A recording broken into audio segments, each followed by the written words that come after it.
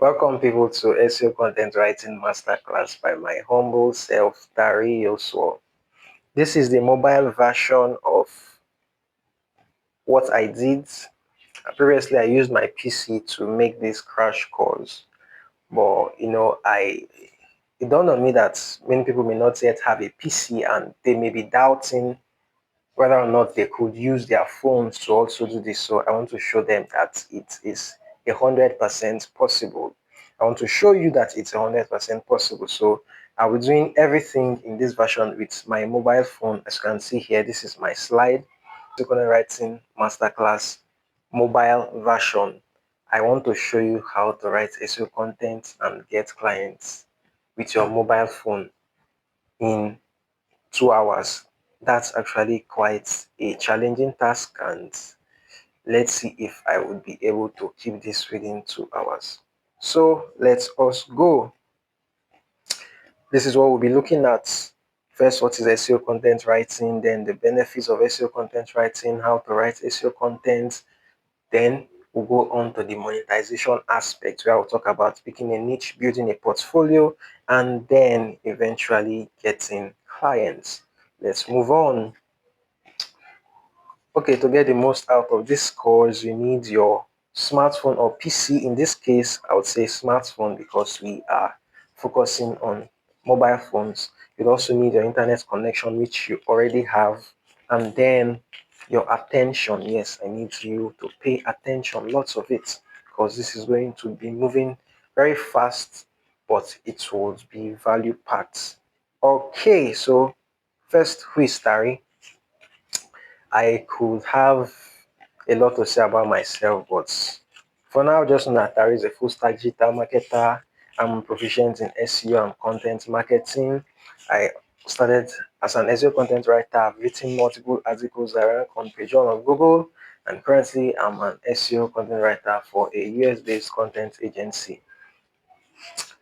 The bottom line of this all is that I am not a newbie. I know what I'm doing. I'm not trying to teach you something I haven't done. I am showing you what I have done too. So you are in safe hands. Okay, now what is SEO content writing? I could read what I have here, but first, I think the best way is to go to Google. Now, SEO content writing isn't limited to only Google. The whole essence of SEO content writing, but the thing is that Google is the most common search engine. So Google is the most common search engine. So whatever we do, we tend to lean towards Google. Okay, so let's go to google.com. So remember, I want to show you what SEO content writing is. I don't want to just read what I have written on the slide. So let's say we want to search for, okay, I'll still use the same search I use. What is AI? Search. Now, we can use desktop mode. So just click on the three dots and then ensure your phone is in desktop mode right here so that it will mimic the how you see Google search results if you're searching with a laptop. Now, my interest is this place where it says tools. So if you click on tools, you can see that there are about 7 billion results. So there are 7 billion answers to this question, what is AI on Google? Google cannot show you all these 7. I hope you can see what I'm driving at here, right here.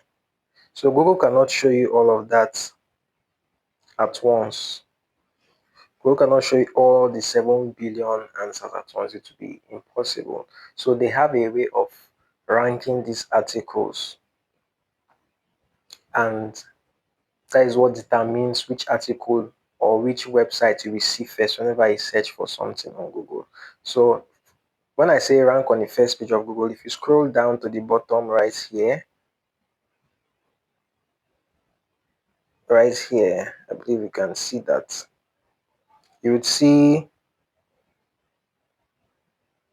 there's 1, 2, 3, 4, 5, 6, and so on and so forth. So this is the first page of Google. Number one, we are on page one of Google. So these are the results that are on page one of Google. If I click next, we'll go to page two. So basically, when you search for anything, Google has a way of ranking those things and then to show you the one that it thinks will best answer your question. In this case, it thinks this article here by IBM is the best answer. And then there are also other answers from Britannica, Google Clouds, so on and so forth.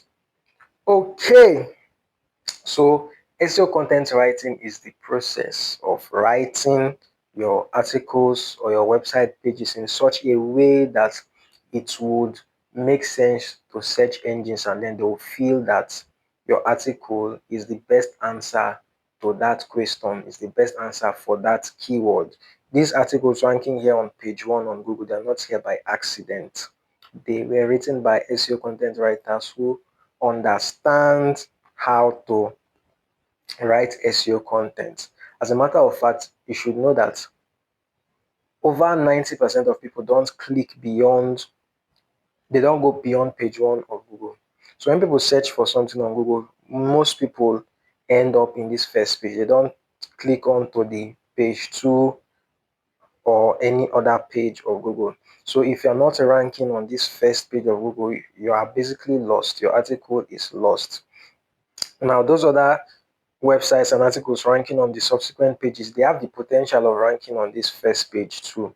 So apart from good SEO content writing, there are some other factors that also determine whether an article will rank on this first page of Google or not. But we are not diving into that. Our focus is the writing aspect of SEO, which is called SEO content writing. So that is that for what SEO content writing is. Now I can So yes, that is that for what SEO content writing is. Now I can read what I have here. SEO content writing is writing to make a website more visible on search engines, like we saw. So these articles ranking on this first page, they are more visible for this keyword, while the other out of the 7 billion answers, we are seeing only 1, 2, 3, 4, 5, 6, 7, 8, 9, 10, 11. We can see 11 out of the billions of answers. So these 11 are the most visible for this keyword, and that's the whole essence of SEO content writing, to ensure that the article can show up on this first page of Google. So remember, when I talk about first page, this is what I mean.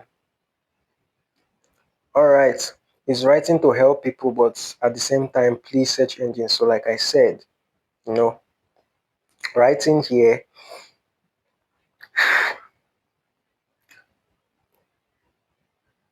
these websites slash articles here, they are answering the question of what is AI. But at the same time, they are also written in a way that the search engine will understand, in a way that will please the search engine, sort of, because the search engine can't understand what you have written. They will not be able to rank it and they will not be able to show it to other people. Then it is writing in a way that answers people's questions on Google. Yes, you will see that soonest. That's the basic idea of SEO content writing. If you answer enough of people's questions related to a particular thing they are searching for, and they answer it in a way that search engines would understand, then you are likely to rank on page one on Google, all things being equal. So SEO content writing is basically writing to rank on Google, and preferably, more particularly, the first page of Google. It's writing to increase website visitors. Yes, because when people search for what is AI, although now there is AI overview, or there are AI overviews for many search queries where people can just at a glance read through, but some people will still want to click through to the website where the AI overview answer came from. And the AI overviews, they pull out answers from these websites that are ranking on the first page of Google, and you are likely to receive the traffic. So anyone who searches for what is AI, if they are not satisfied with what was written in AI overview, they'll click through to this website. so more people are likely to visit. Unlike those other websites or articles that are not on this first page, the likelihood of anyone even seeing them is very hard, not to think of visiting that website. So that is it for what SEO content writing is. Next is benefits of SEO content writing. So I split it up into two: benefits to the business and benefits to the writers, which is you. More visibility, like I said, business is a game of numbers. The more people who need what you offer see you, the higher your chances of making more sales. You can have the best product where people don't know about it, people can't see you, your business is going to go down. More website visitors. So yes, you're more visible, more website visitors, more leads. Basically, a lead is a potential customer, someone who needs what you offer and can afford it. That is basically a lead, but the person may not yet know you. So when the person visits your website, then you can show them what you offer. SEO isn't limited to only questions and answers. People could also go there to search for products. People could say, best buy so and so bag in so and so location. So when they search with those kind of keywords, they can land on your website and hopefully you make the sale. Whether you are a service business or you sell products, whatever it is, by increasing your visibility and the traffic to your website, you can get more potential customers and eventually you get more sales when you convert those customers, those leads into paying customers, and then that's basically it. So that's the benefit of SEO content writing to the businesses. Benefits of SEO content writing to you as a writer: good pay. Yes, you can earn between 500 to thousands of dollars monthly as an SEO content writer. Remote work. I'm in my house in Nigeria, yet I'm working with clients abroad. I don't have to leave my house to go anywhere. I can say I wake up whenever I want, but actually, when you've got loads of work, you tend to, there's a lot to do actually.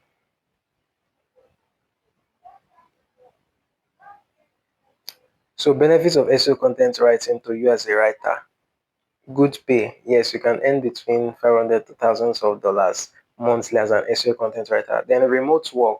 So basically, you can stay in your house, you can stay at home and work for clients all over the globe.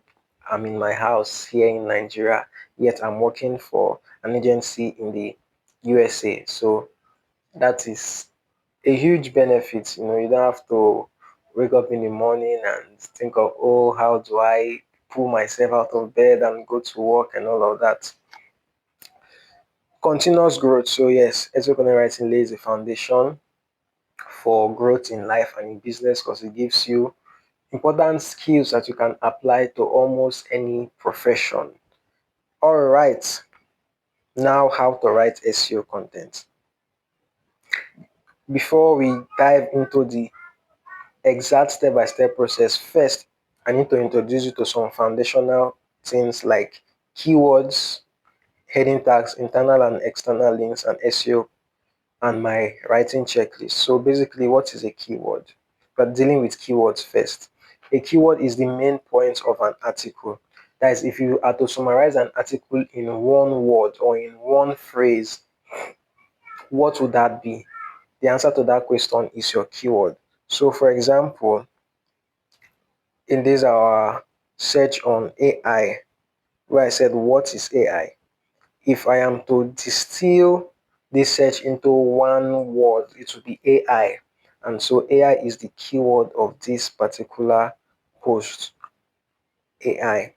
If I remove what is and just type in AI, I would still get these same answers or very similar answers. Now you can narrow down your search to be more specific. For example, what is AI is a keyword. Then there could be other keywords related to AI, maybe best AI tool for this and that and that. But the point is that the most important point, the main point of the article, that if you remove anything from that main point, then your search is something else. That is your keyword. That is your keyword. So keywords are the most important words or phrases in a search query. So when I say search query, is basically what you type into Google. So in this instance, what is AI is a search query, but the keyword in this search query is AI. What other search can I think of? Let's say natural hair products, or best natural hair products, or whatever. Basically, if you type in anything to Google, what you are typing in is called your search query. Now, out of that search query, the most important thing there, that is your keyword. That is your keyword. Now, a keyword can be a key phrase. That means it is made up of different words. For example, instead of just typing natural hair products as a keyword, I could say best natural hair products in Aba. So now I have expanded the keyword to include more words, but then it is now narrower. So anything that is not related to best and in Aba, I've sort of knocked it off. Okay, I hope that is clear. Next is keyword research. I think I should touch on keyword research here. So keyword research is just the process of finding keywords to write about. And there are different tools for that. One of them is Moz.com. Moz. So Moz is an SEO tool. It also has the part of keyword research. There are different keyword research tools. There is SEMrush, there is Ahrefs. Ahrefs is considered the best keyword research tool currently on the market. But then it costs, I think, $100 a month, and they don't give a free trial. But Moz gives a 30-day free trial. And then there's also Uber Suggest. Uber Suggest is the cheapest SEO tool out there, and they give, I think, a 7-day free trial. So you can try any of these tools to test your keyword research skills. So basically, you go to your tool. For Moz, I want to use the Keyword Explorer, and then you just type in your seed keyword. So your seed keyword is the product, is usually the product or service you are offering, or the business you are into. That is your seed keyword. And from that seed keyword, then you can find other keywords to target. So it is those keywords that will guide what you write about and how you structure your SEO article. So in this case, I could say laptop. So let's use laptop as my seed keyword. So let's say I'm doing something related to laptop. Maybe I'm a PC repairer, or I could be a PC repairer, or let's say I sell laptops. I think that would be a better, let's say I sell laptops. I think I want to change this to Nigeria. Okay, so Nigeria, laptop, verify you are human. So you type your seed keyword into Google. I could also use AI, but I want to show you with laptop. So type your seed keyword into Google and then click on find keywords. Now, this is the free version of this tool, so it may not show me all the results. So when you type in your keyword, you will get suggestions. You are going to see what is called keyword volume, and then keyword difficulty, and then you get a list of keywords. Now, this is quite limited, and it gave me only 5 keywords because this is the free version. But if you subscribe for the pro version, you would have more data than this. So what you want to do is, once it has given you a list of keywords, you will find keywords that have difficulty of 20 and below. As you can see, the main keyword here, laptop, has a difficulty of 42. So that is actually too high for someone who is just starting out with SEO content writing. So look for keywords that have a difficulty of 20 and below. That means it will be easier to rank for those keywords. And then also, one thing you want to look for out for is the monthly volume. So while you want to target easy keywords, it's also important that they have an appreciable monthly volume. So you don't just want to write an article that nobody is interested in, or you don't want to just target a keyword that people do not use to search for things online.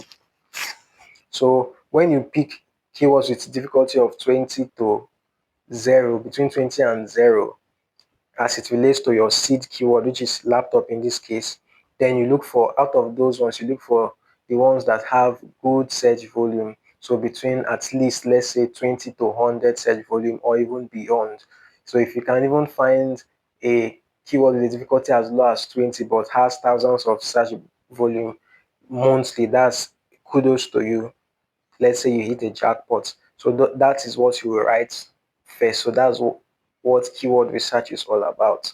Let's use our AI again and see. So if I search for AI, verify I'm human, imagine a computer asking me to verify that I'm human. What the world we live in. Okay, so this is so wrong. I think I will just use Uber Suggest because the data here is so wrong. I think because this is the free version. But as you can see, what is AI? AI system, what AI? What's AI? They said it has monthly volumes of 0. So even the difficulty here is actually even higher. And they say it has a monthly volume of 0 in Nigeria. So people don't search for AI in Nigeria, even with what is AI, according to Moz, but I don't believe them. So instead, let's go to Uber Suggest. Let's see what Uber Suggests would give us. Please, Uber Suggest, don't tell me to register. I beg of you. I beg of you. So I'm in Nigeria, English Nigeria.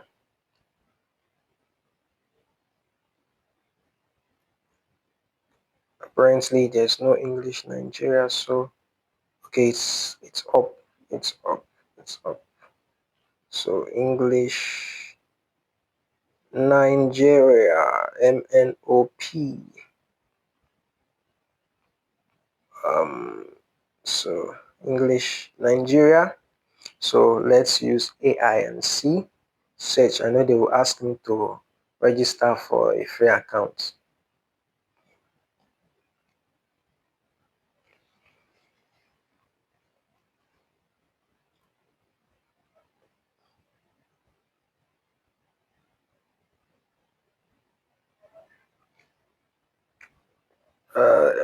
Thank you for your offer, but I'm not yet ready. So as you can see on Uber Suggest, AI in Nigeria has a search volume of 74,000. So the search volume is basically how many times in a month do people search with that keyword. So they say it has a high search volume.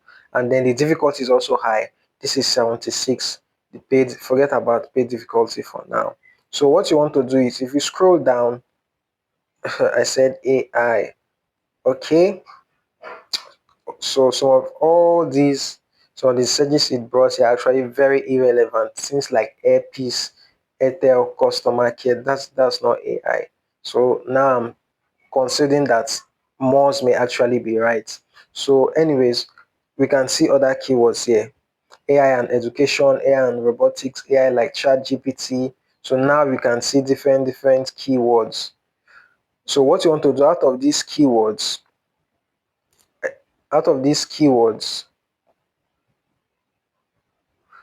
you look for, it's still loading.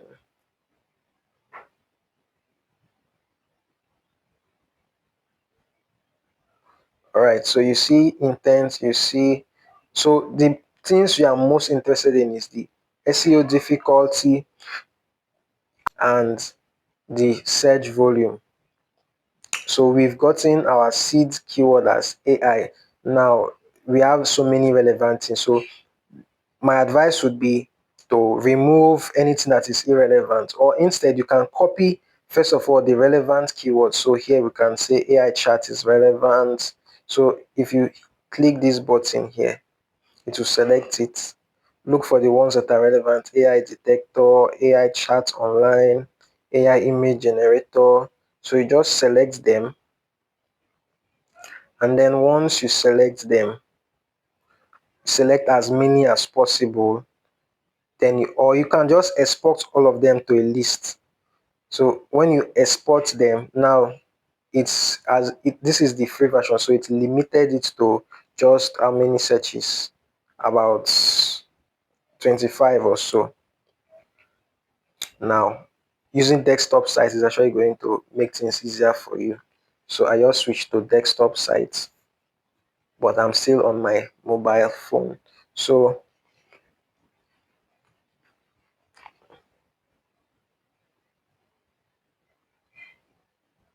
from the list of keywords, what you want to do is go to look for ones with difficulty less than 20. So this one has a difficulty of 10. This keyword, customer care number, but I'm not interested in that. This other keyword has a difficulty of 21. Still Airtel customer care. What's happening here? Okay, so as you can see, most of the keywords here, they are very difficult. So you can see 69, 61, most of the keywords that are relevant to me. So I'm not going to target all those keywords. This one, AI logo creator, has a difficulty of 26. So that is closer to 20. So I could start with that. The point I'm trying to make here is that you look for keywords with difficulty very low, preferably 20 and below, and then that also have an appreciable search volume. So while you are looking for keywords that are easy to rank for, you also don't want to write something that nobody cares about. And that's the whole point I'm trying to make. The point is, look for keywords with a low difficulty, preferably 20 and below, that also have good monthly volume. And those are the keywords you target first. Then as your SEO improves, you can start targeting harder keywords. So that's how we do keyword research. Okay, now let us go back to our. All right, so that's it for keywords. Now, heading tags. Heading tags. It's time to talk about heading tags. So in SEO content writing, there is something called heading tag. There are heading tags. Heading tags are used to structure articles. Okay, so heading tags.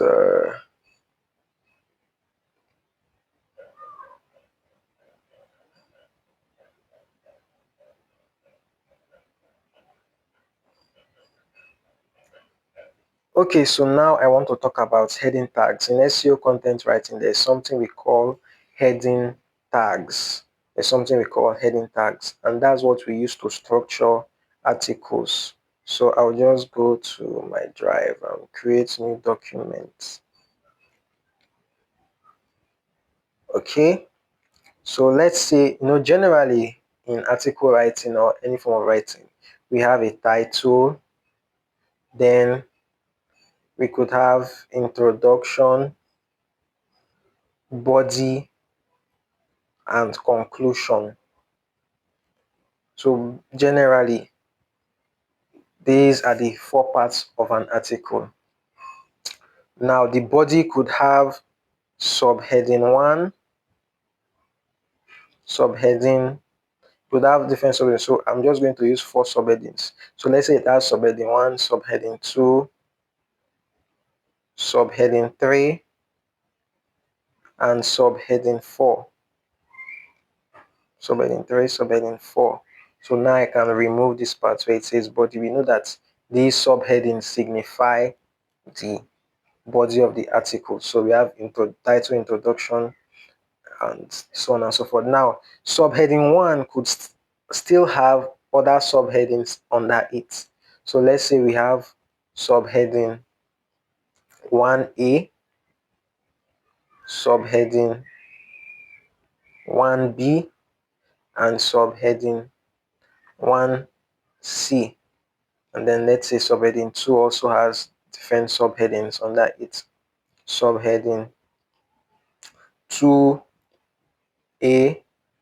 and 2B, subheading 2A and subheading 2B.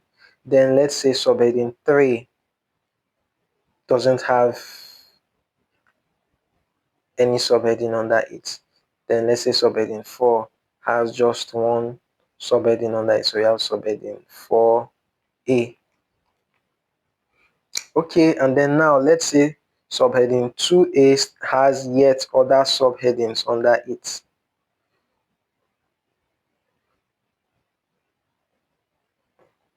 Let's say subheading 2A has still other subheadings under it. I want to push this here.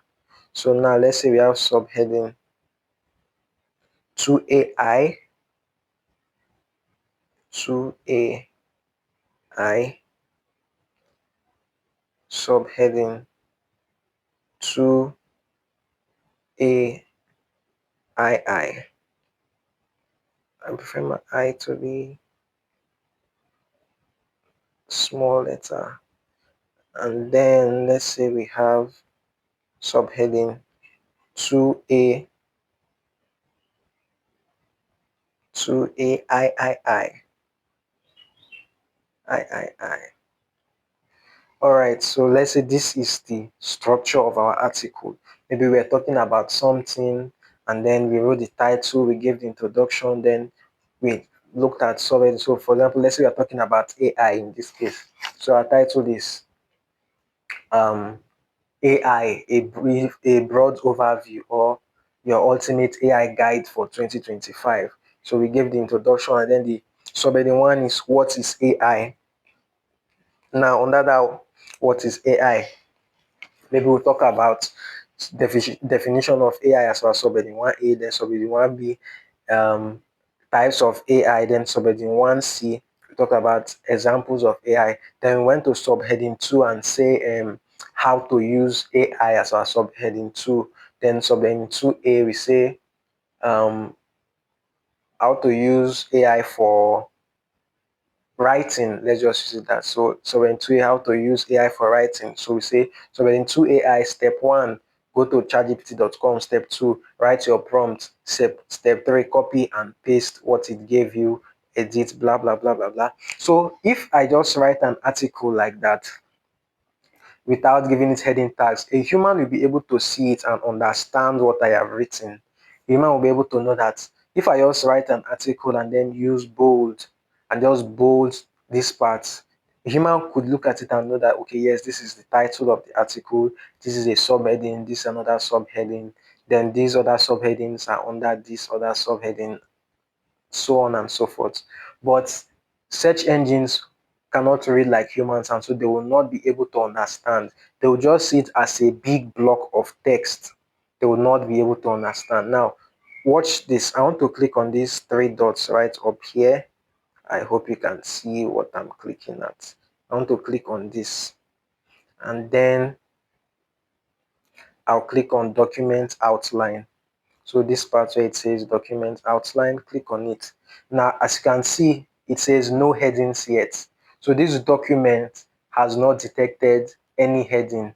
Docs detects section headings automatically to allow quick navigation to your document. And this document, that's this Google Docs. Meanwhile, in case you are not aware, I'm writing in Google Docs on my phone. So this is the app, Google Docs, where it says Docs. So that's where I'm writing in. So I just went into my drive and opened the new Google Docs file. So when you get to, when you are writing your Google Docs, I was saying Google Docs is a good representation of how search engines see your article. So if you just write like this and then maybe you just bold in the certain sections. For example, let's say I give this bold B, introduction bold, subheading bold, subheading this bold, bold, bold. In short, I will just control A and bold, select all, bold. So now, if after bolding this like this, if I write blah blah blah kasako skina karato spden nakasada, let's just imagine that this is text that makes a lot of sense. And then, okay, after a title, let's say after a title, I came to the introduction and wrote something. I don't want to bold that other part. And wrote something. Then I came to subheading 1, wrote a few things, came to subheading 1A, wrote a few things, came to subheading 1B, wrote a few things. Let me just copy this and keep on pasting as I proceed. So let's just imagine, we are imagining that I have written an article that makes sense. Oh God, can you imagine? Even heading tags is taking me this long to explain, but don't worry, you would understand why I'm explaining this. And when we proceed from here on out, everything will make a lot of sense. So please just bear with me. So let's just imagine that we wrote plenty text and we have bolded it to signify that these are different subheadings. Subheading 3, subheading 4, 4A. Okay, and then conclusion. So just imagine that this is an article I have written. A human will be able to look at this article and say, okay, yes, this is the title. Oh, introduction. This part talks about the introduction. Okay, this is the first subheading, and this and that subheading. But look at the document outline. Although I bolded it, there are still no headings yet. So the crawlers, search engines, let's just use the word search engines so that I will not confuse you. Search engines, when they look at your article, they will not be able to understand it. They will just see that this person just wrote, this person only wrote a big block of text. So there's no context, there's no structure. Remember, I said SEO writing is also trying to please search engines, and this is one of the ways we please search engines by using heading tags. So, what you want to do is to give your heading and your subsections heading tags. How do you do that? You highlight the text and then come to here, come where come to this part showing A and blah blah blah. So that's where you format your text. So you just click on it. Now you see where it says normal text. If you click on the arrow, you're going to see different heading tags. So you can see heading 1, heading 2, heading 3, and so on and so forth. So your title is always a heading 1. So you give it heading 1. Don't use this title, because if you give it a title, search engines would also still not be able to recognize. What they recognize is heading tags. So you give it heading 1. So the title, the title of your post is always the heading 1. So in this case, let us say we are talking about AI Ultimate Guide 2025. So let's say this is the title of our article. I have given it a heading tag of H1 to signify that that is the main heading of this post. Now, if you click on document outline, you will see that it has shown up here heading as a heading, but then it cannot yet detect these other subheadings and subheadings. So we still need to give these other subheadings heading tags. So I'll click on this and go same thing, but any other subheading that is not the heading 1 is your heading 2 majorly. So every major subheading has a heading tag of H2. So that's heading 2. So introduction, I've given it H2. If you check on the document outline, if you check on document outline, you would now see that it has shown up here. So you do the same thing. So this is a major subheading. So it will also have H2. Then subheading 2 is also a major subheading. So it will have H22. Then all these are minor subheadings. So I would skip them first. So subheading 3 is also a major subheading. So it should have H2.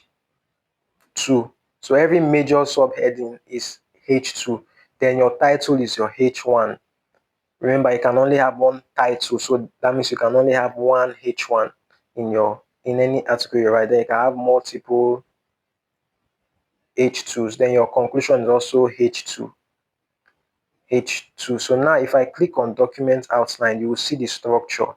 So it has seen that okay, this article has one H1 and different H2s. So now any other subheading is H3. So any subheading under a H2, any subheading under a H2 is H3. So all these subheadings that are under this H2, they will be given the tag of H3. Now, if you check the document outline, there's no H3 here. But by the time I start giving those other subheadings, the tag of H2, you see that they will be appearing under their appropriate H2. So for example, this subheading 1A is going to be H3, subheading 1B will be H3 because it is under H2. It is under this H2 of subheading 1. Subheading 1C is also H3 because it is under this subheading 1, which is a H2. And then again, this subheading 2A is also H2. I mean rather H3 because it is under this H2. Then this 2A will be H4 because it is under this H3, but let's skip that for now. Let's finish with the H3s first. So subheading 2B will be H3 because it is under the H2 called subheading 2. Then subheading 4A would also be H3 because it is under this H2. Now, if you look at the document outline, you would see, okay, so you can see that these ones are under this one. That's to signify that these H3s are under this, and then these H3s are under this, and then this H3 is under this. So that's how it progresses. So now, if this H3 has a subheading under it, it will have H4. So it's like taking a step down or taking a step back up. So you go from the major, that is the single heading in your article, which is the H1, then to other H2s, and then to, so if a H2 has other subheadings under it, they will have the heading tags of H3s, and if a H3 has a subheading under it, that subheading will have the tag of H4. If H4 has a subheading under it, it will have the tag of H5, and then that's how you just proceed. So I believe that is clear. So that's how you give structure to your article, and then when a search engine lands on your article, to be able to flow from one point to the next and say, okay, this part talks about this part talks about this. Okay, that is it for heading tags. Now, internal and external links. Internal and external links. Within next 1 minute, I should be able to talk about that. So basically, if you visit any website, let's go to my website, tarioso.co slash. Let's go to an article I wrote. I just hope that I used internal links there. Cloud computing, cloud. They will tell me error 404. Let's just go to, okay, let's go to musings. That's where, okay, tech. Okay, so what is cloud computing and why is it important? So this is an article I wrote. So if you see, there are certain areas where I used links. So I want to show you the difference between internal and external link. Okay, I think instead let me use my agency's website slash blog.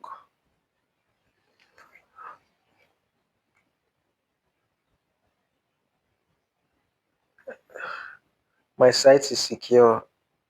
Forget about what they say here. Okay, so accept. Digital marketing, the ultimate guide. All right. So this is an article I wrote. Now, if I click, this is a link.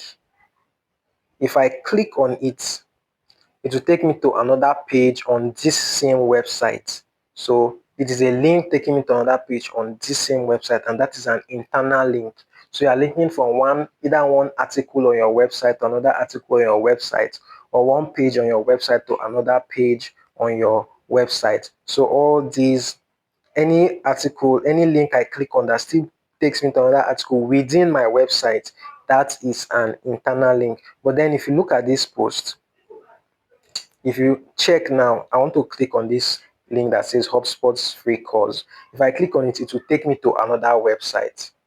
So it has taken me to another website, which is academy.hubspot.com. So that is an external link because it is taking me out of my website. So that's just the difference between internal and external link. An internal link is a link that takes you to another page. Is a link that takes you to another page or post on your website, while external links take you out of your website to another website. That's it. So now I'm going to talk about my SEO writing checklist. So I have an SEO writing checklist that is a lazy way of writing great SEO articles. So even if you've never written an SEO article before, with the checklist, you can easily write a great SEO article, and that's what we have next. So this is my SEO writing checklist. Forgive the font might look quite small, but you can get this checklist at tarioso.co/resources. So if you go to tarioso.co, I would link to it in the description /resources /SEO writing checklist. So this is the URL. So this is my SEO writing checklist. Write winning articles in 15 easy steps. So it is a cheat sheet for writing winning SEO articles that rank on page 1 of Google. So the first, one of the most important things is that your article should match search intent. So what you wrote about, does it match what people are searching for? When I write an article, you would understand how that works, how to know what people are really searching for, how to know how to structure your article, what to write about, what to include, and then heading tags. So I just talked about heading tags. So now you understand what heading tags are. So first, search intent. Does your article match search intent by addressing the most common and related issues in the people also ask section? If no, that means you have to go back. Then heading tags. Did you use heading tags? Then keyword placement. So you need to ensure that your keyword is placed in important places in your article. And these places include your first paragraph, your heading 1, which is also known as your title. So heading 1, remember you must give your title the tag of H1, and then your subheadings, your last paragraph. So these are the parts that are within your control: the first paragraph, the last paragraph, the headings, and subheadings. Now this URL slug is important when you want to publish. I will show you that too. I would show you that. I'll show you that. And then the meta description, images, image alt text. So all these are important. From here, this is important when you want to publish. So I think at this point, I also need to talk about anchor text. Anchor text. So an anchor text is basically the word or sentence on which your internal link is. So in this case, this link, the anchor text is HubSpot free SEO course. That is the anchor text. That is the text on which the link is. Then this other link, SEO experts, that the anchor text is the SEO experts. So the words or sentence on which a link is, through which that link is linked at, that's called the anchor text. So this link, book a free consultation, is the anchor text. Are there other links here? Let's see if there are other links we can. So let me go back. So here the anchor text is search engine optimization. Here the anchor text is research by GWI. So basically the text on which your link is, that is the anchor text. Okay, I think I've done justice to that. So yes, I was talking about the SEO writing checklist. So keyword placement, then keyword density. Your keyword should appear in around 1% of your article. So if your article is a 1,000 word article, that means your keyword should appear in a total of 10 times in your article. Then semantic keywords, are they semantically? So semantic words are words that are related to what you are talking about. So for example, if you are talking about search engines, you must talk about Google. You must talk about things like keywords. You must talk about things like search query.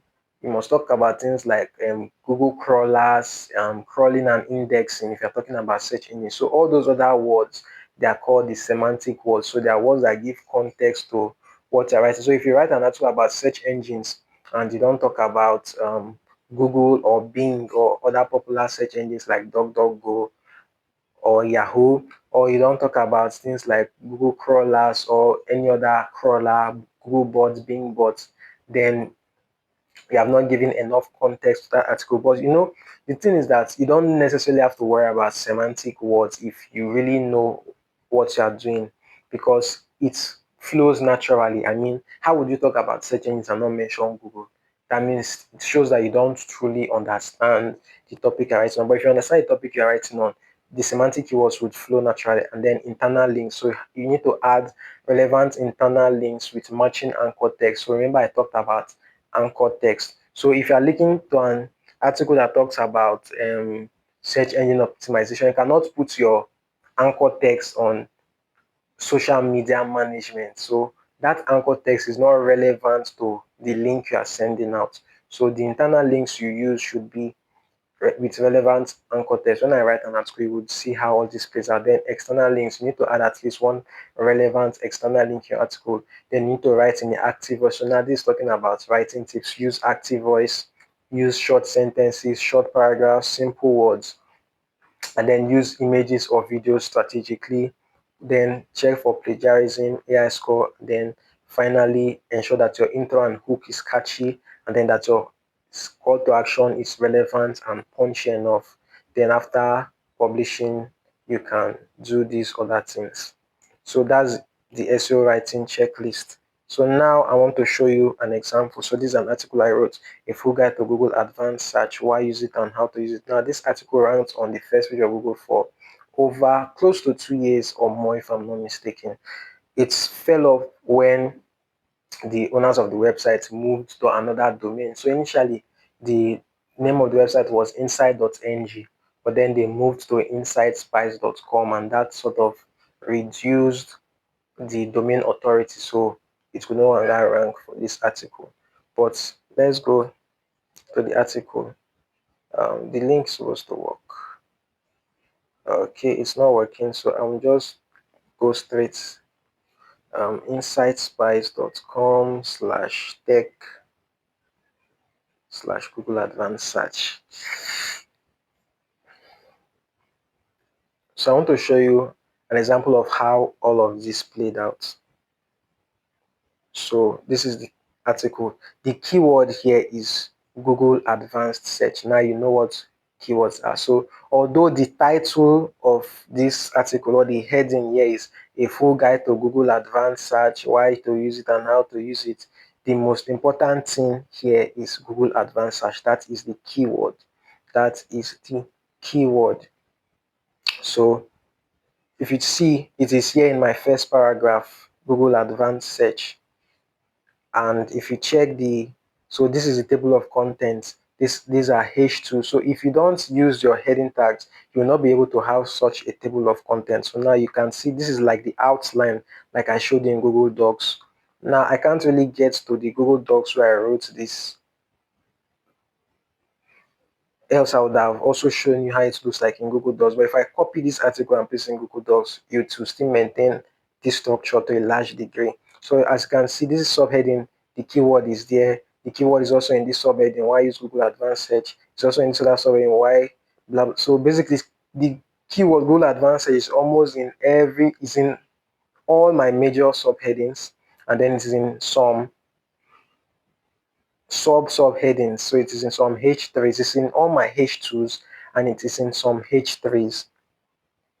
And then, so I think that's a good example. I think that's a good example. So the heading, and then I used active voice, and then I use an interesting hook.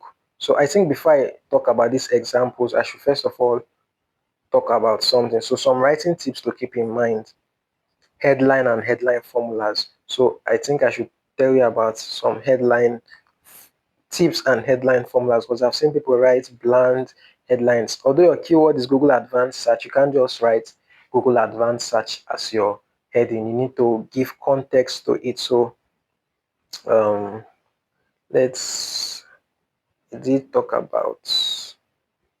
Let's go to writing here. Close your eyes. You're not supposed to see this. Close it until I say you should open your eyes. Okay, the heading.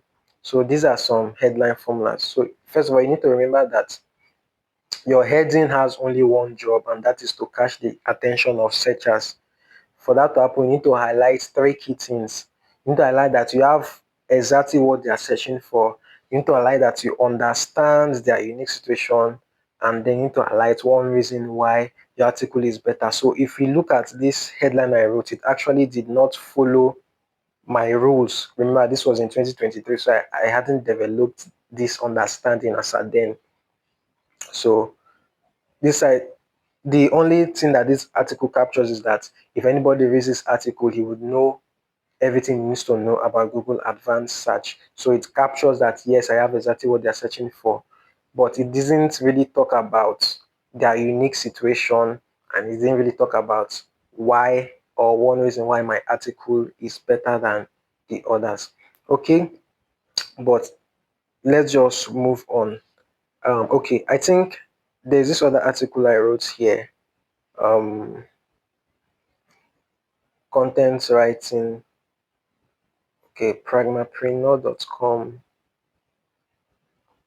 Okay, slash content writing for beginners. Um, let's just go to my author page. I think I'll be able to find it there.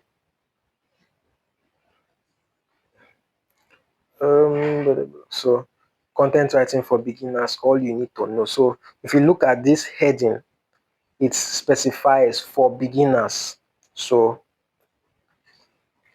it shows them that okay, the part where I say all you need to know in 2025, it shows them that I have exactly what they're looking for, and that I understand their unique situation, which is for beginners. And then one reason why my article is better, I say in 2025.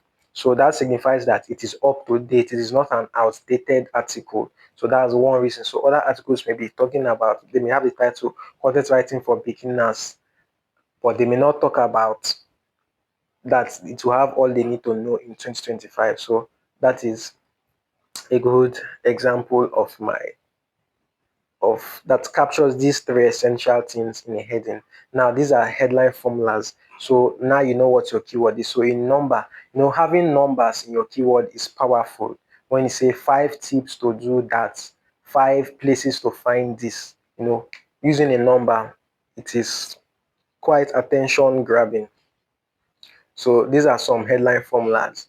Best deals for laptop. So the formula is number plus modifier plus keyword. So a number, use a number, could be 5, could be 10, depending on how many things you want to write for. And then a modifier. So a modifier is just a word that shows, it is the modifier word that you will use to capture that either you understand exactly what your audience is looking for, or that you know their unique situation, or that you or one reason why your article is better. So when a modifier could be a word like best, cheap, fast, stress-free. So those are modifiers. They give more context to your keyword and your overall article. So when you say best, so someone may be looking for deals for laptop external keyboards. Rather, I'm at headline formula I. So someone may be looking for laptop external keyboard. But then by the time you add a modifier, best laptop external keyboard, that kind of pulls the person in. It shows, oh, this is the best, so it is better than the others. And then add a number, okay, 5 best. So that means this person didn't just pick one, he looked at the 5 best. And then there's other formulas, modifier plus keyword plus a. So you could say use a modifier and then your keyword plus a. I think I would publish this on my website, this part of headline formulas, and I'll link to it in the description so that you can easily play around with these formulas. Okay, and I think that is it for headlines. So headline and headline formulas, and then a captivating hook. So now, how do you write captivating hooks? I said the heading is the most important part of the article. Your hook is the next most important part. So if people read your headlines, it pulls them in. Your hook is what will make them to read on further. So while your heading grabs people's attention, your hook will make them read further. It is your chance to show readers the benefit of your article, to show them how it can change their lives for the better. You must convince So you must convince searchers that you have the answer to the questions and that you have the solutions to their problems. So there are different ways to go about the hook. You could tell a compelling story. That is actually the most effective. And then you could use statistics and you could use testimonials. Now, I recently also came across hook ideas by Lily Ubaja, but I may not be able to link to it in the description. But one way or the other, I would find a way to share it. Maybe if you connect with me on LinkedIn or something. But three these are three ways I write hooks, and then I also have a personal formula that I use to write hooks. So a story could be, so let's look at this other article I wrote. So I think now I can go back to the examples, and then also I talk about use active voice. Short sentences are better. Simple words are also better unless client says otherwise. So these are some writing tips to keep in mind. Now we can go back to the examples. So now the heading, I talked about the heading on this example. Then use active voice. Now I my article may not be the best to show you the difference between active and passive voice because I usually use active voice. So I'm just going to go to pragmapreneur.com. I think in this file I have an example of the difference between active and passive voice. Let's see, document outline. Um, I talked about it. Editing the body. Um, I know I talked about passive and active voice. So this is an example of the difference between passive and active voice. So passive voice says all of these have been made possible with virtual payment platforms. That is really passive. But active voice says virtual payment platforms have made all this possible. So the active voice is like saying I did Y, I did X, I did A, I did Z. So that is active. But then the passive voice is more like Z was done by me, or X was done by Tari, X was done by you. That is passive. But when you say you did X, not X was done by you. So that's the arrangement. Active voice is like it's just punchy and it usually takes fewer words than passive voice, and your article becomes less drowsy, less sloppy. People are less likely to sleep off while reading your article. This is just one example. There are many ways we can play around with this, but I don't want this to be prolonged. That this is just to give you a cue of the difference between passive and active voice. So, interesting hook. So, for this article, I used a story. So, I came across this time saving tool. So, I've already highlighted something, time saving tool. So, I wanted to share it with our readers. Um, I talked about, so I told them whether you are this is something you must know to save your time and energy. So, I'm already painting the benefits to them. Why do I think so? So I talked about how I discovered that I need to do this. So I told them a story of that I was looking for something, I need to find something. It was just so hard. Then I stumbled upon Google Advanced Search, and this will help me nail down my search to exactly what I needed in less than 2 seconds. So that's a compelling story, a story that tells, okay, so this is actually going to save me a lot of time. So that is one example of a good hook. So your hook, you don't just want to tell people that content writing is important. So you need to learn content writing and then you dive into the article. That's a boring way to start your hook. So this I have a personal formula I use. Please don't use it. But I'll still talk about it. So how many minutes? Oh, I've spent over an hour already. But no worries. The hook. So this is my own formula. I ask a question, then I state the reader's position, I reassure the reader, and then I give the benefits of the article. Then I dive in. So, for example, is your product or service primarily sold to other businesses and business owners? So this was for an article about B2B marketing. So the person is likely to say yes, because someone searching for something about B2B marketing will be interested, will most likely be a B2B marketer or a B2B business owner. So you could be losing money if you don't know this strategy. So that is already something that would take them off. And then in case you are wondering where can I find customers, or asking yourself how do you, so that is me stating their position that yes, for you to be searching for this, you are most likely in this situation. So I know your situation.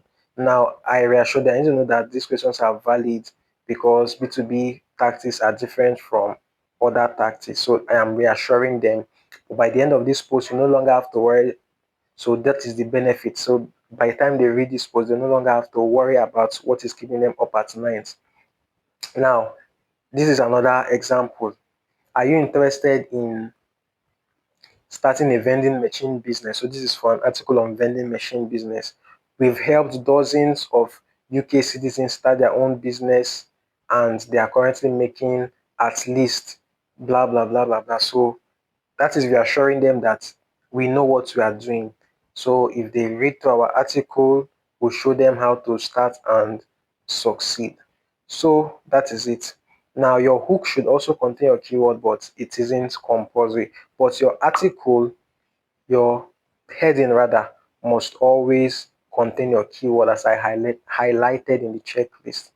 So we can go over these examples over and over again, but I think this one number one example I shared is good enough. So let's just proceed. So I already talked about this. So now we are going into the writing proper. My 5-step process for writing SEO content. You will not find this anywhere except the person thinks exactly like me. So whenever I'm given a keyword to write on, first I identify the problem, then I clarify the problem, then I proceed to solving the problem, then and only then do I write about the keyword or the solution, and then finally I encourage others to follow my solution. Now this may sound abstract, but we are going to write an article now, and when I do that you would understand what I am talking about. Okay, so let me just go to my drive. Go drive. um, let's just create a new document and we'll call this my writing guide. So whenever I write, I usually have a document I call my writing guide. So it serves as a brief, and that's where I put in all my research for the article. So I'll call this my writing guide. And then I would need auto suggestions from Google. So you can even take out your phone and write with me. Auto suggestions. What else? People also asked section. So these are different things I'm going to get from Google. I already know it. That's why I'm not. Okay, I think we should go step by step. So problem statement. So whenever I'm given a topic, remember I said step one is to identify the problem. Whenever I am given a topic, I try to understand what exactly is this client trying to achieve and who is the person trying to speak to. So example, for this example, we are going to pick the keyword copywriting versus content writing. So let me just create that file. So we want to write an article on the difference between copywriting versus content writing.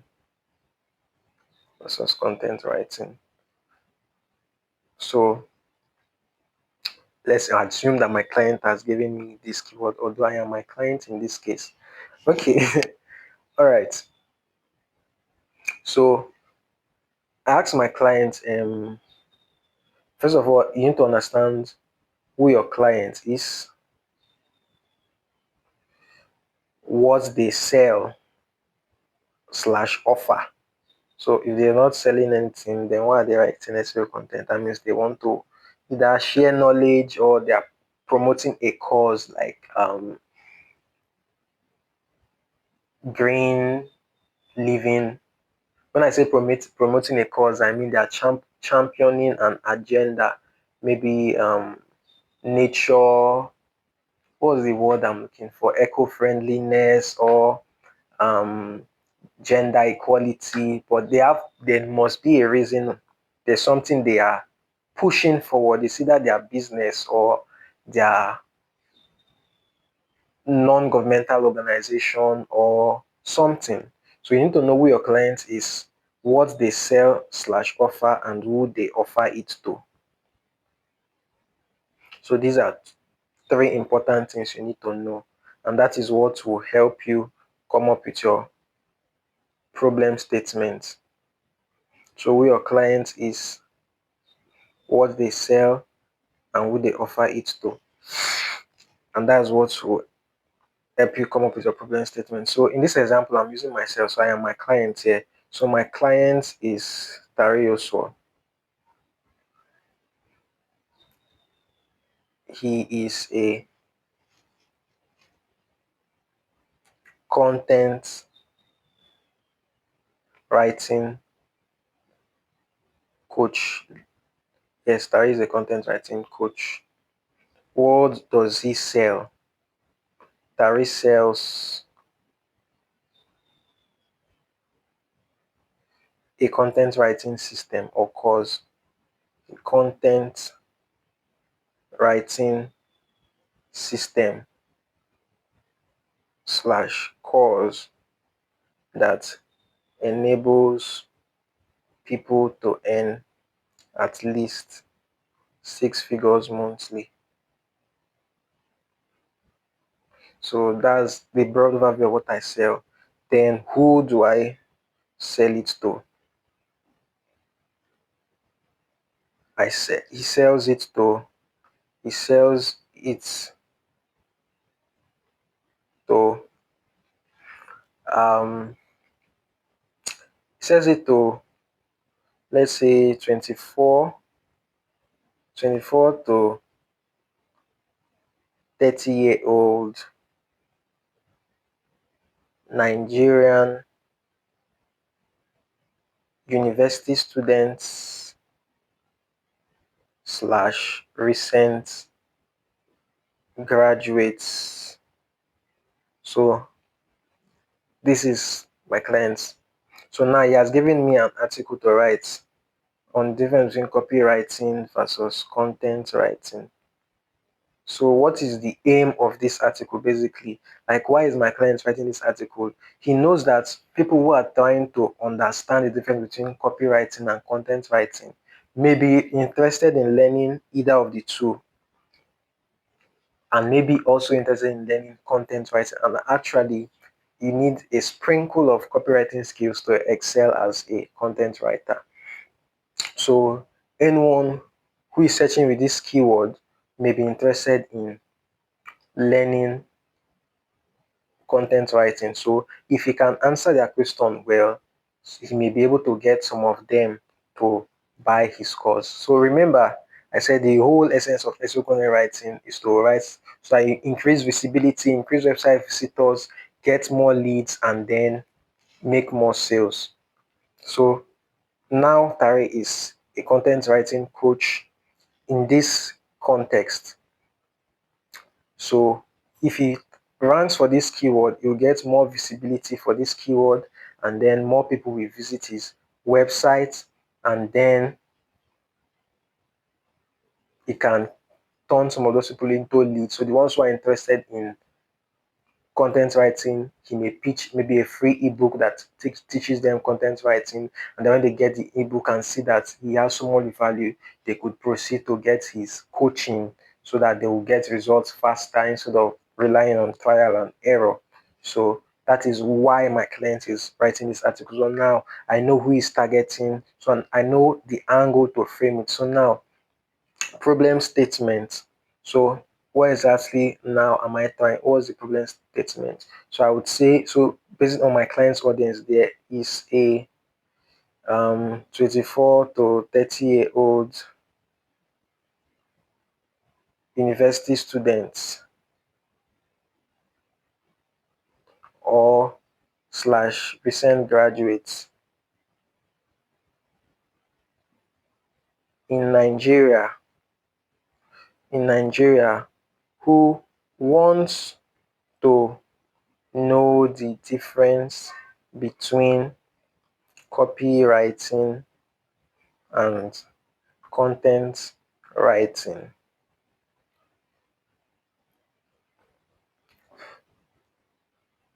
So my solution is to clarify the difference, and then my solution is to clarify the difference and pitch my clients' cause to those who my client's training or system, whatever, my client's course slash training. I think training would be a better word because it's not just a course. Training to those who are interested in learning content writing.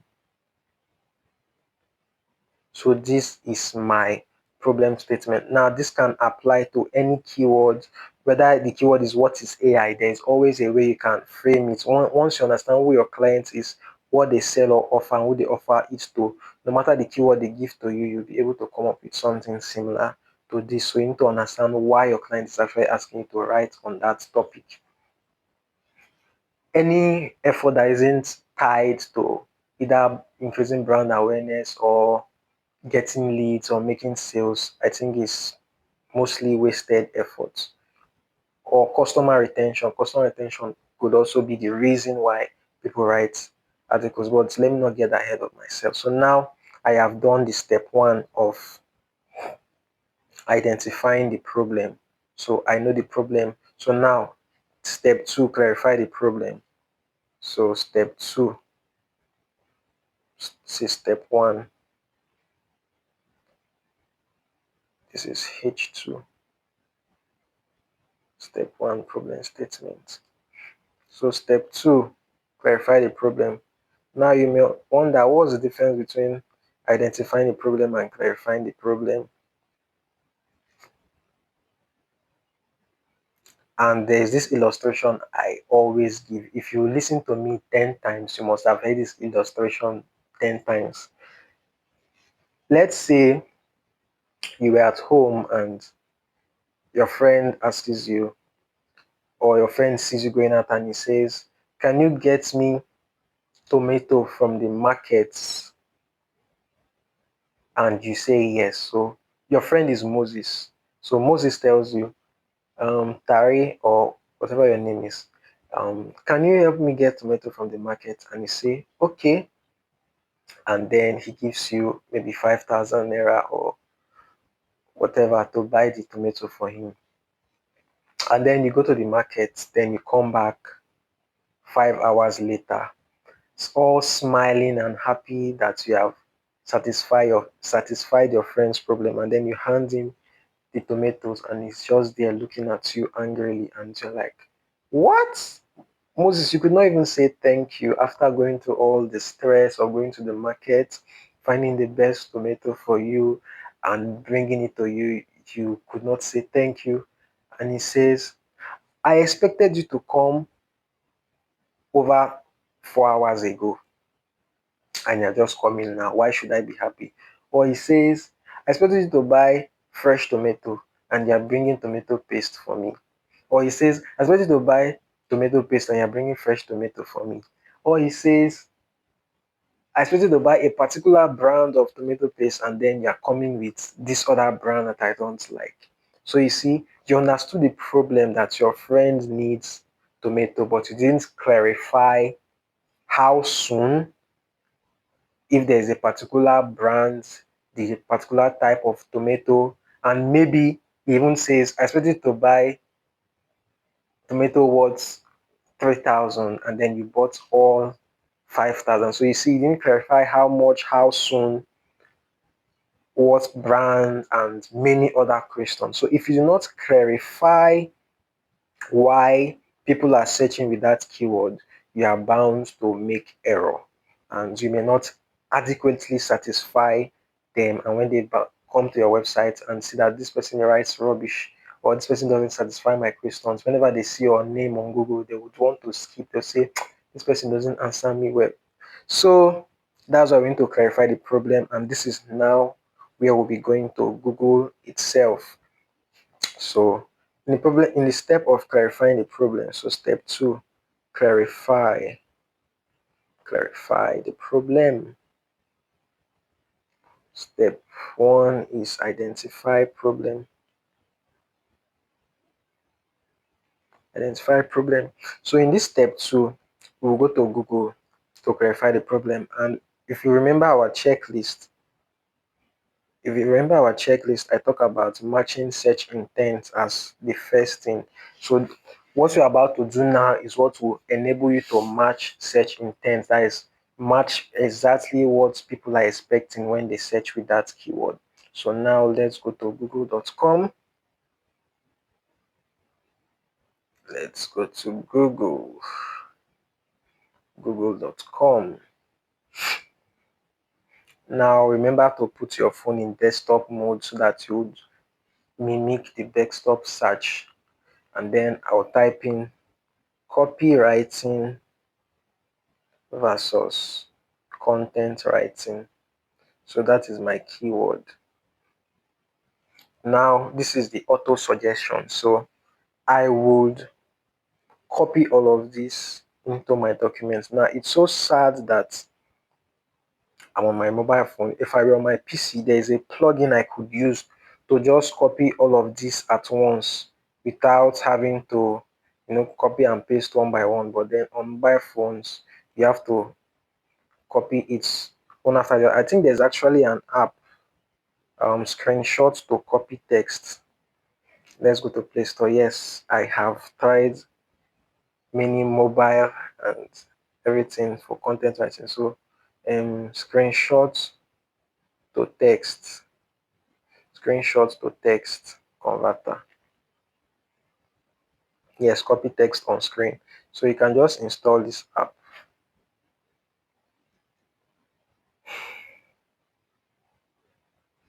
So can we wait for it? Okay, just wait a bit.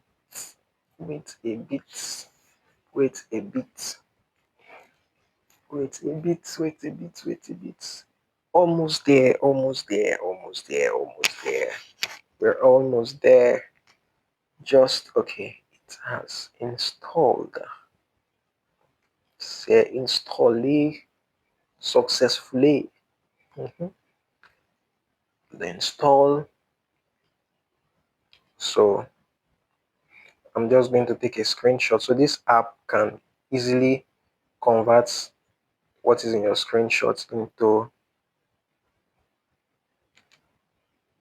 So I'll take a screenshot and I would limit it to the exact AI gallery. Don't look at my face. Close your eyes. Don't look at my face. Okay, so you can open your eyes now.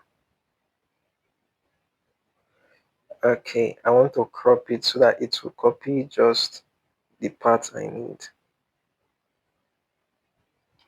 Okay, good. Save. So now I can go to that app and so I would select it. And that showing. Okay, good. So extracting text and it has copied all of them. So I can now easily copy this. So instead of writing it out manually, so remember we went to Google and typed in our keyword copywriting versus content writing, and it auto suggested a list of things to write on for us. So in my writing guide document, I'll just call this auto suggestions to indicate that these were gotten from the auto suggestions, and I'll just give it this. So I would paste what I copied Now you can just remove the Q easily. So this is a smart way of copying everything at once. If you didn't have this, you would have had to copy everything manually. But there's no need to make life difficult for yourself just because you're using a mobile phone. So these are the auto suggestions. So that is it. So now I can go back to Google. Sorry app, I don't need you anymore for now. So you can go away. Um, this is copywriting versus content writing salary, not A. Okay, so go back to Google. Now we have our auto suggestions. Again, type in your keyword or paste it and then hit enter. So once you hit enter, you would see search. This is the search engine result page. So these are the articles ranking on page one for that keyword. These are the articles ranking on page one for that keyword. Now, at the bottom, you can see where it says people also search for. This is also called the related searches. But our interest is in this part that says people also ask. So this is where we are going to get most of the things we should write about in relation to our keyword. So this is where we will be able to satisfy search intent. And as an SEO content writer, this part is your best friend. This part where it says people also ask, that is your best friend as an SEO content writer. Now there are tools that can actually pull out the questions here for you, but I'm not going to use any tool. We are going to do it manually. When you can do it manually, then you'll be able to use any tool. You could use ChatGPT. People also ask, and the myriad of tools out there. So now what you want to do is come to your document. We have gotten the auto suggestion. So just go down and type people also ask. So this part is to tell you that, yeah, you are these are the people also ask questions. So you want to copy them in there. Now once you click on any question, it will show you about three more questions. So first copy these four that you can see right here, and I'll paste it here. Which is better, content writing or copywriting? What pays more, copywriting or content writing? Can a copywriter be a content writer? Can I make $5,000 a month with copywriting? So these are what people who are searching with this keyword, copywriting versus content writing. These are the things they are interested in according to Google right now. And like I said, SEO content writing is to please search engines. So if you write an article and you do not include things related to what is in the people also ask session, you are trying to tell the search engines that you know more than them, and they will also tell you that they know more than you by not ranking your article. Okay, so we have five questions. Like I said, if you click on any question, about three more, okay, two more will show at the bottom. So just click. Remember the last question you copied. So in our case, it was, can I make $5,000 a month with copywriting? So we have that. So now I'll copy these next questions, copy them, copy. So you want to aim for 100 questions.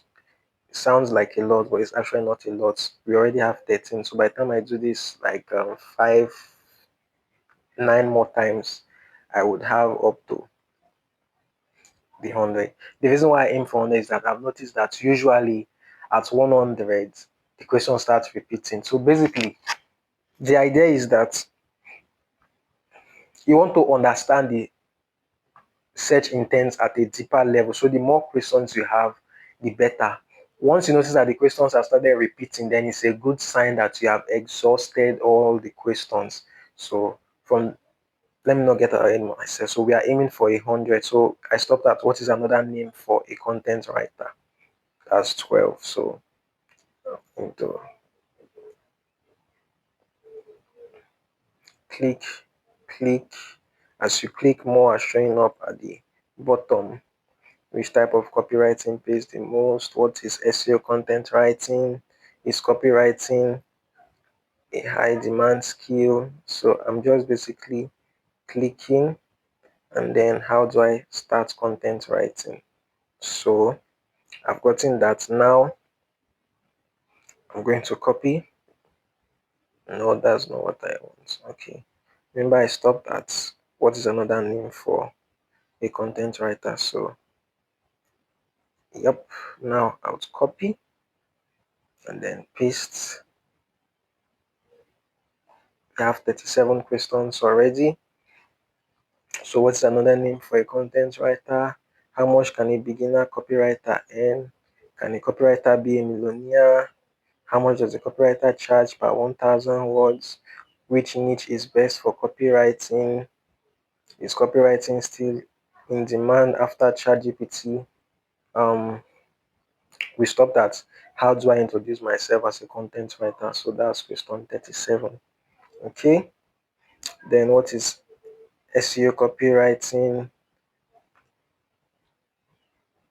Which is better? Blah blah blah blah blah. Which SEO certificate is best? Is SEO worth it anymore?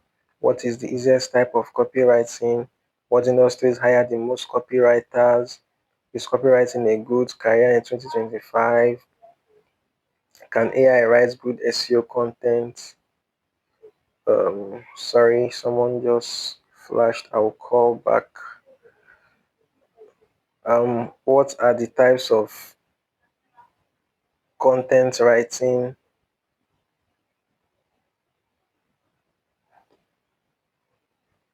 How do I become a SEO writer? Which degree is best for copywriting? Is copywriting entry level? What is the most lucrative type of copywriting? Where did I stop again? Stop at how do I introduce myself as a content writer? Where is it? How? Okay, which is here. So how do beginners get into copywriting? What does a copywriting portfolio look like? How much does a junior copywriter make in New York? Which website is best for content writing? How much can a beginner content writer earn? Ah, then so I would copy from this, um, copy from this.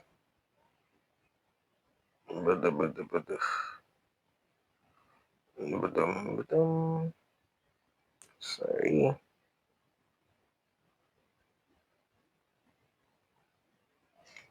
If you know you are going to have a hard time copying, you need to be wise about it. So I'm going to start from this other end instead, so that it will be easier for me. Yep. And then take it down right here. Ensure that it is okay. And copy, paste. This is 1 hour 37 minutes. Remember, I'm trying to beat the clock. So how can I be a content writer with no experience? So these are questions people are asking. How do I introduce myself as a copywriter? Which topic is best for content writing?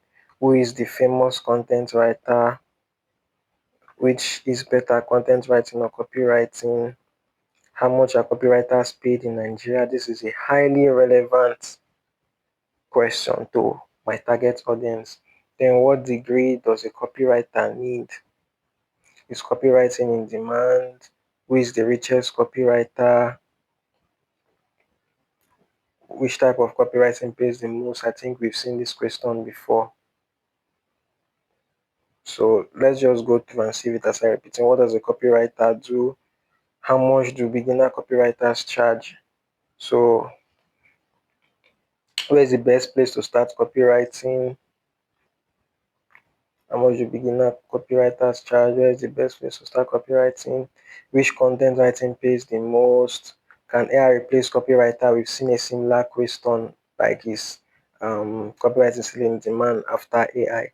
So you will notice that the questions have started repeating. Can AI replace a copywriter? Can you become a millionaire by copywriting? What are 4 types of SEO? That is highly irrelevant to what we are doing, which is better, SEO copywriting. This question is repeating itself. Which is easier, content writing or copywriting? Do copywriters earn more than content writers?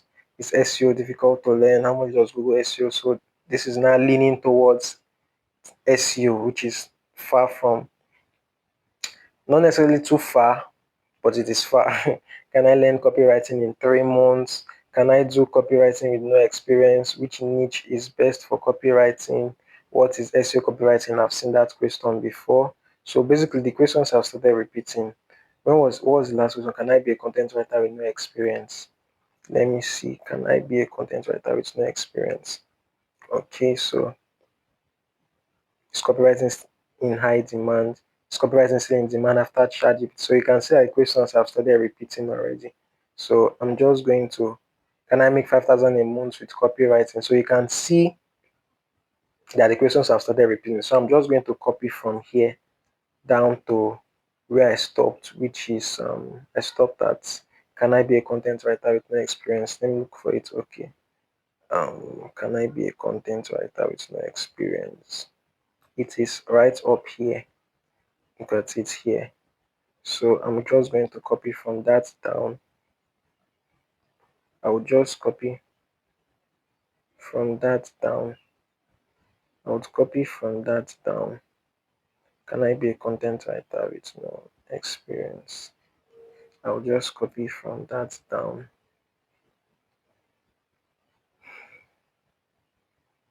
I would copy from that down. Copy. Let me paste. I'll paste it here. No, I copied some extra questions, so I will look for, can I be a content writer with no experience? Can I be a content writer with no experience? So I already have this part. Remove. These are just the constraints with using a mobile phone. Yeah, your copying and pasting wouldn't be as fast as when you're using your PC, but you can 100% do it and do it well. Okay, cut and then paste. Okay, so we have 144 questions. So I would say we have clarified the problem, but let's say we have the seed needed to clarify the problem. We have the seed needed to clarify the problem. So what we are going to do, okay, there's also one more thing, which is the related searches section. So after you've gotten from there, you just come to this part where it says related searches, which is the people also search for. The reason why I come here is that sometimes you also unlock a few gems that you can target in your article here too. So I ensure that I get ideas from every section, from auto suggestions down to auto suggestions, copy down to the related searches. So that part where it says people also search for is also called related searches. I prefer to call it related searches so I don't confuse it with the people also asked. Now I'm going to paste this without formatting. Yep. So So this gives me a good picture of the search intent. Let me go to print layout so I will see everything easily. So at a glance, this is a good picture. If I can effectively answer these questions in a logical manner, when I say logical manner, I'm not just going to start writing all of these as different subheadings, although maybe that could work, but it's not going to be a good experience for the reader. So instead, I am going to compress these 144 questions into a good outline, and by the time I write, then it would have addressed all of these questions. So go back to my normal. All right, so remember we are at clarify the problem. We are still in the process of clarifying. We are still in the process of clarifying the problem. Let me, so yeah, I was saying we are still at step 2, which is to clarify the problem. Now we have a list of questions we want to solve, and it is these questions, if we are able to answer these problems, what I'm saying is these questions are a guide to what exactly people who are searching for this keyword, copywriting versus content writing, what they're interested in. So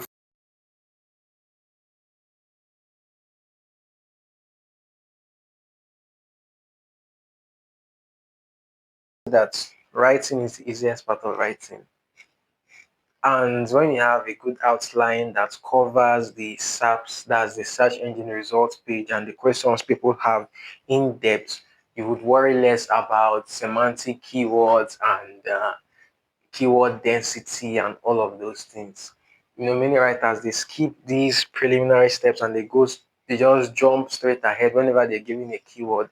They just go to Google, read the first 3 articles, and then just follow the same outline those people have and basically rewrite what they've written.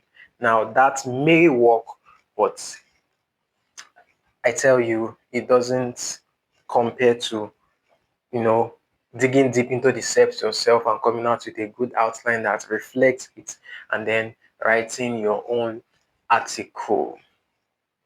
Because if you follow this process, then you are a leader. So you're not just following what others have written, but you are building a model for others to follow, and that's how you keep winning in the SEO writing game. Okay, so now my outline.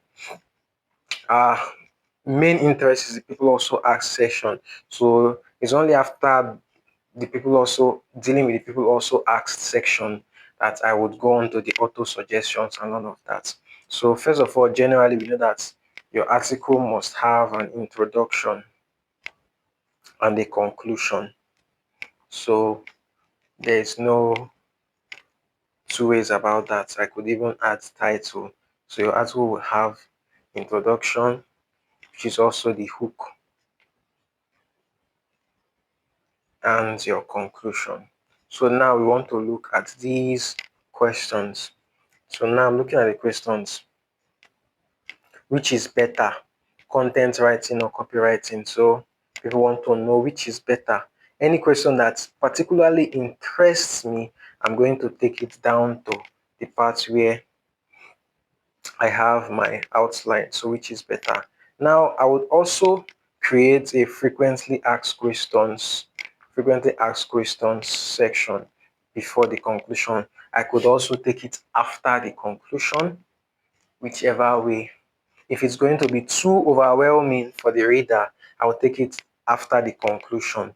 Now, the reason why we have this frequently asked questions section is so that if there is any question out of these people also ask questions that we've already gotten, if there's any question that doesn't really fit into any section of the article but would still make sense to answer, would still be helpful to the reader and will still help SEO, I would put such questions under the frequently asked questions section, while any one that fits into a particular part of the article will go under that area.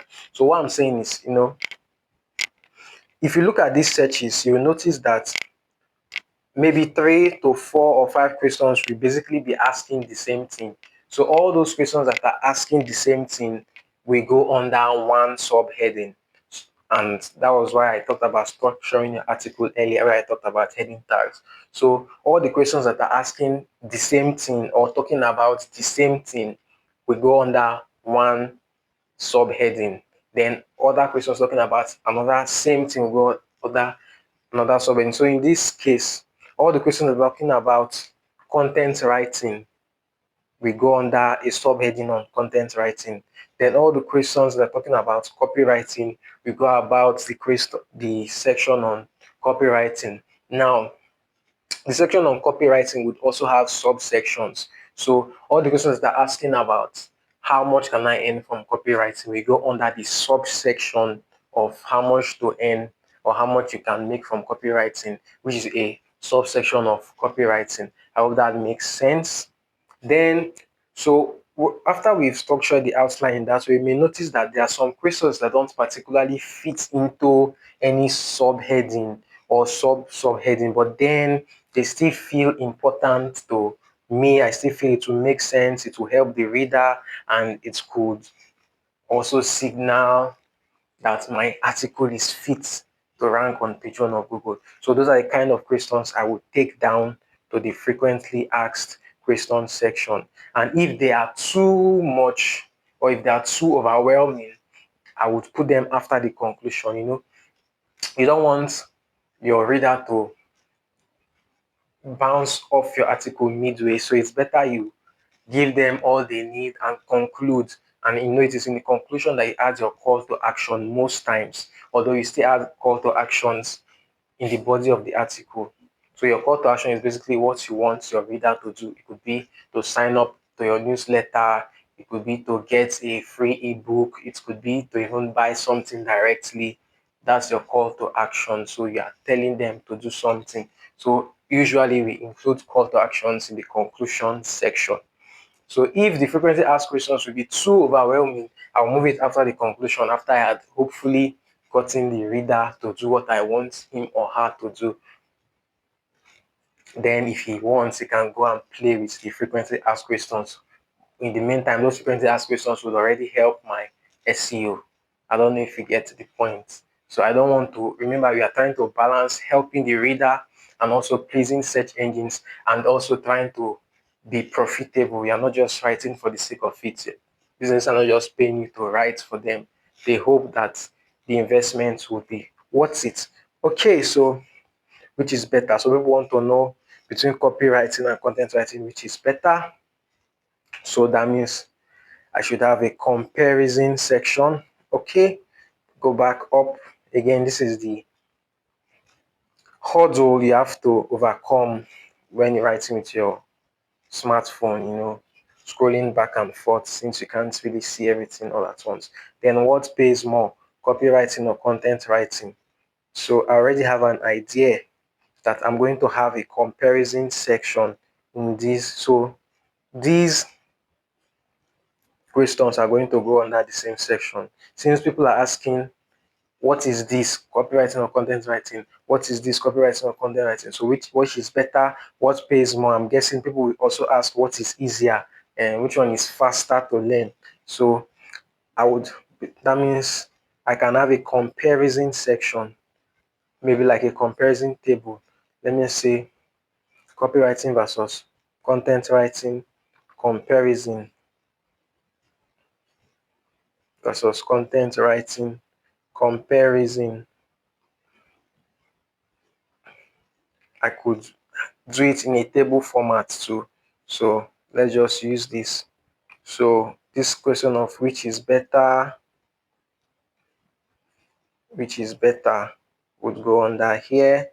Question of which pays more, we go under here, which pays more. Okay, let's go back and find more. All right, can a copywriter be a content writer? I would put this under frequently asked questions. Can a copywriter be a content writer? I'll put it under frequently asked questions because for now it doesn't look like it will fit into any section of its own. So I'll put it there. Now remember, the process of developing your outline, it doesn't have to be set in stone. So as you are developing it, you may encounter some questions that will cause you to make a change. So if I encounter maybe 3 to 4 more questions with which I can bundle this one I've already placed under the frequently asked questions section, I can easily remove this and place it back until I have a good outline. Okay, so we are going back up. Can I make $5,000 a month with copywriting? So now this question is talking about copywriting alone. So it's not going to go under this comparison section. So I'm guessing I will have a comparison section and then I'll have a section that will talk about copywriting alone. Now the reason why this is already easy for me is that I I've been writing SEO articles, so I know how versus articles work. So when people word their questions with this versus this, it's usually this is a good structure for it. But if this is your first time, you may find it harder to build out an outline, but then just follow your intuition. Just follow what I'm showing you here.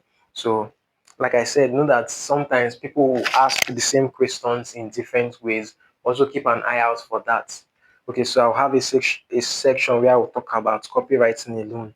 Then under it, that's where I'll answer this question: can I make $5,000 a month with copywriting? Go back up. What type of copywriting is most in demand? So this I would answer this under the section on copywriting. What type of copywriting is most in demand? Which is better, SEO or copywriting? Now this is actually moving away from my main focus because my focus is copywriting versus content writing. Now, SEO is another world of its own. If the person asks which is better, SEO content writing or copywriting, that would have been a different scenario. But I'll just cut this and put it in the frequently asked questions section. I may decide to remove it altogether. Then, next question, which type of copywriting pays the most? So I'll place this under the section of. So I've noticed that people under copywriting, people are asking what type of copywriting is most in demand. So that means I should have a question, and then they're also asking which type of copywriting pays the most. So that means I should have a subsection that talks about types of copywriting. That's what I'm thinking. So I could make that, but let's leave it for now. Let's keep on building our outline. So what is SEO content writing? So SEO content writing is a type of content writing. So since people are asking this, that means I need to have a section on content writing. So I have a comparison section, and I have a section on copywriting alone. Then I should have a section on content writing alone. So content writing, that's where I'll answer questions related to content writing. So what is SEO content writing? Okay, is copywriting a high demand skill? So I'll answer this under copywriting. I could use that as my introduction in the section on copywriting. So copywriting, then what qualifications do I need to become a copywriter? Okay, cut, go to copywriting. So paste, then how do I start content writing? So put this under the section on content writing. What is SEO content writing? How do I start content writing? As a matter of fact, I consider, okay, what is another name for a content writer? So I could put this as the introduction when I'm talking about content writing. What is another name for a content? That's such a funny question. Why should they have another name? Okay, how much can a beginner copywriter earn? So as you can see, this question is also asking about how much can I make. So from what I'm seeing under copywriting, I should have a subsection that will talk about the types of copywriting. Then I should have a subsection that talks about how much one can make from copywriting. And then also how one can start copywriting. Same thing too. So the questions are now guiding me. So can a copywriter be a millionaire? This is also similar to basically just want to know how much, but I'll still copy that to my section on copywriting. So it is related to the how much area. So I would still add it. So when you are building your answer, it's good to keep similar questions together. Then how much does a copywriter charge per 1,000 words? So this is still similar to how much you can make from it. So you see, people are basically asking the same question in different ways. So I'll place this here. Then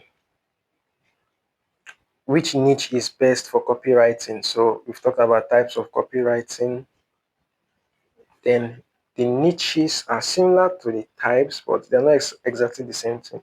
So I will just, okay, yeah, I'll place it. This part says what type of copywriting is most in demand, which type of copywriting pays the most. So I'll place it here. Which niche is best for copywriting? So that's a similar question to those ones.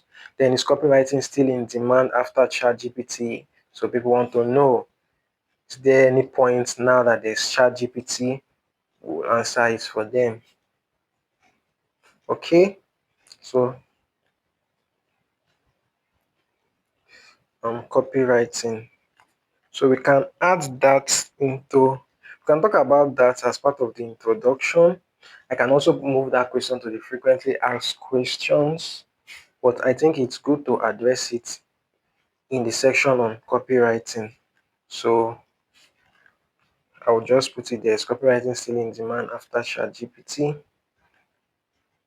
What is SEO copywriting? Okay, so this is a type of copywriting.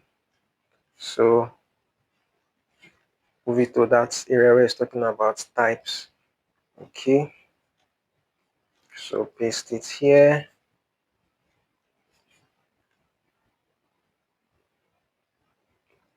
Okay, this is the hardest part of SEO content writing. If you're able to build out a good outline, writing is going to be easy, a piece of cake. Which is better, copywriting or freelancing? So obviously this person doesn't really understand how freelancing works, and that freelancing is not really a skill. So I'll just cut this. This will go under the frequently asked questions section. So this is a good example of a question that it would be nice to answer, but then it doesn't really fit into my main aim of this article or any particular section. So scroll back up. Which SEO certificate is best? No, we are not talking about SEO. So I would I would remove this. So here I can also delete certain questions. So which SEO certificate is best? That is too far off. We are talking about copywriting versus content writing. So why is SEO certificate coming into the equation? So I'm going to remove it. Is SEO worth it anymore? I'm going to remove it. So, but I can see that people are interested in knowing about SEO versus copywriting. So I could still move this down to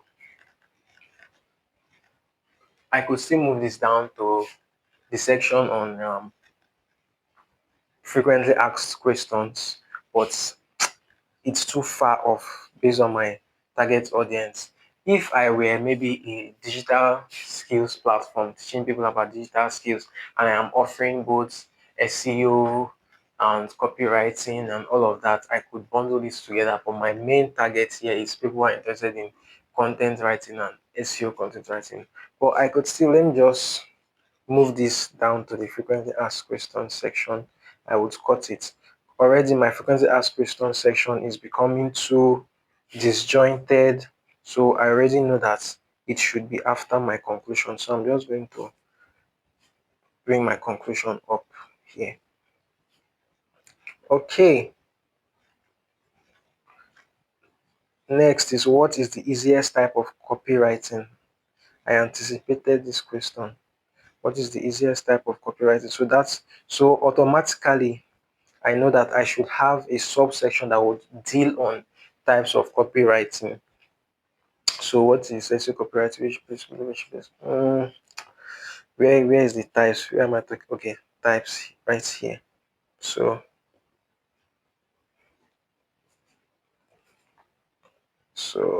I know that I should talk about, so what is the easiest type of copywriting? So automatically I can see that Since there are many questions asking about types of copywriting, I should have a subsection that will deal on the types of copywriting.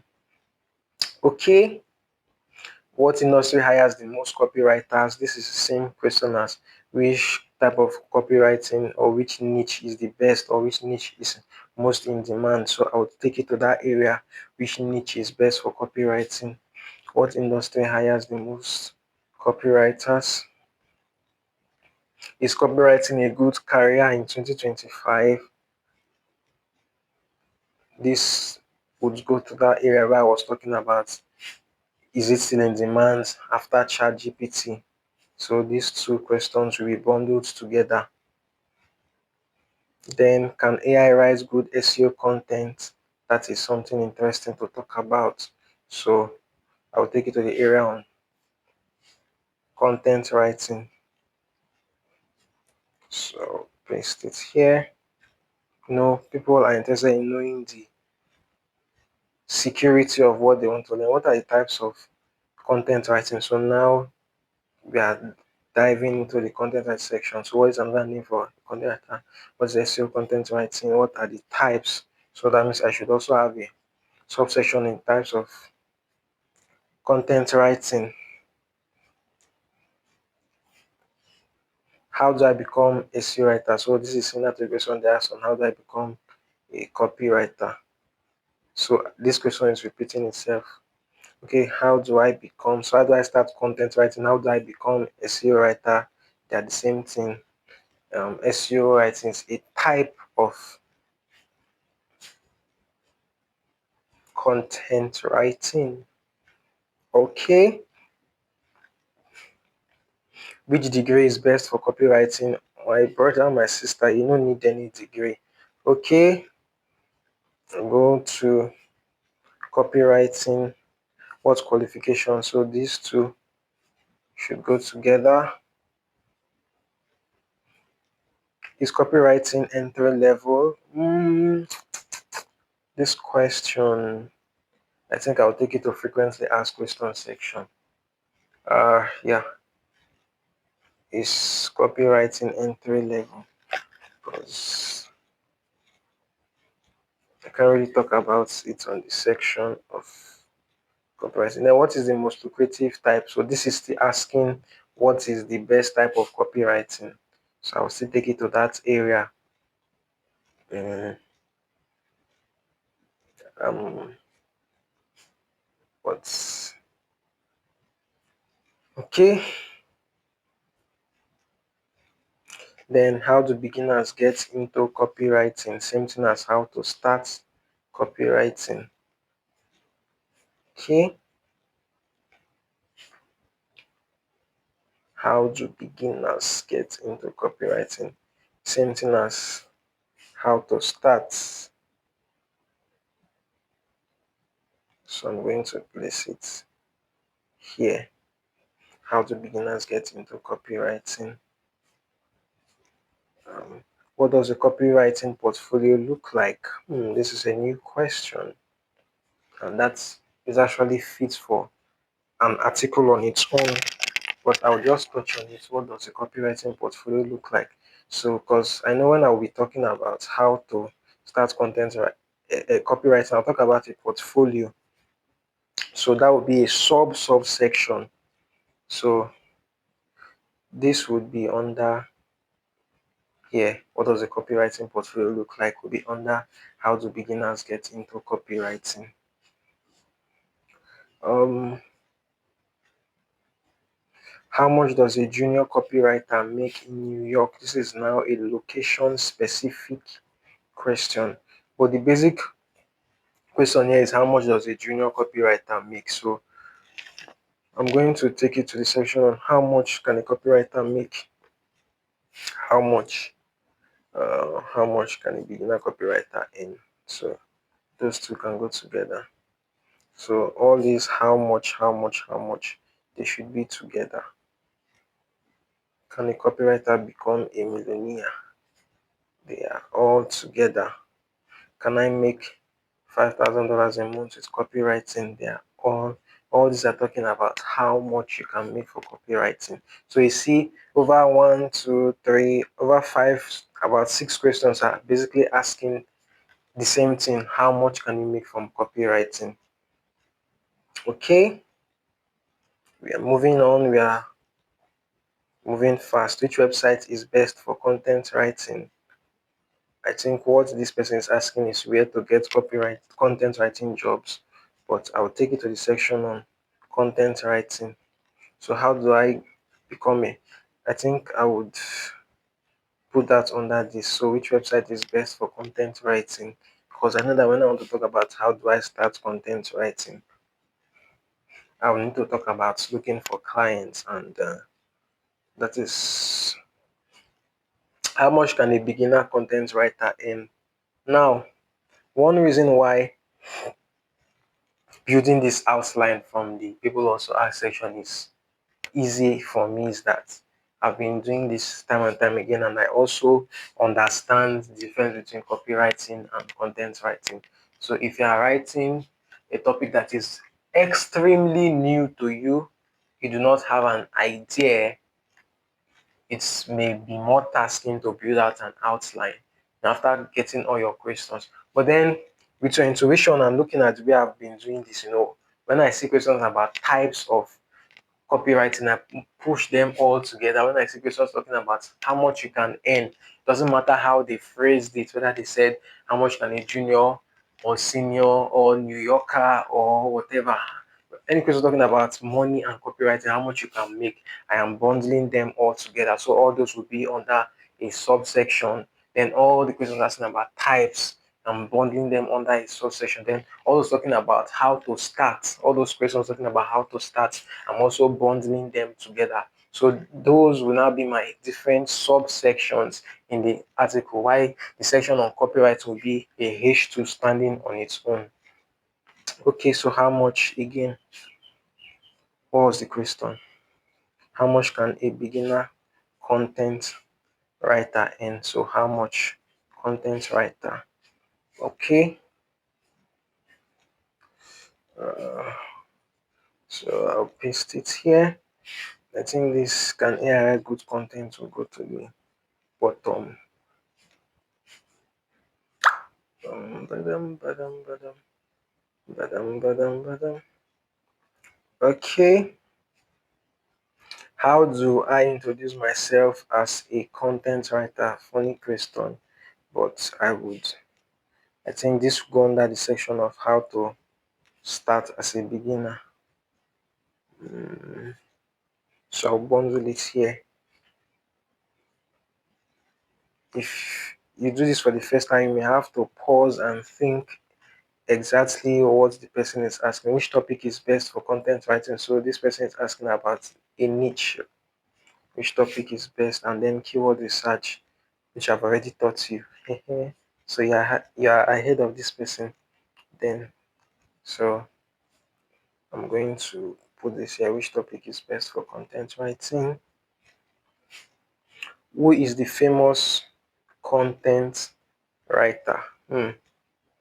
I think I would put this as content writers you can learn from.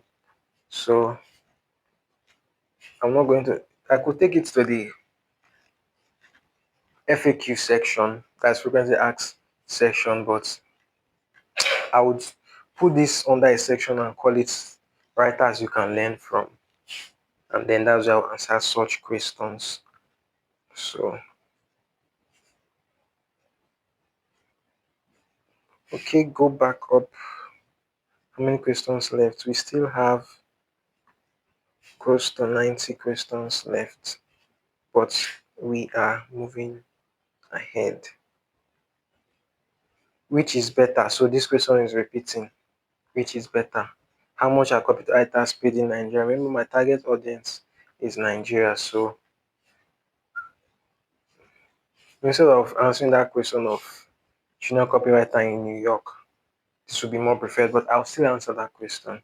So where is how much? So all the questions about how much are together. How much are copywriters paid in Nigeria? what degree does a copywriter need? This question is similar to which is the best degree, but I can just discard it. So you can see that at this point, we already have a great understanding of the search intent. So I already clarified the problem enough. What I'm doing now is just to fulfill all righteousness and to see if we could get any new ideas. But as you can see, the question is already repeating itself. That question is similar to what qualifications or which degree is the best. What degree does a copywriter need? So those questions are. So is copywriting in demand? I think I've seen this question or a very similar question. Let's see. Copywriting. Is copywriting a high demand skill? So that question is similar to this question. So as you can see, we are we have made progress already. I can just proceed to write this article. Who is the richest copywriter? So I would also tag these copywriters you can learn from. Who is the richest copywriter? Um okay. So copywriters you can learn from. I would create a section called copywriters you can learn from. And then which type of content writing pays the most? This is still asking about niche. I can easily discard it, but sometimes I love to play around with. You will see how I would use these questions to write the article. Can So which type of content writing pays the most? Let me put it with where it talks about type.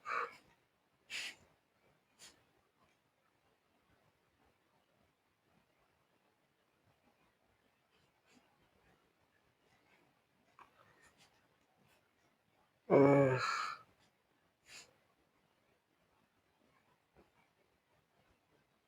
okay, go back up. This is the hardest part, but once you do this, everything is a free flow. What does a copywriter do? I can add this in the intro section to what is copywriting.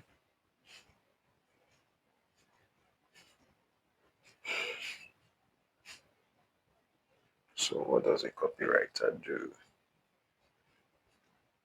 They write copy. How much do beginner copywriters charge? Same thing with how much. Should I still? I think I would discard this question. But then sometimes I feel guilty trying to throw away my questions. So how much? How much can a beginner earn? How much to beginner copywriters charge? So they are basically same thing, same thing, same thing. Where is the best place to start copywriting? So this is the same thing as how can I start? Put it under the section of how can I start? Where is the best place? How can I start? Where is the how can I start? So where is the best place to start copywriting? Bam bam bam. Which content writing pays the most? Can AI replace copywriter? We've already been answering similar questions, so I can throw a demo. Which content writing pays the most?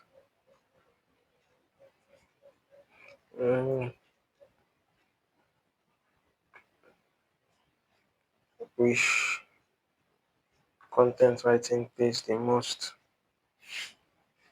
Which content writing pays the most? Can AI replace copywriter? We have a similar question to this. Can you become a millionaire by copywriting? We have a similar question to that too. So, can AI replace? Where is that? Can AI? Okay, so I'll go back up.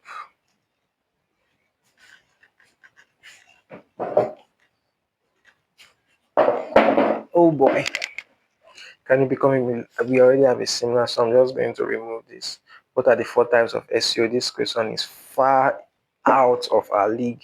Which is better, SEO copywriting? Far out, but I already moved it to FAQ. They ask a similar question. Which is easier, content writing or copywriting? I think we have a similar question, but let me confirm if which is easier.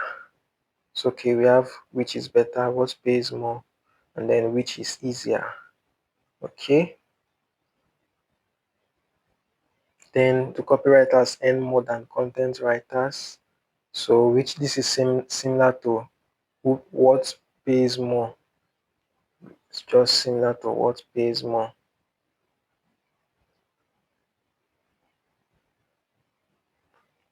Okay. Is SEO difficult to learn out of our league? Delete. How much does Google SEO certification cost out of our league? Why is SEO so difficult out? Is it too late to learn SEO out? Then can I learn copywriting in 3 months? So this will go under copywriting, and I'll place it under how to start. So copywriting, how do beginners get into copywriting?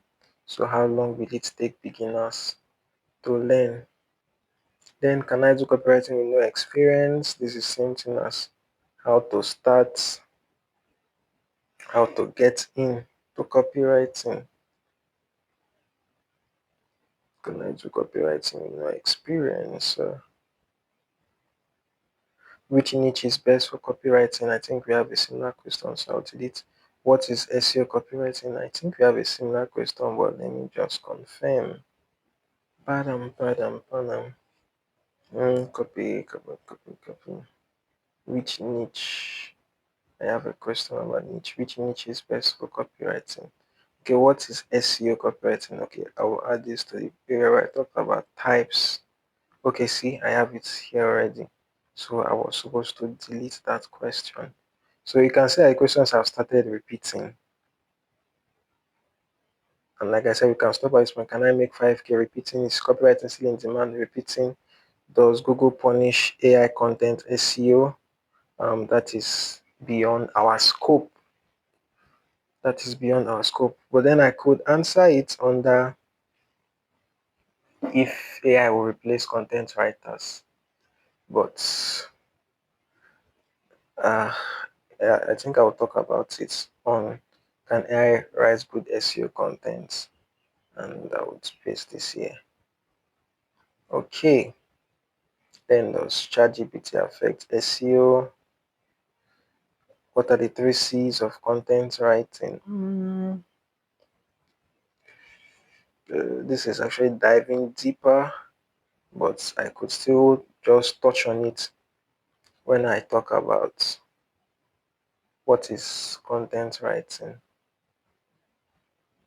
So I can talk about it when I touch on what is content writing. But if it doesn't flow, I can still remove it. So what are the four types of writing? This is too broad. This is too broad, so it's not what we're targeting. What is the salary of SEO content writer per month? Okay, think.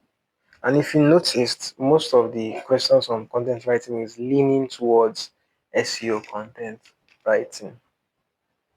Okay, so what is the salary, which is how much can you earn basically? I noticed that people asking about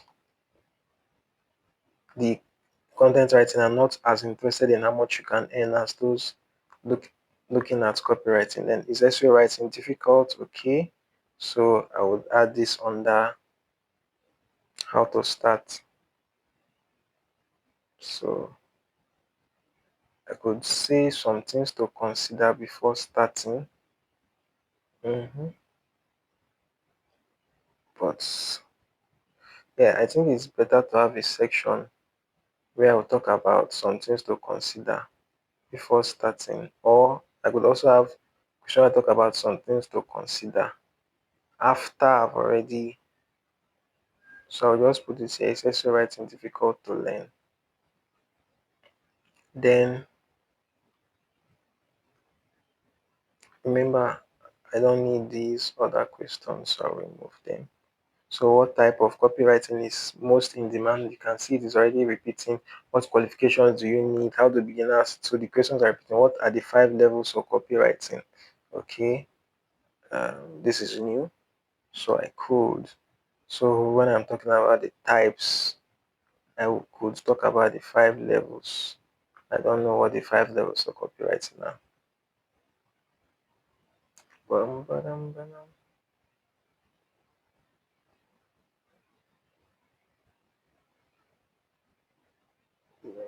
Okay, what are the 5 levels? Okay, what type of? Okay, let me do this.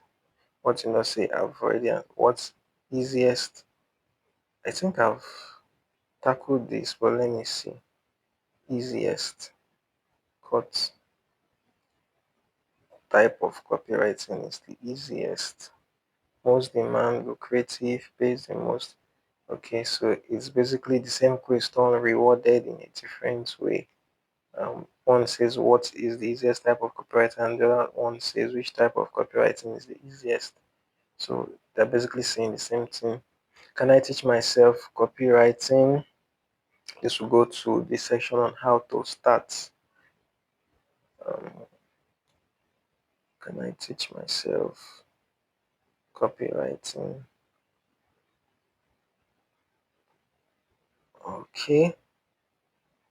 How to find copywriting clients as a beginner? Okay. This will also go under how to start. So after talking about portfolio, they have to get clients. This is the easiest. This is the hardest part. Once we finish this, it's a breeze. What are the 4 C's of copywriting? 4 C's of copywriting. Okay, so I could add that as intro. Okay, how do I know if I'm copywriting? God, I think this person is mixing up copywriting as in infringing on people's copy rights. So I'm not going to answer that question. It's too far out. But I could ask this, I could add it to the frequently asked questions section. And then I will talk about difference between copywriting and copywriting, if you get what I mean. What are the 4 P's? Oh, 4 P's, 4 C's, 4 P's, 4 C's. Okay, only you copywriting 4 P's, 4 C's. 4 words do you have again? Place, price, products. Is that the 4 P's? Okay. What is the salary of an entry level copywriter in the US? Same thing as how much. Same thing as how much. Oh, same thing as how much. Oh, copywriting. Mm, just that this is location specific. Okay. What does the copywriter do? How much? Which app is used for content writing? That is an interesting question. So I, I would add that to how to start. Which website is best for content writing? Which app is used for content writing? Google Docs is a crime. What type of content writing pays most? Are you sure we've not answered this already? Cut. What type of content writing pays most? Which what? So they're basically same question. How do I start content writing? I've done something now. What skills do you need to be a content writer? Okay, that is an interesting question. That is an interesting question. What skills do you need? So I'll talk about that under the how to start. So what skills do you need? Then Let me just paste that other question from my clipboard. How do I start? Oh, I already have it here. Okay, so we have just 60 questions left. We are almost done. Are content writers in high demand? Yeah, people want to know why learn a skill if you will not be in demand. What is another name for a content writer? Pays the most. So it's content writing difficult. Are content writers in demand? So I would add that under some things to consider. I could also add that under the introduction of content writing, but like I said, it's not set in stone. I can still move things around. Can I be a content writer with no experience? Okay, I think I copied this question twice. So cut this, and this is basically how to start, and then how to write content writing samples for beginners. This is also how to start, but it will be under building a portfolio. Okay, so can I? Okay, what is the purpose of content writing? Now I would answer this under what is content writing, which is up here.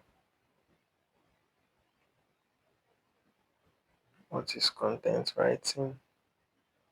Can't believe I've gone past the 2 hour mark already. But I believe you've been gaining value so far and it's worth it. Although what I envisioned was that I would be able to write an article within 30 minutes, but I'm trying to explain my thought process, so that's also slowing me down. How to create content for beginners. Uh, okay, that's still under how to start. Hmm. Which is best content? Okay, I think we've dealt with that. That's our first question. Okay, this one says which is better. This one asks which is best. The correct phrasing should be which is better. But sometimes although they may be similar, I still love to copy them, copy questions that may be similar, and then I just play around with these questions in the article. You would see that one is SEO content writing in demand in 2025. I have a strong feeling that we have answered this, we have gotten this exact question before. Okay,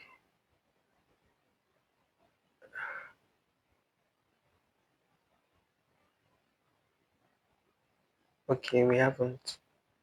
So where do I add that? Okay, I'll add it here. Okay, so is content writing a hard skill? No, it is a soft skill. It is a soft skill.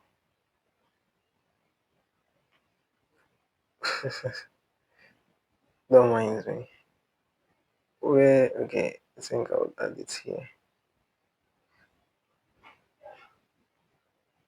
Can AI replace content writers? Are you sure we've not answered this already? Uh, okay, we haven't.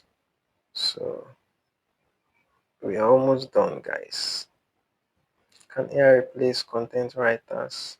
I know you get the gist now, but I just want to finish what I've started because I would publish this article on my website and hopefully come back to you and tell you the good news that it is ranking on page one. Oh, how happy would I be? But I'm sure the difficulty of this keyword is beyond what my website can carry. What is the highest paid content writer?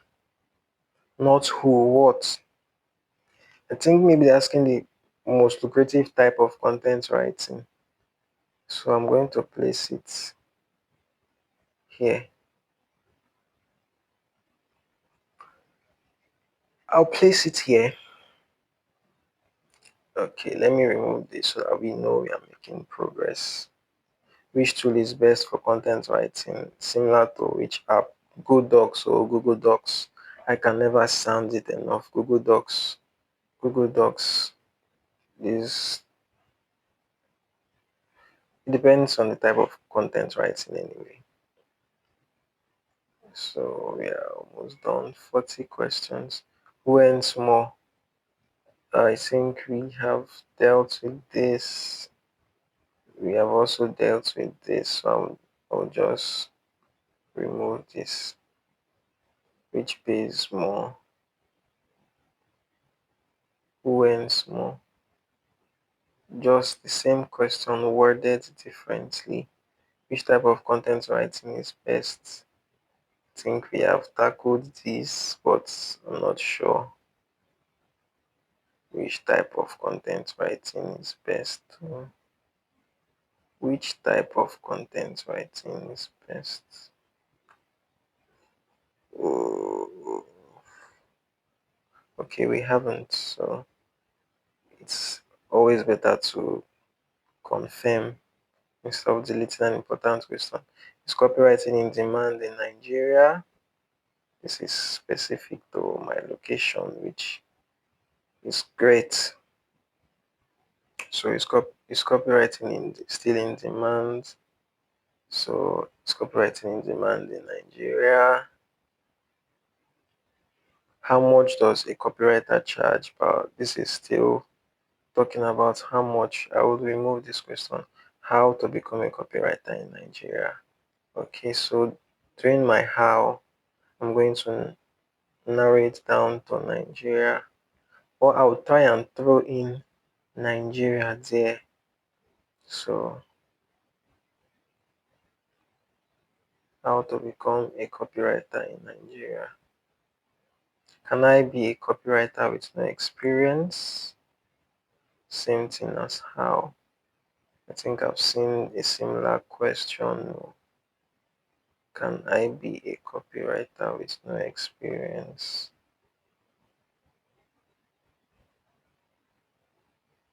Okay, not exactly. Okay, next is copywriting in high demand. I've answered which type of copy I have answered. Does copywriting actually pay well? I've answered. There's no need to answer them again. Although I know I've not had this exact wording, does copywriting actually pay well? But let me just, so I would add it to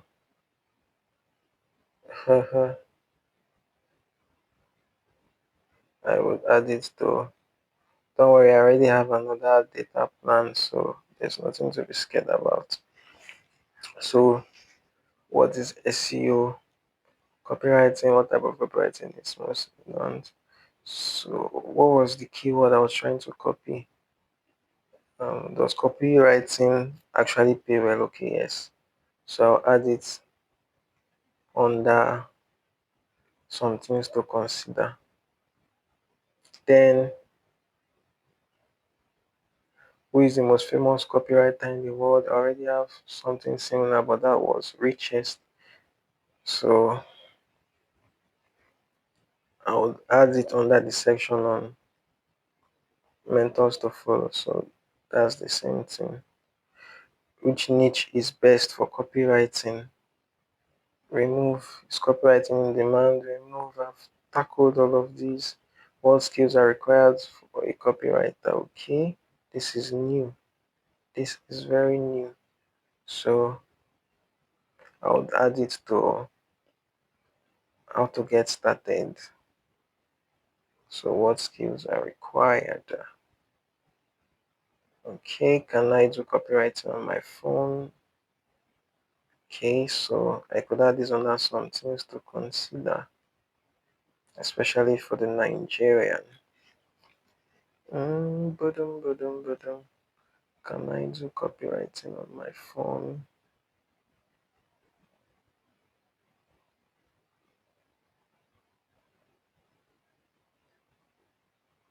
Remember, we could still move things around.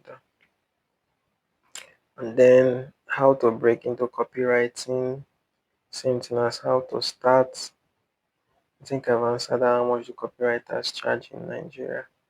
Okay, that's how much are they paid, not how much they charge. So how to break into copywriting. Same thing as how to start to um, let me remove this so I know that we are making progress. How much do copywriters charge? How much do copywriters make? Same thing. Is AI replacing freelance copywriters? So yeah, at this point I can proceed to write, but I just badam. So how much do copywriters charge in Nigeria? Is AI replacing freelance copywriters?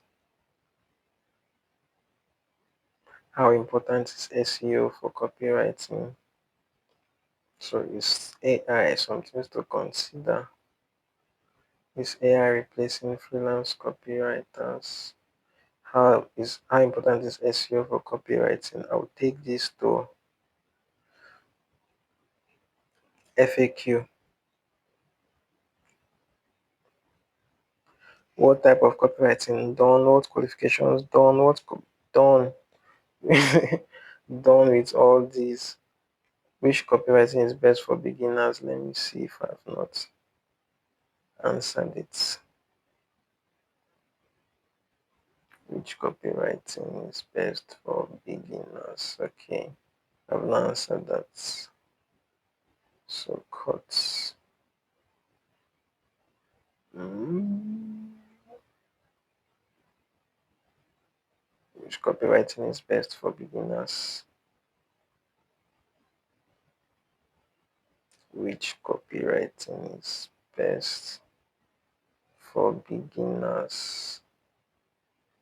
Okay. Which type of content writing is in demand? I will be surprised if we haven't answered that question. Pays the most, pays the most. Okay, so this is the first time we're encountering that question. Type of content writing is in demand. Which freelancing skill is highly paid? This is beyond our scope. So I'll remove. How much can a beginner content writer earn? Are you sure we've not tackled this? Is ChatGPT taking over copywriting? We've basically touched on that already. So how much does a beginner? Same thing. How much? That is exactly the same question. So I just wasted my time, but it's all good. Go back. We're almost done. Just 20 questions left. Is ChatGPT? Can copywriters use ChatGPT? This is a new question. This is a new question. Where do I place it? I'll place it under FAQs. I'll place it under FAQs. I'll place it under FAQs. Can I make 5K? We've answered this question about. We've encountered that question about 3 times or more. What is the best copywriting software? Okay, this is new. This is new. Overnight case Kote. Best SEO copywriting software. Uh, that would be under auto stats. Mm, what does a copywriter do? I have answered, I've touched on that once more. Touched on that. How fast? Yep, this is new. How fast is new? Although the person asks in 3 months. So can I learn copywriting in 3 months? How fast? Okay, then who earns more, a copywriter or a content writer? We've done this over and over again. We've done that over and over again. We've done that over and over again. So how do I start? We've done that. Should I learn copywriting or content writing? Mm, I would put this as the conclusion. So in conclusion, should I learn copywriting or content writing? And as for me, I would say learn content writing so that you buy my course now. Yes, now. Oh God. But overall, content writing is easier to break into. Yeah. As a matter of fact, I did learn copywriting in 2022. Okay, so can a copywriter have answered that? Can it answer that? Can I answer that? What is it? I've answered. I think I've answered this. I think I have. Let me confirm. What is the easiest type? What is the easiest type? I've answered it. So how do beginners answered? What does the cop answered? What answered? Okay, guys, we are officially done. How do beginner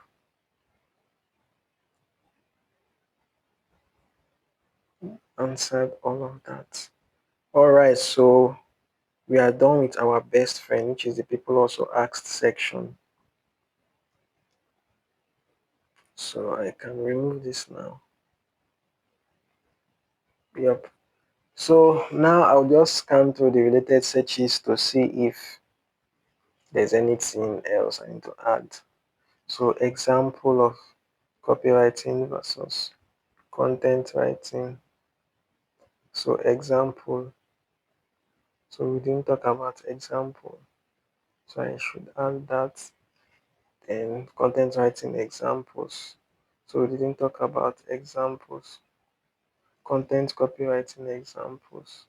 So under content, we should have, after talking about what is, we should have examples basically. Then jobs, course, okay.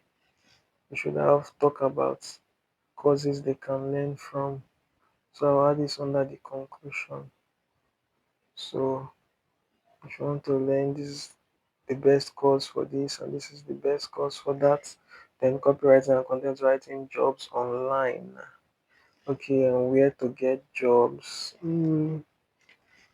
Where to get jobs? Where to get jobs? Where to get jobs? Where to get jobs? I can add that under FAQ. I can add that under FAQ. Then difference, I can also add this under FAQ. I can also add that under FAQs. Add that under FAQs. Um,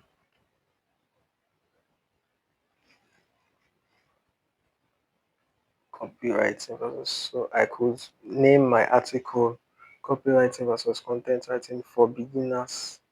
Yep. So that is a good name of my, or for rather my article. So I could say copywriting versus content writing 2025, a guide for beginners, a beginner's guide, a guide for beginners. Yep, this is a good title.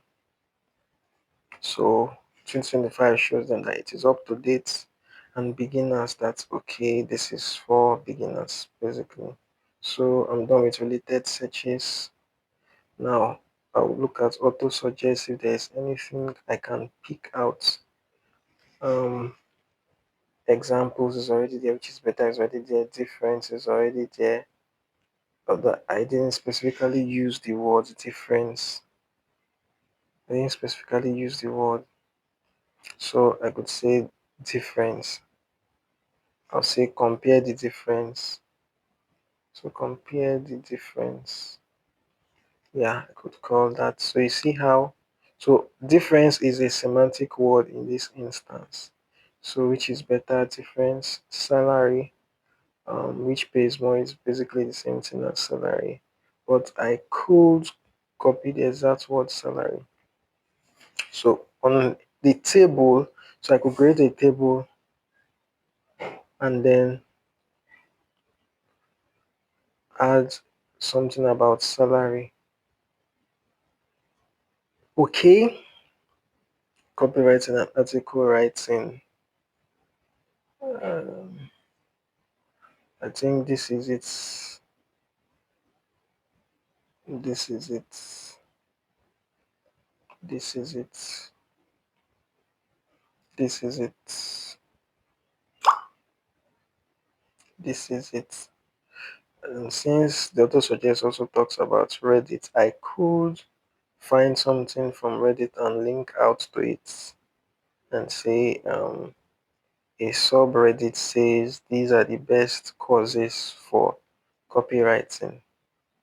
So cause, then I'll add Reddit recommendations. So guys, that's how we clarify the problem. You can see how I went from auto suggestions and people also ask questions to my outline. So this is what my outline looks like. So I have the introduction, which is the hook. I already have my title, and then I'll have a section where I just show them at a glance the major differences between copywriting and content writing, because that's the main reason why they are there. And then I'll dive into each of them specifically. So I'll talk about copywriting specifically, then talk about content writing specifically, then I would give them the conclusion, which one should you learn, copywriting or content writing, and then recommend some courses and pitch my call to action. Then I would have the FAQ section where I tackle other things that could not really fit into any particular section. And that is it. So now step three.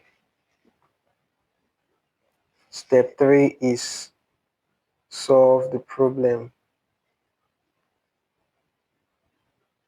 Step three, solve the problem.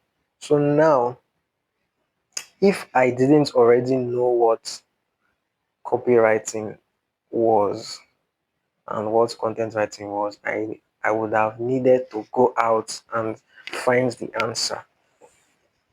And that's what I mean by solve the problem. The reason why I use solve the problem is that sometimes you may actually need to solve a problem for a reader before you can write about the solution. So there are mainly two ways to solve a problem. One, personal experience. So that is when you solve the problem yourself. So in this case, that means I needed to go and learn copywriting and learn how to get into copywriting, and then also learn about the best niches.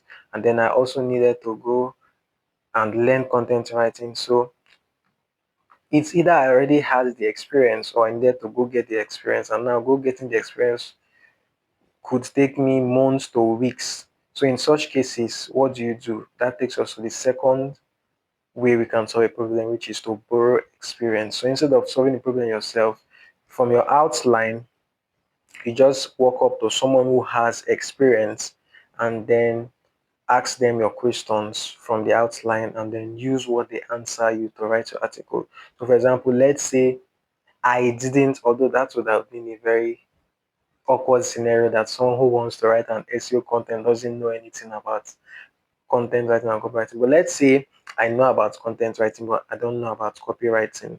With these questions here, I can look for a copywriter online or anywhere if I have a friend who is a copywriter and just ask the person, okay, I could say, hey, James, or hey, Jessica, I'm writing an article and I need a quote from you, I need some expert insights from you, would you be willing to share 10 to 15 minutes of your time? And the person says yes. And then I go ahead and just ask these questions. What are the four C's? What are the four P's? What does a copywriter do? Is copywriting a high demand skill? So with the person's answers, so I'll take notes when the person is giving me answers, and then with those answers, I'll proceed to write the article. Then I could combine that with further research. So I could go read what other people are written online. If I have the time, I could watch YouTube videos, take a course. But now I have also personal insights from someone who is actually in it. If you write without personal experiences, either yours or those borrowed from someone else, it would show. Your article wouldn't be weighty. Now, you may think it's a lie, but people who write and people who read a lot online, they can easily tell, and also business owners, except those who don't know anything about writing and are just dabbling into it. But the real OGs and the ones who most likely would pay you more, they know what good content looks like, and they could tell if what you're writing is surface level or not. But once you have, this is the foundation basically. If you have a good outline like this, you can hardly go wrong. You can hardly go wrong. So I've talked about two things. Is either you have the experience yourself or you're borrowing experience. There was a time I needed to write an article about something related to agriculture, and I had absolutely no idea.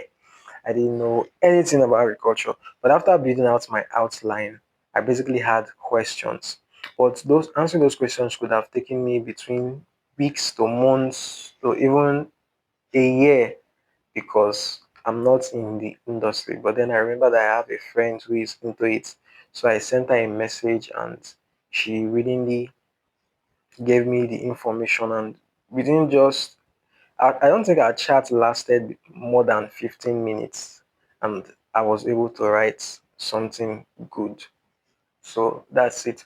Now if you're in a niche like the tech niche, then that's where actually solving the problem yourself comes into play. So maybe people are asking things like how to remove background from their photo. So for such scenarios, even if you read what someone else has written, you can still try it out yourself immediately within a few hours, and then that's where you would have gained your own personal experience that you can then use to write. So that's it. Solving a problem is either you have solved it yourself, so it's either you go out and solve it yourself. If you have a lot of time and the article permits it, you can go and solve the problem yourself and then write from your experience. But if you are pressed for time, on a tight deadline, or you don't have the means to particularly go out there and solve that problem yourself, then you need to borrow experience. And the primary way I would advise is by talking to an expert. So expert interviews, that is the best way I would recommend how to borrow experience. When you've already drafted the outline, go talk to an expert. If that's not feasible, maybe that the people you're reaching out to are taking too long to respond and you need to write, then you could take a course, a short course, if that's available online. You could watch YouTube videos, and then you could read a book if you can crash read, or if it's not so tasking. And then the last thing I would recommend is reading other articles that are already ranking on the first page of Google. Why I recommend that last is that if you just read other people's articles and write your article, or whatever you write will just be like a rehash of what is already there, to lack substance. Yeah, and you may fall into the habit of just doing that over and over again, just reading what other people have written. So instead of even reading the first 3 or 10 articles, I recommend first of all going to a site like Google Scholar to use research work to answer those questions. So let's say you didn't know anything about copywriting, you can just go to Google Scholar and type 4 C's of copywriting or 4 P's of copywriting. But then if you are pressed for time, you can just read. But if you want to read the articles that are already ranking, I would advise reading at least 10 of them so that you get a broader picture. And when you've mixed 10 things and then you're trying to draw out something from 10 different articles, there's going to be more uniqueness than just reading one article and trying to write from what you read from one article or from three articles. So that is it. That's it about solve the problem. Now it's time to write. So write about your solution. So let's assume that actually I like I said, I took a copywriting course in 2022. I actually dabbled into copywriting, but then I don't know if I would say it wasn't for me or I just wasn't motivated enough. Let's say I wasn't dedicated enough. So I didn't succeed as a copywriter. And then the tables turned and I landed on content writing. And now we are here. So I know what copywriting is. I already have experience there and I know what content writing is. So I have solved this problem of starting from the bottom. So I know I have specific insights I can share. So for me, I can proceed to write this article now. So remember, this is our outline. So I can now copy this outline. I can copy this outline into my main document. Into my main document. I can copy it into my main document where I want to.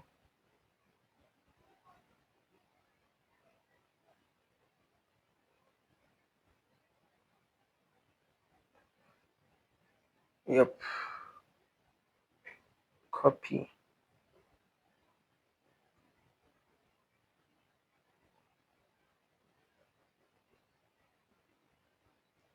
and paste.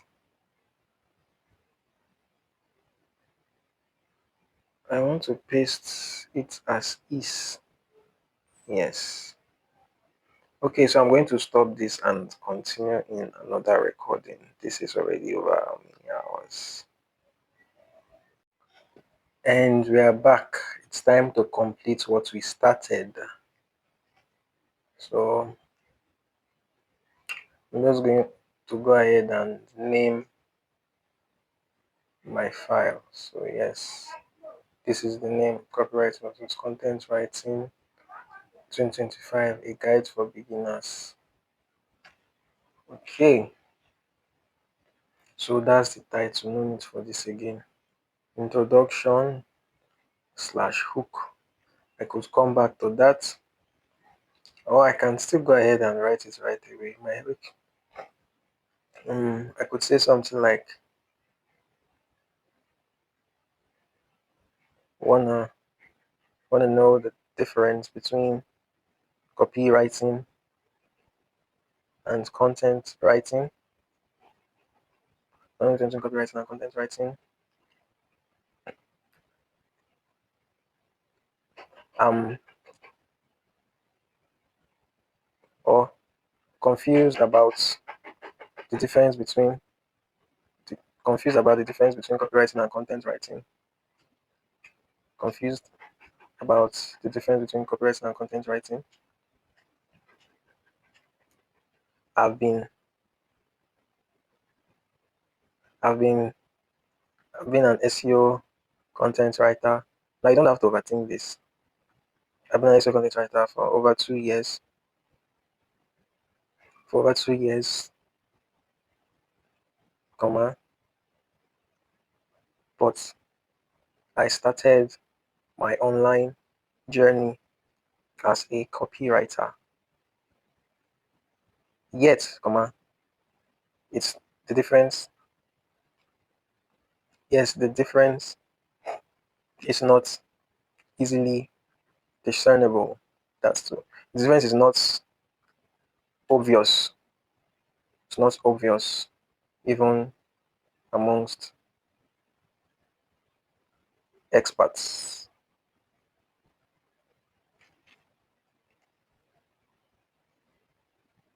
Today, today, I'll share.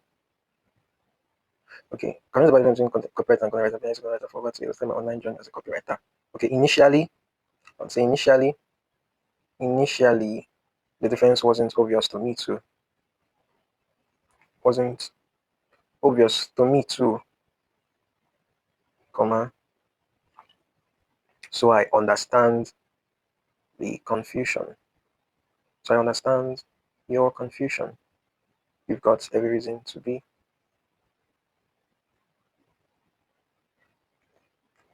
But not to worry. But don't worry. In this post, in this post, I will clarify the difference, comma, and show you which you should go for based on ease, based on ease, um, earning potential, earning potential, and what else? I'll show you, I'll clarify the difference and show you, but don't worry, full stop. Don't worry, full stop. In this post, so I'm actually overthinking this hook. In this post, I'll clarify the difference between the two, between copywriting versus content writing, and show you which you should go for based on ease, earning potential, and what else? There should be three things: ease, earning potential, what else, and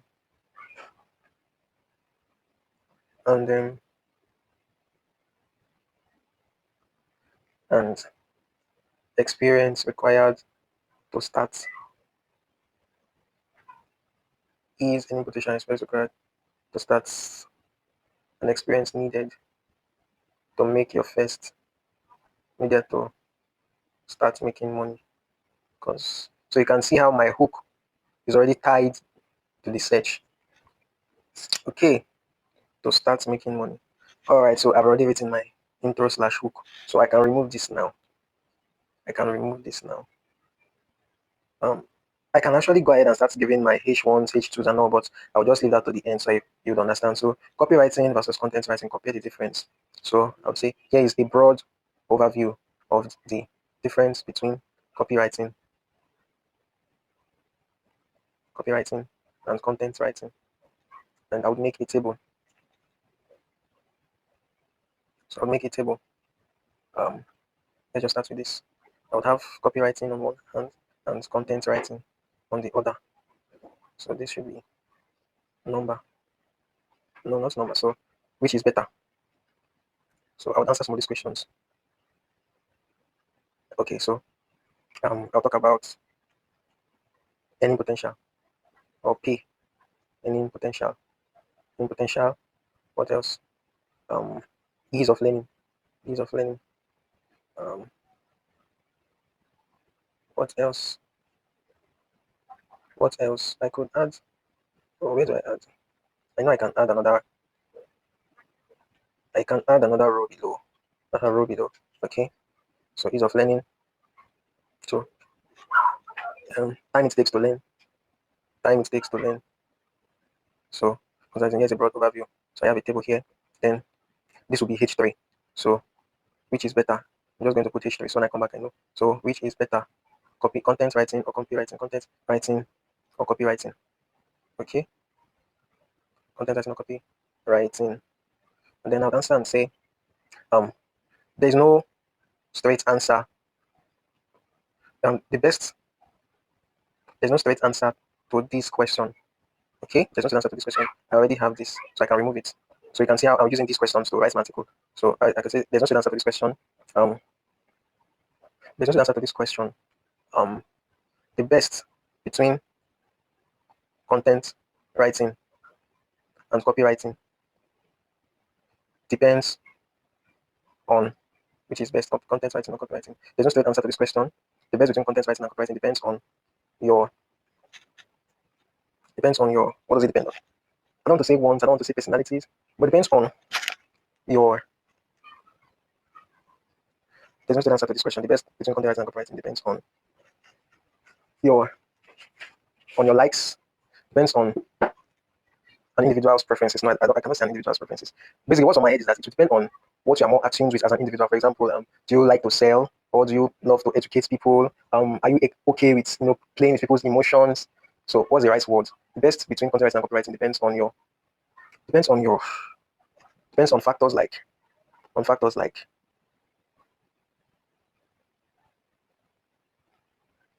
not the best depends on factors like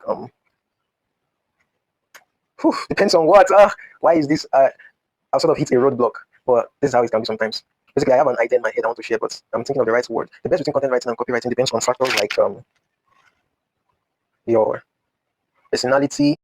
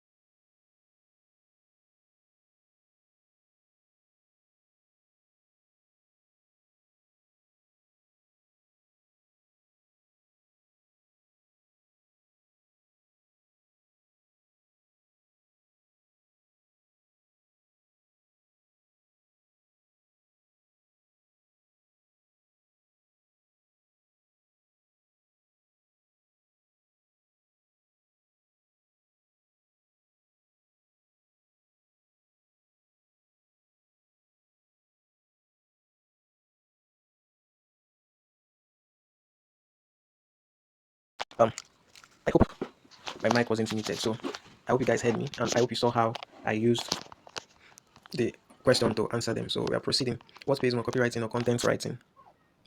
Okay, so I was going to answer this question again. Okay.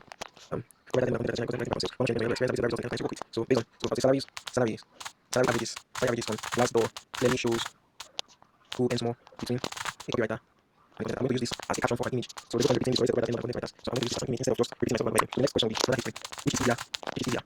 Content or copywriting? Which is easier? Content or copywriting? Which is easier? Content or copywriting? So okay, content writing is easier than content writing. Content is easier than copywriting rather than copywriting. Content is easier than copywriting. So it will be another history. Example of copywriting versus content writing. So content writing is easier than copywriting because if you can quickly absorb information and explain it in a simple manner, in a simple and engaging manner. If you can absorb information in a simple and engaging way that resonates with your target audience, you can do content writing. Copywriting, on the other hand, requires knowledge of consumer psychology, and how to use it effectively to get people to do something, which is usually buying the products. Still, nevertheless, some people naturally find copywriting to be easier for them. Personally, I started with copywriting, but I couldn't make a break.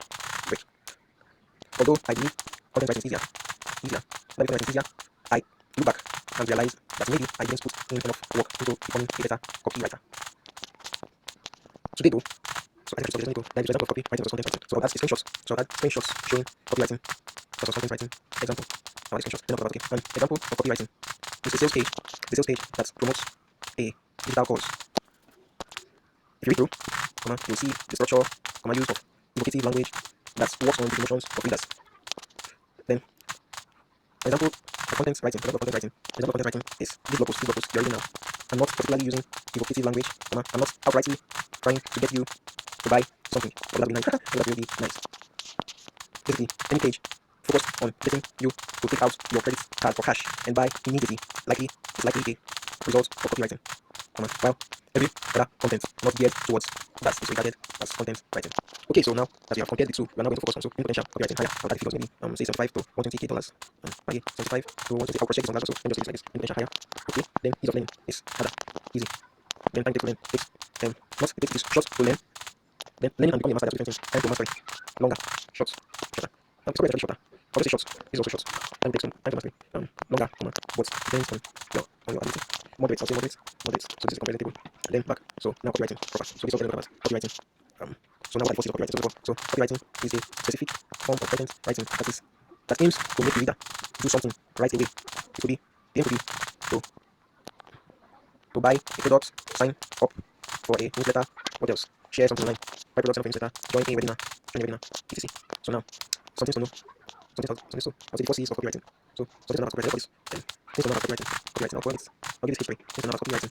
Things to know about copywriting. So things to know about copywriting. Then I'll say this will give 4, which is the 4 C's of copywriting. I'm not going to say what are the 4 C's. I'll say the 4 C's of copywriting. The 4 C's of copywriting. So there's a concept called 4 C's of copywriting. But let me go to Chrome. So what are the 4 C's of copywriting? So what are the 4 C's of copywriting? What are the 4 C's of copywriting? 4 C's of copywriting are clear, concise, complete, and credible. I'm sure there isn't a consensus on what the 4 C's are. Clear, concise, complete, and credible. Okay, clarity, coherence, consistency, and correctness. So I can see everybody just giving clear, complete, concise, correct, clear, complete, concise, and correct. So basically, almost everyone is giving their own take on this. The 4 P's of copywriting. So this place, so there's a promise, picture, proof, and push. So basically, everybody just giving their own 4 P's. So there's promise, picture, proof, push. The P's. Promise, picture, proof, push. So that's 4 P's. Okay. So go back. What are the 4 P's of copywriting? So the 4 P's of copywriting also be shown. So I'll say this is a formula that captures what every good copy should do. So the 4 P's are push. That's the last.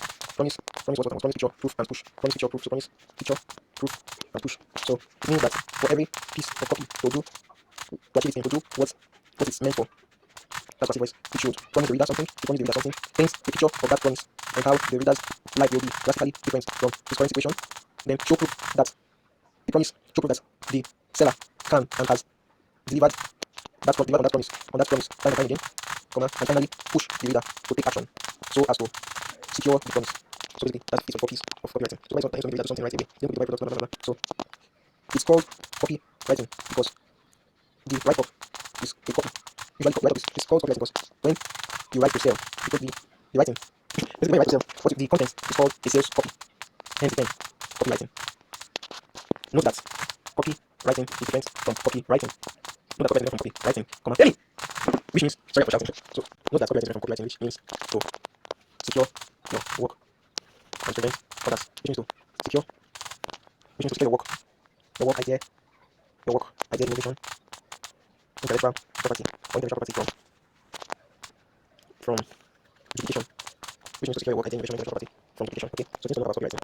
Okay, I've already done this. So the first of copywriting. So the first of copywriting, there are 4 things. There are 4 guidelines a copy should follow. Therefore, okay, every copy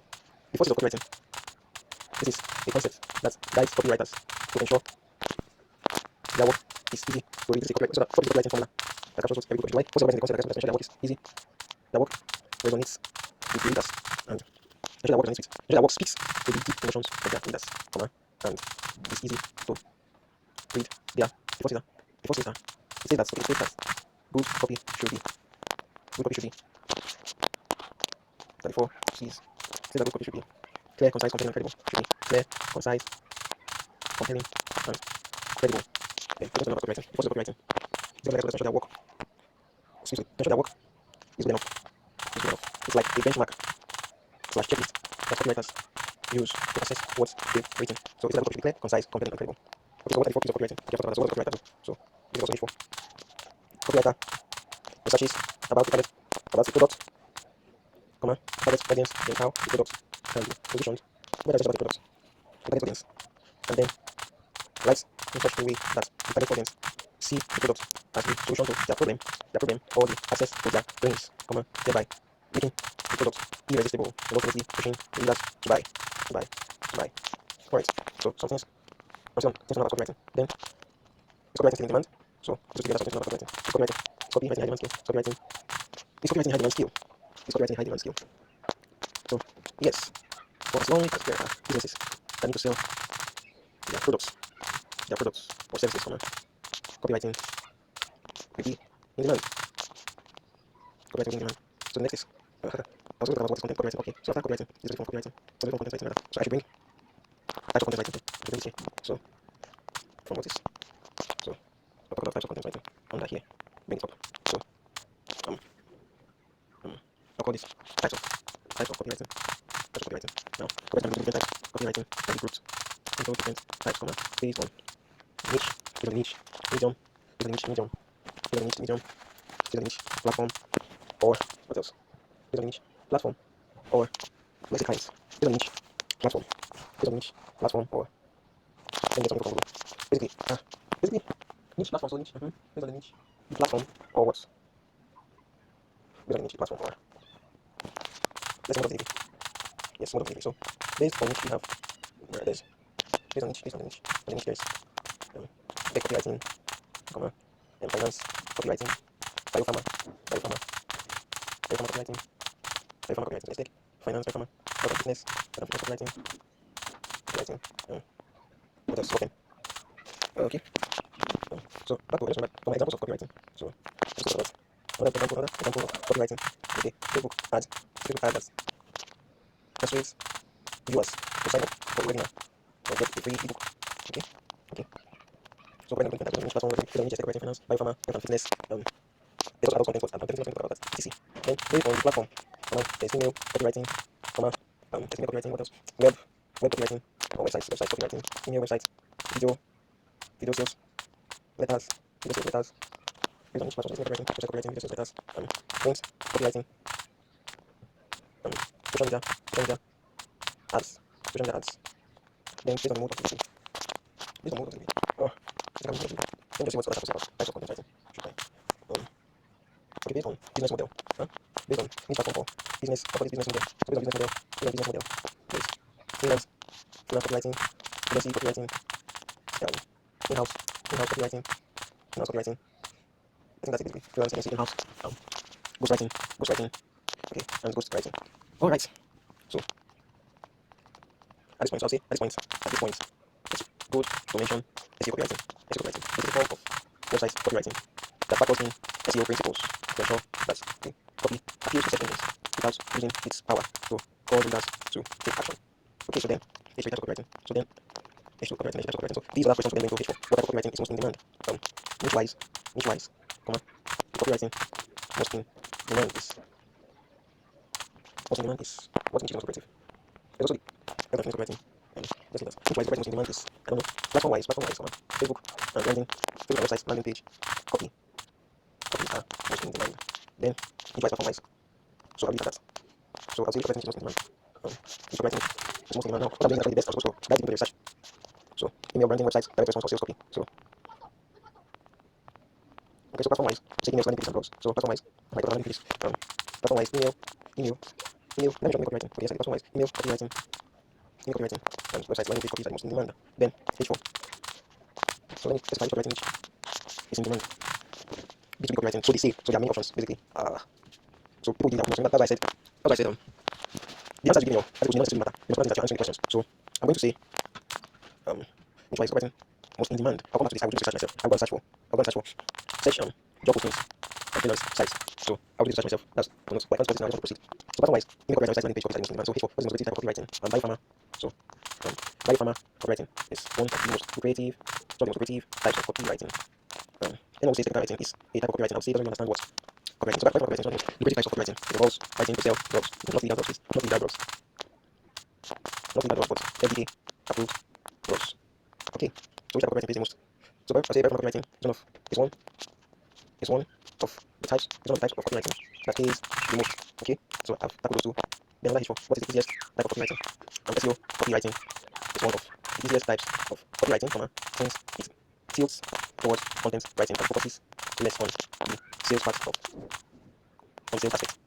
So what is the type of copywriting? So SEO copywriting is one of the easiest. What are the 5 levels of copywriting? I don't know anything like that. I will just search and see. What are the 5 levels of copywriting? What are the 5 levels of copywriting? I don't know anything like that. I don't know anything like that. So 5 stages. This is 5 levels of copywriting. This is buyer's journey. Okay. I'll just put it there. Which one? 5 levels of copywriting. Okay.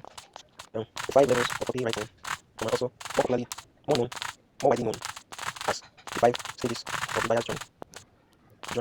Is talks about how someone goes from not knowing they have a problem to finally buying a product, or service to solve their problem. The 5, so I'll say 5 levels of copywriting. That's one okay.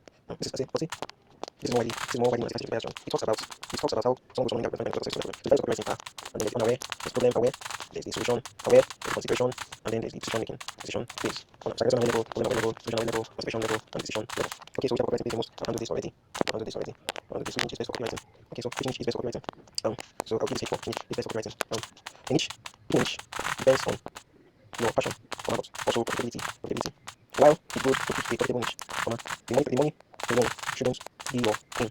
Else you may not do your best work, and you may give up way too soon or experience burnout. That said, these industries hire the most copywriters. So I'll go ahead and list a few. SaaS, e-commerce, hotel fintech, personal finance, lending and borrowing services, lending service providers, health and fitness, digital course creators. Okay, so finally for which copywriting is best for beginners. This is going to be quite more lengthy. What's this 1,700 right? I'm not even copywriting is best for beginners.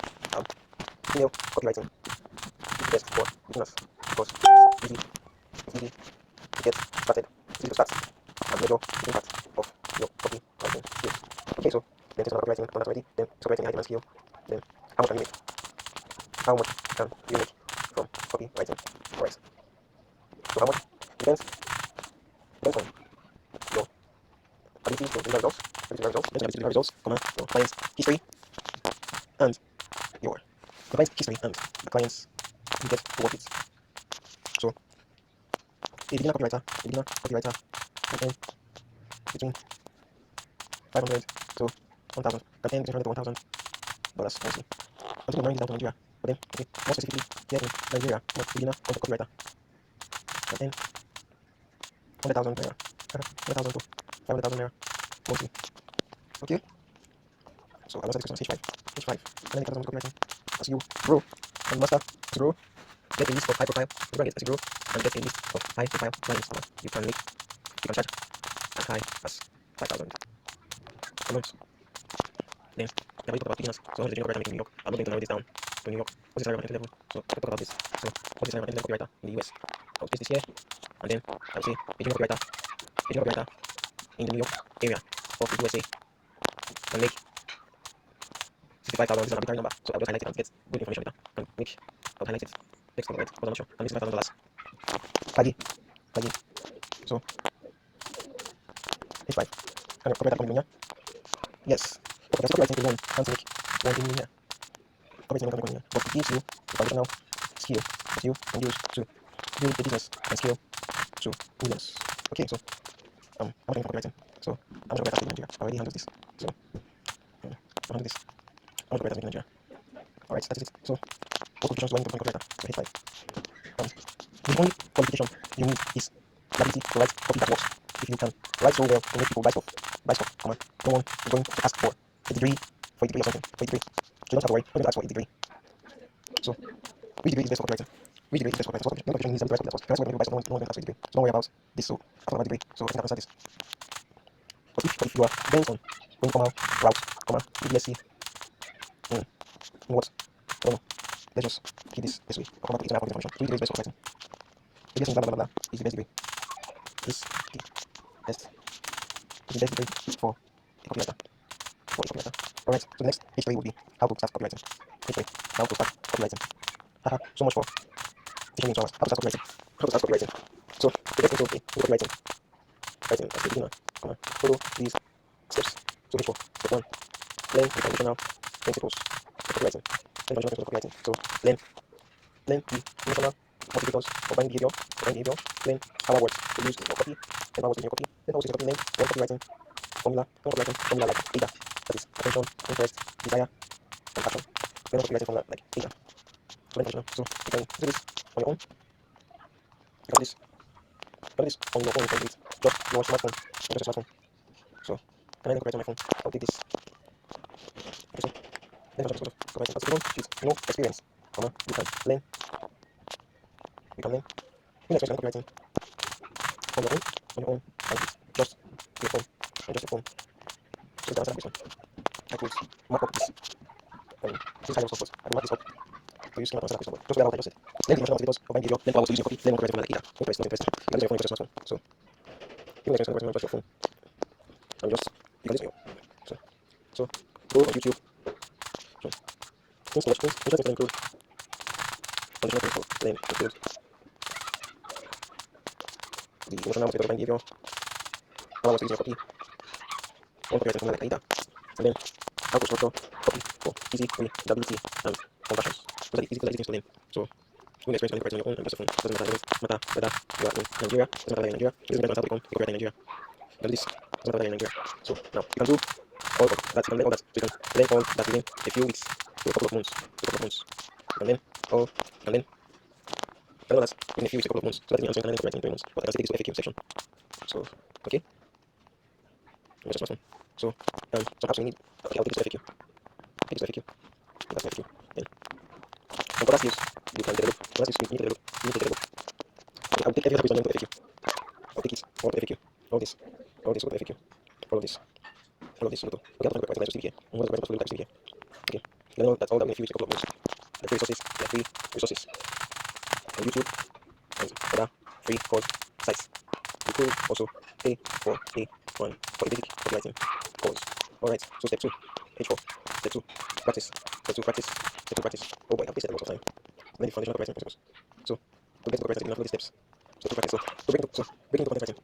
So the practice phase is how you break into content copywriting. Practice phase is how you break into copywriting. So if you stop at just reading and watching videos, you may think you can now write good copy. But until you put what you've learned into practice, try to get people to do stuff, you don't realize the gap in your knowledge. Practice what separates people with fancy degrees from those who can actually help a business make more money and get paid more money in return. Alright, so H4 step 3. Pick a niche. Okay? It's enough practice on your belt. It's time to pick a niche and build a niche. So enough practice on your belt and pick a niche. And I already talked about the fact that you need to consider passion and profitability. Then step 4. Build the portfolio. The portfolio is basically a collection of your work. So the key to a portfolio is focus on the particular niche and highlighting is focusing on the particular niche and highlighting the results you got for clients. E.g., you increased sales by 25% or email open rates by 100%. Alright, so like about what does the copywriting portfolio look like? So I'll do this in an image. So what does the copywriting portfolio look like? Image. So I'll have to type to it and showing what the copywriting portfolio looks like. Okay, so basically how do we learn copywriting? Where's the best way to start copywriting? How fast can I learn copywriting?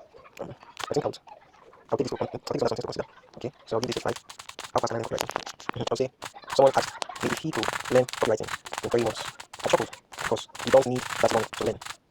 But learning and becoming great at it are 2 different things. So while you may learn copywriting within a few weeks, becoming good take up to 6 months. and beyond. Alright, that is that. Okay, so let's talk about getting into the portfolio. And then finally, step 5, get clients. Step 5, get clients. Get clients. There are many options. You could try to get employment. You could try to get employed as an SEO, as a copywriter, or comma, many options. Or go the freelance route. Key is to look for businesses in your niche and show them, look businesses in your niche, show them what you can do for them, show them what you can do for them to make their business. Show them what you can do to help them make more sales, help them make more sales. And back it up with your portfolio. And back your offer up with your portfolio. That shows what you've done. That shows what you've done. So I'll be getting to copywriting in Nigeria. I already mentioned that I was this aspect. And then, oh my god. Okay, so basically I've answered these questions. So what is required for? What is required for? What skills required for copywriter? Research. So I think I'll put that under the you also pay for copywriting course. So financial for them. Then other okay. Other important skills to learn include research, consumer psychology. I think I'll take that to the FAQ section. Then how to find copywriting clients as a beginner. So I've already thought about this. Can we move on this now? So basically, you've seen how I've this point. I'm just going to continue that for the rest of the article, and I'll show you once I'm done. Okay, guys, let's quickly wrap this up. Initially, I wanted to just skip ahead and write the rest of the article offline, but then I thought we've already come this far, so let's just complete what we've started. Can I be a copywriter with no experience? I think I've dealt with this already. So even with no experience, you can learn copywriting on your own. I'll just cut this.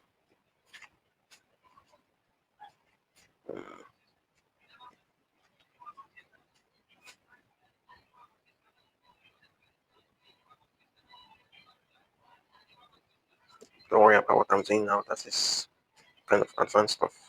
Basically, I want to add schema markup to these questions as answers to FAQ. Or if you don't understand what I just said, pretend like I never said any of it. Okay. I'm thinking of adding a sixth step here. We'll say step 6, upskill, network, and get a mentor.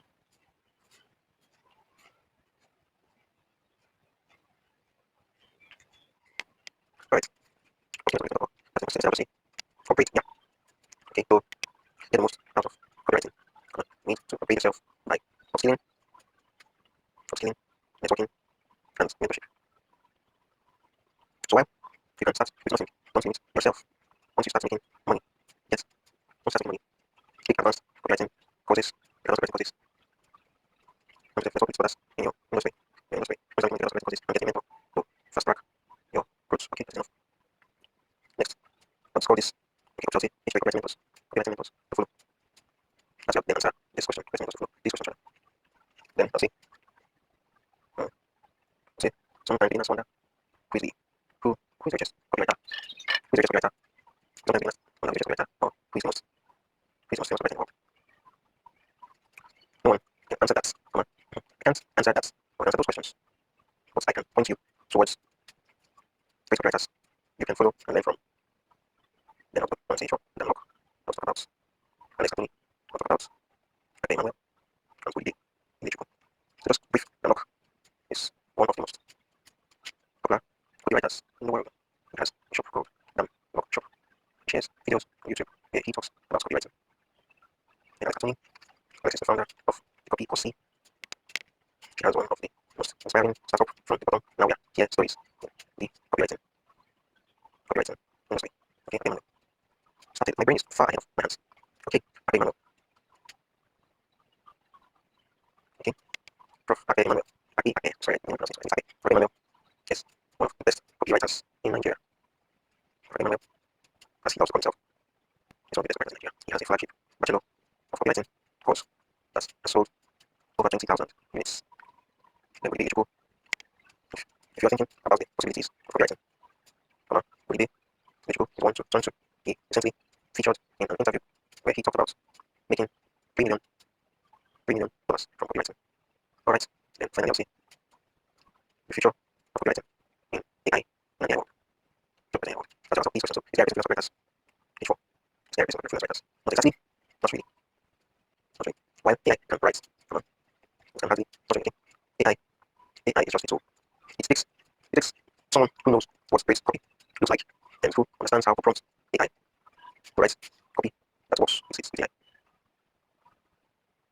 Okay? So, yes, there may be a reduction in the demand for average copywriters because AI can now do that stuff. But if your copy can sell, AI cannot replace you. Instead, it can help you take on more clients. So, is copywriting in demand after ChatGPT? So long as there are businesses who need to sell, copywriting will be in demand. ChatGPT only helps copywriting agencies do more work with fewer people. But it takes the right system and understanding of AI to make that work. Other business owners will still need freelance copywriters because they realize that ChatGPT copy hardly works without a proper foundation in copywriting. Okay, copywriting in Nigeria. You only have to look at job postings to realize that copywriting is in demand in Nigeria. Then copywriting will 25. Okay, how does answer this? So copywriting is takes more people. So okay, how does answer this? Okay, copywriting. Okay, it's people the AI boom. How many people not sure of the job security? Not sure. I can swear that I was sure. Not sure of the job security. You wonder. How would they say?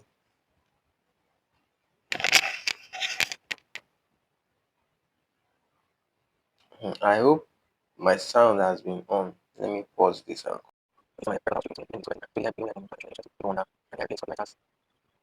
If you're average, AI could replace you. But if you're willing to put in the work to become excellent, then yeah, then copywriting is a good career in 2025. And that's actually well. I'll take this last part again.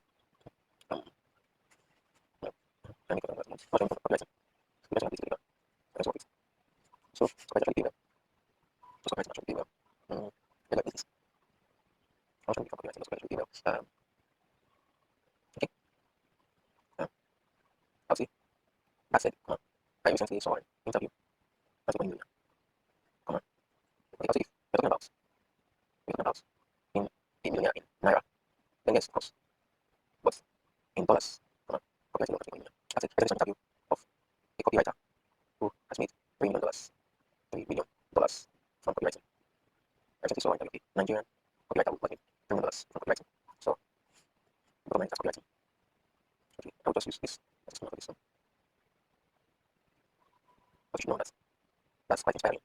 But that's the exception, not the norm. Okay, that's inspiring. And although, okay, to the outputs, although copywriting pays well, Pays well.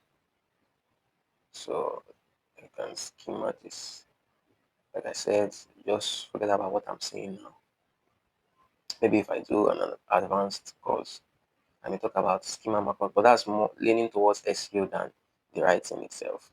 So that's quite inspiring. And although copywriting pays well,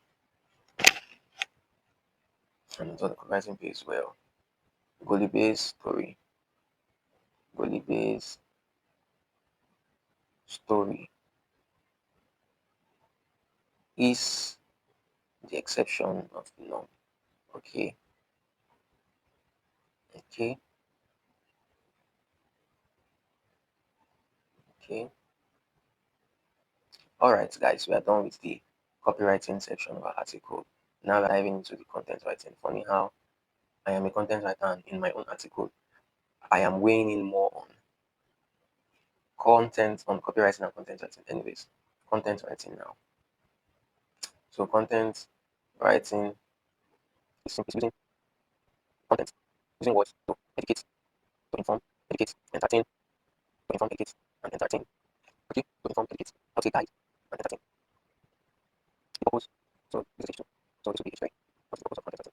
The purpose of, okay, I'll take this for example. Example, here's the project of example. Okay, okay, so I'll take this. I'll take this for type of copywriting. Okay, I'll take this for example of copywriting. Example of copywriting. Now this is an example of copywriting. Okay, why I'm doing that? I just saw that in my section on content writing. There was some content writing too. So copywriting. Content writing is to engage readers and build connections with a target audience, hoping to and ultimately turn them into copywriters, into customers, into customers, copywriters in my head. So that's the purpose of content writing, or like series of content writing. So I think at this point, I would dive straight into types of copywriting, types of content writing. So content writing is quite broad. As a matter of fact, copywriting is a type of content writing, and maybe we'll not agree with this, but agree with my shoe. Copywriting type of content writing is something to do with. So that is quite broad. In fact, not okay. Yeah, so without diving deep into each, here are the types of content writing. So we have diversity, SEO, content writing, technical writing, book writing, YouTube, script writing, news content writing, social media content writing, 1, 2, 3, 4, 5, 6. There should be over 8. Creative content writing, 1, 2, 3, 4, 5, 6, 7. Big O copywriting. I think that's okay for now. Start diving into each type of content writing. Check out this article. You can read content writing for beginners to know more about each type. So I'll link this to another article about content writing. So content writing examples. Okay, I'll say there's also sometimes I'll say one thing. Okay. At this point, I should mention something called content copywriting. Okay, people who don't really understand the difference between copywriting and content writing sometimes use the term content copywriting to refer to website content writing. Okay, so an example of that would be example of people website content writing. Example of content copywriting is a website homepage, or a newsletter landing page. Okay, so mention something called who don't understand content copywriting. Also, sometimes certain pages, sometimes people combine both content writing and copywriting on a page, making it almost impossible to differentiate. So whenever you get the word content copywriting, know that either there's application output on the page, or the person talking about it doesn't understand, doesn't know the difference between the two. Alright, so what's the learning copywriter? I'm learning copywriter. I'll just take it to FAQ. Okay, what is the content writing? So I'll talk about types. So which one is the best content writing? Okay, now let's talk about page 3. Things to know about content writing. So H4. Which one is the best content writing? Which one is the best content writing? Which one is the best content writing? Okay, to find the best topic, you need to do keyword research. So I need to understand your research. It involves using a keyword research tool like Uber suggests, or Ahrefs to find keywords your target audience use to search for things online. Okay, that's it. What is SEO content writing? I cannot even do so. Content types. I have to cover SEO content writing. SEO content writing. This is one of the most popular types of content writing. So SEO content writing. So after this name, yeah, then I'll answer this question on stage 4. So what type of content writing? SEO content writing. So then I'll take each 4. What is SEO content writing? What is SEO content writing? Then this is content writing. It involves using keywords in your involves writing for websites. I'm using keywords in your article, writing websites, using keywords in your article, and structuring content. Structuring the content in a way that is friendly to both readers and search engines. This makes it. So SEO content writing makes it easy for search engines to find your content online and show it to your target readers online.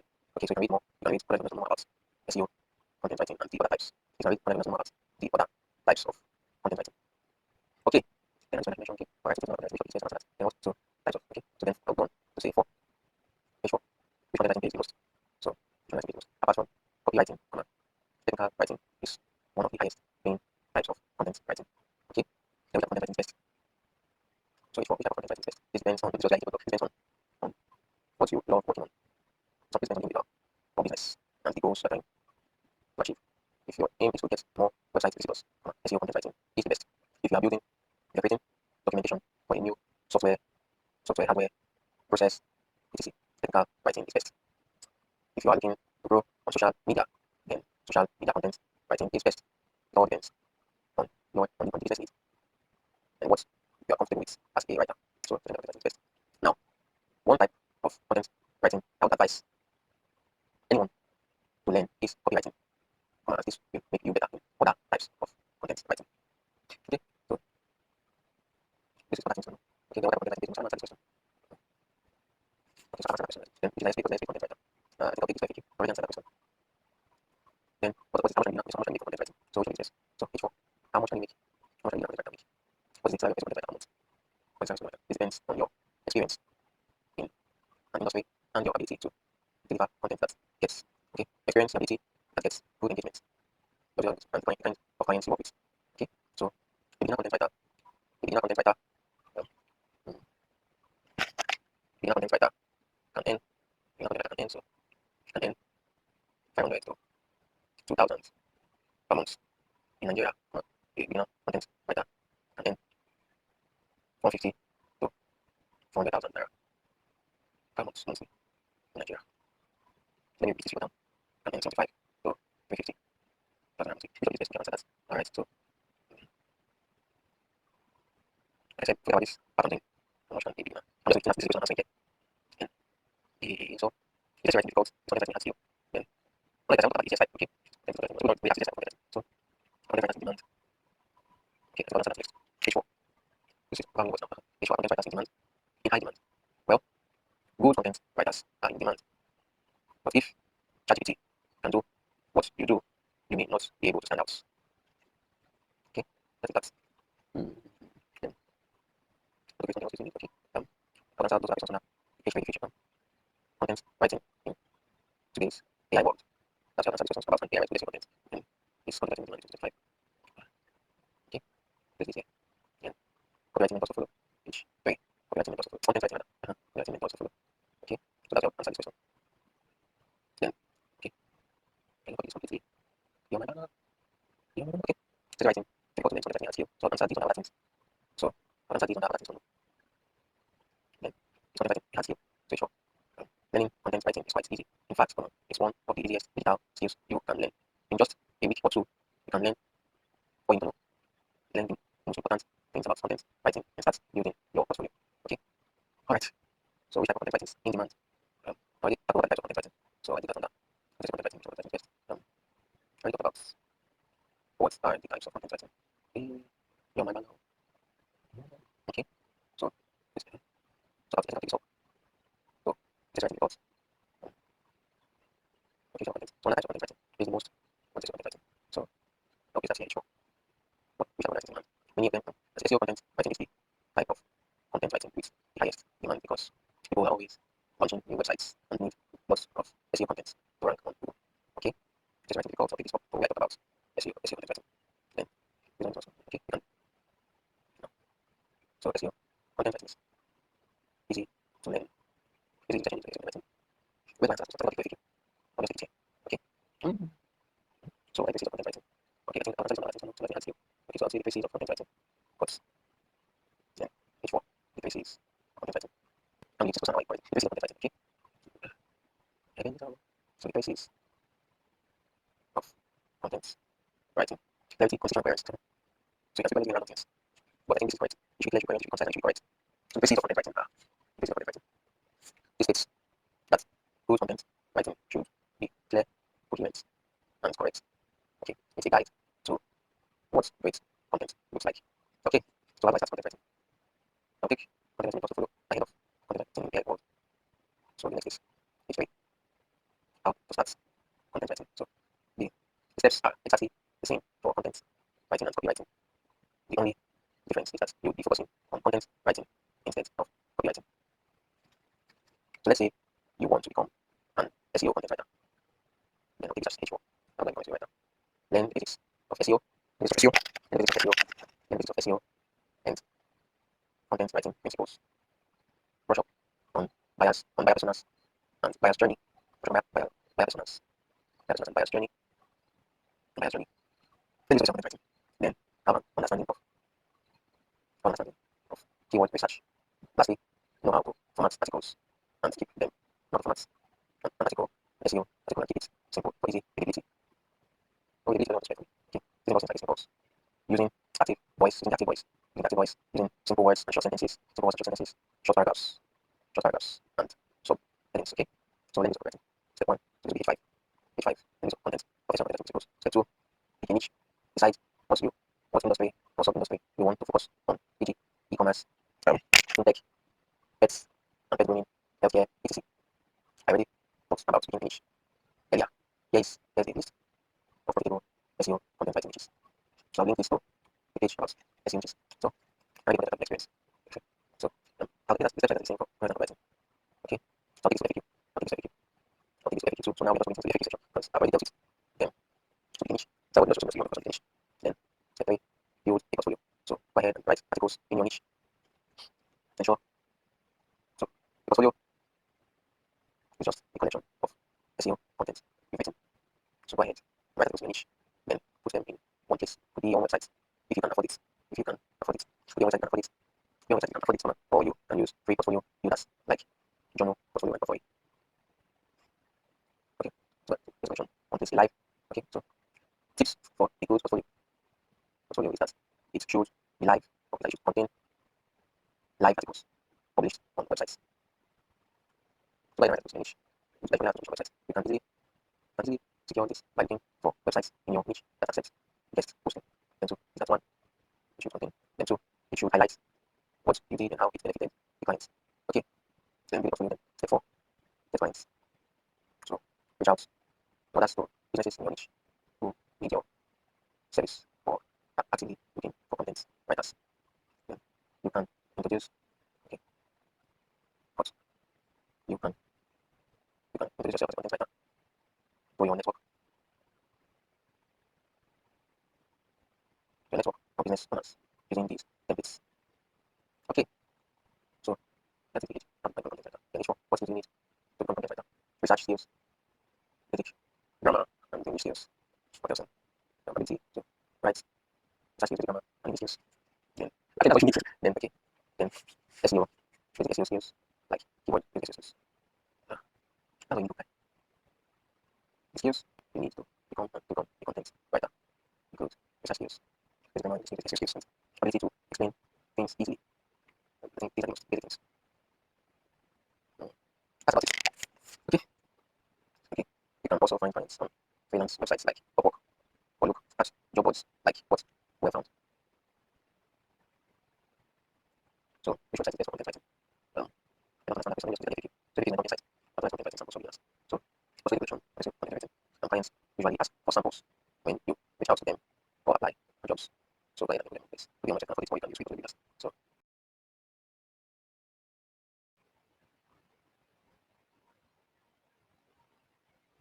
how to write content writing samples. I'll take that to FAQ section. This is my dumping site. Okay, so which app is used for content writing? H4. The app, there are many apps for different aspects of content writing. Here are some of the best tools. So basically, I'm answering which tool is best for content writing. Cut, copy. So the best tool, here are some of the best. Here are some of the best tools for content writing. So we have Ahrefs for Google suggests for keyword research, Google Docs for writing, um, Rank Maths for software SEO, for content optimization, Canva for basic design. People also ask, like, I think this is enough. They don't need to dive too deep into all the tools. Okay, so conclusion. I'm not going to call this conclusion, although I know this is the conclusion. The conclusion will be titled, Should I Learn Copywriting or Content Writing? Okay. The best for you depends on what you are more comfortable with. Copywriting is still, copywriting skills will make you a better content. Okay. Depends on the resources at your disposal. Depends on what's more comfortable with and the resources at your disposal. The resources you have. So, the resources you have. Copywriting has a higher earning potential. Copywriting gives you a higher earning potential and is a foundational business and life skill. that will make you an even better content writer. But it takes longer to master. It takes longer to master. And clients are more particular about the results they expect from it, like more sales. Copy, content writing. Content writing gives you good earnings, but not as high as copywriting.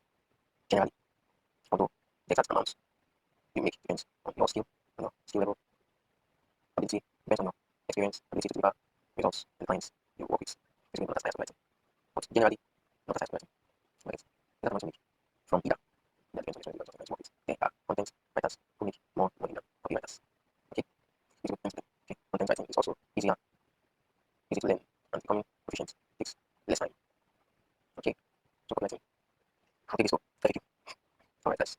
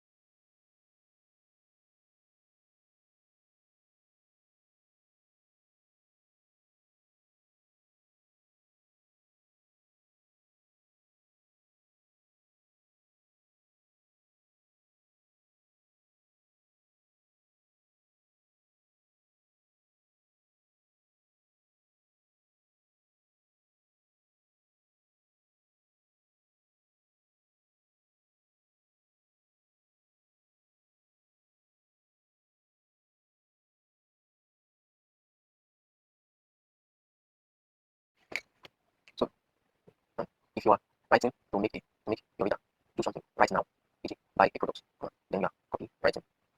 Note that this is different from copywriting, which deals with securing your work from visions, securing your work from this passive from being copied by other people and distributed without your permission or due credits. Okay, advantage of copywriting. SEO isn't so important for copywriting, unless you are dealing with content copywriting. Content copywriting. Content. What is content copywriting? What is content copywriting or SEO content writing? In such cases, you can't neglect SEO. So copywriters use ChatGPT. Yes, copywriters can use ChatGPT to speed up their work. But if you are not well grounded in the foundations of copywriting and how and what good copy looks like, using ChatGPT may be worse than writing without it, then copywriting and content writing jobs. Online, you can find copywriting and content writing jobs on Upwork, LinkedIn, and well found.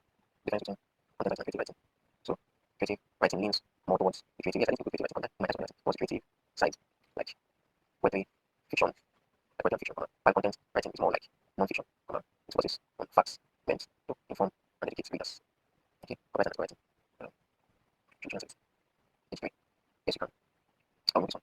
Yes, you can, but it may take longer to get good enough to be paid because copywriting is the best copywriting software. I have no idea how to become a copywriter in Nigeria. It's great. Learn by a course. This is structured by course. Practice, build a portfolio, and then get clients. This is structured by course from a trustworthy, from a reputable copywriter like Ape Emmanuel. This is structured. Although you could learn from free resources, it's unstructured, and you may have to sift through many chunks before you find the gems.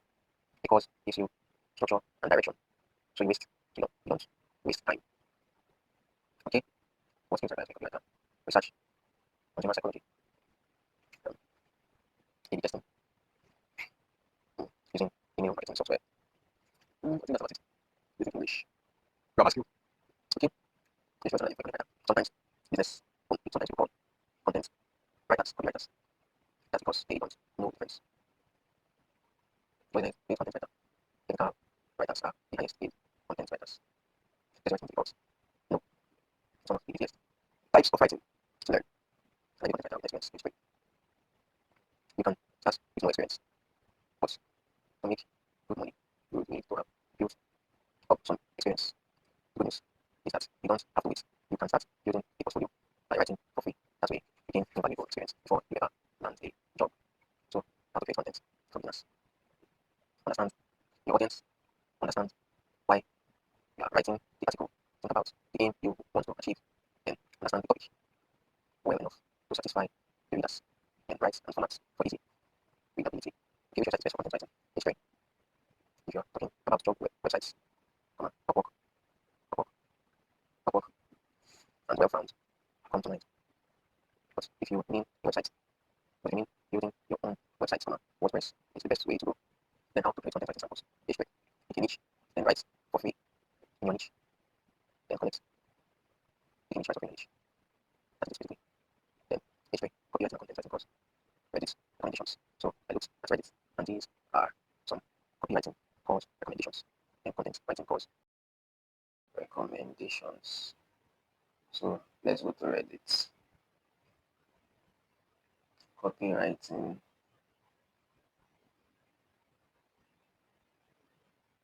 course recommendations.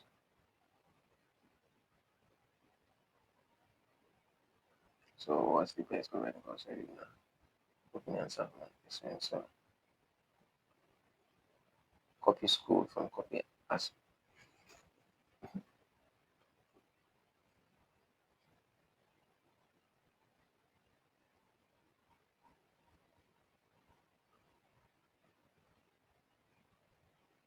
okay.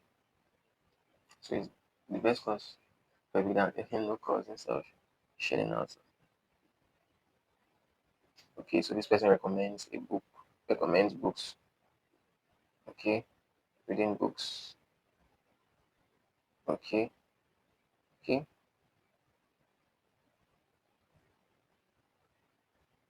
So apparently,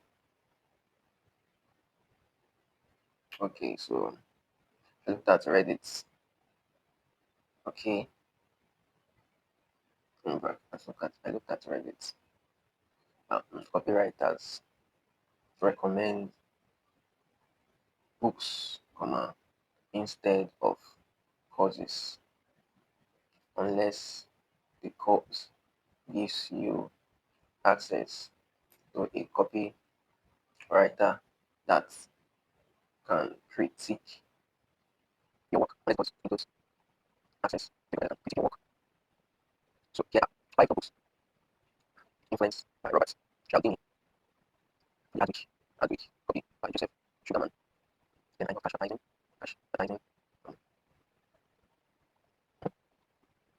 Who Gave You Advertising, Who Gave You on Advertising, I Give It, Who Gave You, 1, 2, 3, 4, which other book, okay, um, let's go this 4, yeah, 4 books, 6 Cash. If you are bent on taking a course, copy school by copy hackers, is one that is commonly, recommended. Personally, I would recommend Abe Emanuel's Bachelor of Copywriting course. It's easy, it's great for beginners to get a grasp of the foundation, with which they can start practicing. Okay, now content writing course recommendations. I recommend my course. I recommend the premium SEO content writing course by Tari Yousuo, brackets me. It doesn't just talk, it doesn't just teach you copywriting, content writing, it doesn't just content writing, but comes with a package that includes your own website, 6 months mentorship, and uncommon client acquisition frameworks. It's worth basically I will hold your hand until you can, until you have your own portfolio. I hold your hand, show you how to write SEO content, help you, guide you in picking a niche and building your own and building a portfolio on your own website. Then give you my playbook for getting clients, getting international clients and getting paid in dollars. Get the course here. Okay, and guys, that is it. That is it, guys. That is it. 4,000 words. Wow. Okay, so I'm going to pause this now and come back so that we will apply the SEO writing checklist. Okay. Okay, so I'm back here on the SEO writing checklist. So Step 1. Does your article match search intent by addressing the most common and related issues in people also ask section? The answer is yes. You saw how I did that already. So heading tags. Did you use heading tags for structure articles? So I'm going to proceed now to structure my article with heading tags. So this is the heading, this is H1, like I said. So just give it the H1 that it is. And then this is H2. This is H2. This is my introduction. Then this is comparison table. H2.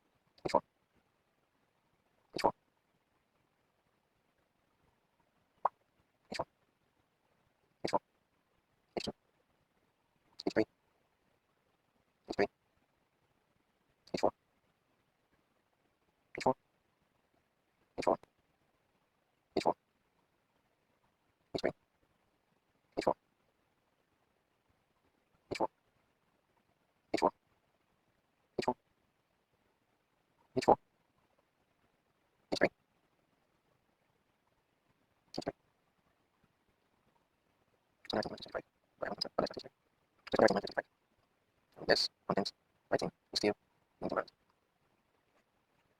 What you average writers may find it harder to land is career-based content writers. 2024. AI can't replace good content writers because writing is only one aspect of content writing. You need deep understanding of your client, your products, and target audience. AI can help good content writers do more work in less time, but it won't automatically make bad writers to write great content. Okay, basic content. Intro. Intro. If the AI is guided by a good SEO content writer, it can. Remember, AI is just a tool. So what's more important is the person using the tool, not the tool itself. So I think I'll open this here. The punish AI content SEO. Not really. The thing is that bad AI content won't cut it. Same way bad content by a human won't fly. It's less about who slash what writes the content and more about the quality of it. Okay, so don't decide. This is very important. 24. Also make some of these. 24. Okay, 24. I'm not bringing the box of writing. Okay, then conclusion. Next one. Don't play conclusion. Writing. So if you want to get ahead, don't take prior. And so obviously it's my free SEO content writing course here. Then I'll link. So this is H2. And that's questions. This is H3. And I'll just write it. Okay, I'll just finish my story and that's it faster. Okay. And that's it.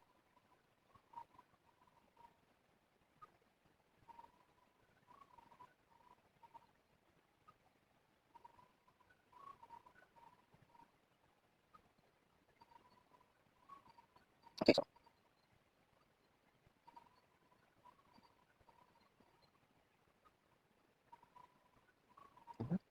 go into his name, hotels, invite, surrounded by the links, go into his name.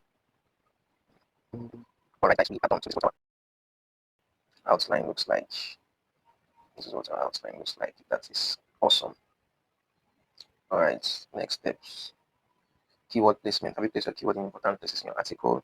So our keyword is copywriting versus content writing, but that keyword has another variation, which is copywriting and content writing. So first paragraph. So anyway, see, copywriting and content writing, that is still our keyword. So first paragraph, yes.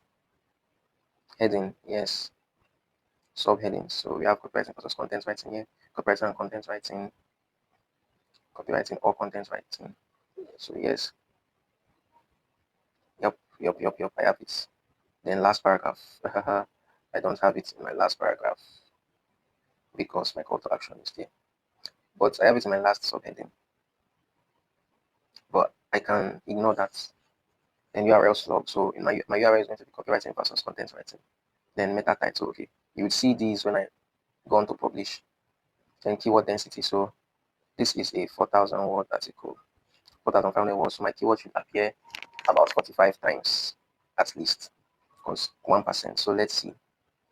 Copywriting.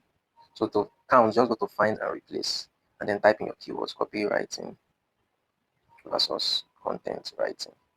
And when you hit enter, you see the number. So that particular wording versus, it appears only 2 times. It appears only 2 times. That's wrong. It's supposed to be more than 2 because this is 1. Okay, where is the second? This is 1. This is 2. How about, they didn't count this one? They didn't count this. Was it because of the hyphen? I will take it again. Let me copy this. Copywriting versus content writing. But I think it's case sensitive. So now it says 4 occurrences. Okay, 4. But then, like I said, the keyword variation is copywriting and content writing. Search. You see this appears 4 times. Copywriting or content writing. So basically, I want to know how many times. They say 0, but I know that is a lie because I definitely used. I think it is case sensitive. It is case. Let me see, copywriting and 8 occurrences and 1. Okay, in some places I use content writing before copywriting, so I think that's why copywriting or content writing. So, if we were to count manually, let's say this is 1, 2, 3, 4, 5, 6, 7, 8, 9, 10.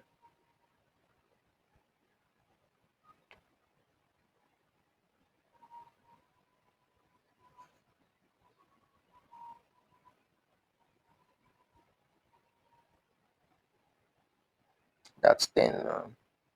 Let's keep going. We have 10.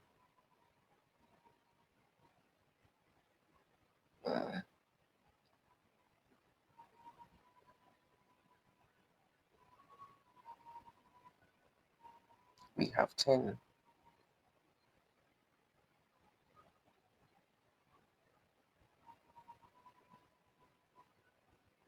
We have 10.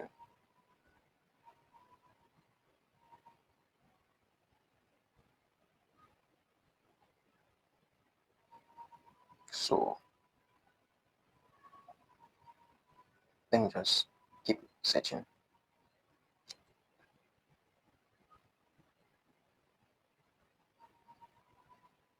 Okay, let's go to the FAQ section.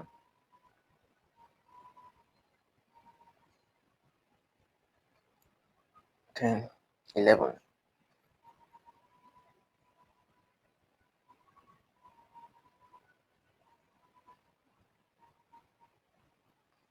11, 12. So we have 12. Now, here's what I'm considering since we have only 12. To bring out more of the keyword,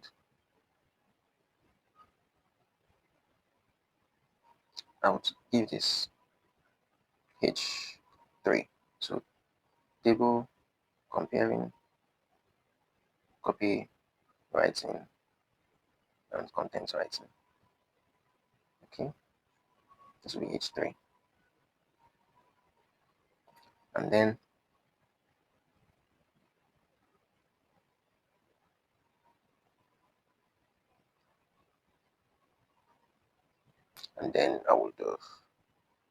I would bundle the parts where I talked about mentors together. So I would say copywriting and content writing mentors to follow. So I'll put that. Let's see, a good place to put it would be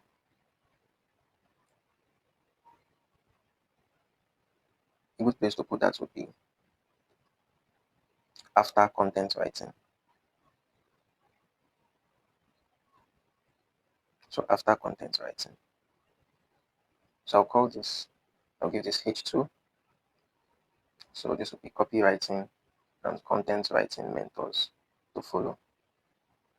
Then I would bring the copywriting mentors down. Copywriting mentors. Copywriting mentors to follow. Yes, I'll take it down to that area.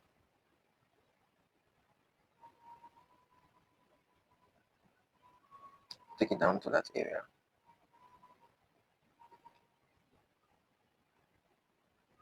Yep.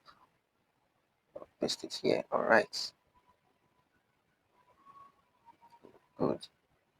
Then I'll talk about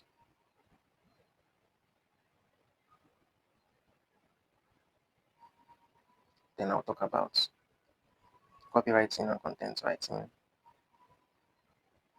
versus content writing in an AI world.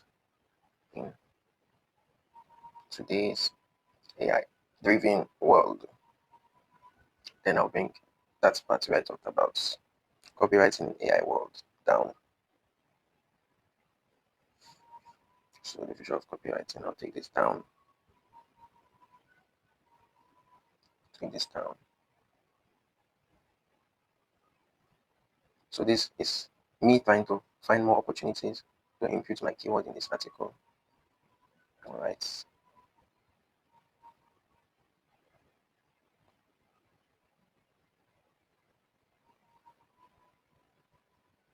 So paste. Okay, looks good. So I have added my keyword in 2 more places. So okay, some famous content writers to follow. There's Ryan Law. There's Erica Snyder. Here in Nigeria, we have. Who do I recommend? There's so many people. There's John Iwozo. Chimameze isn't. I'll just add John Iwozo. Who else do I recommend? Okay, let's leave it at that. So I think this is enough. Oh,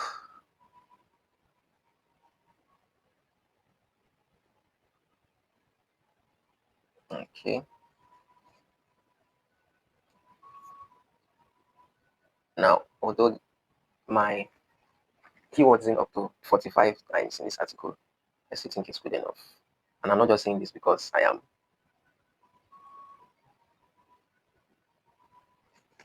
tired. No, I think it's good enough.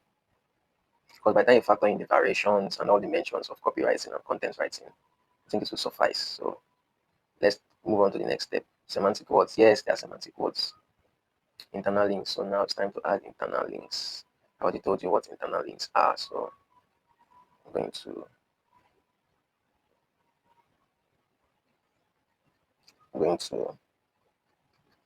internal links.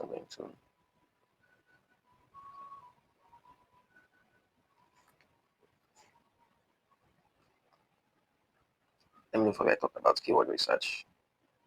Um,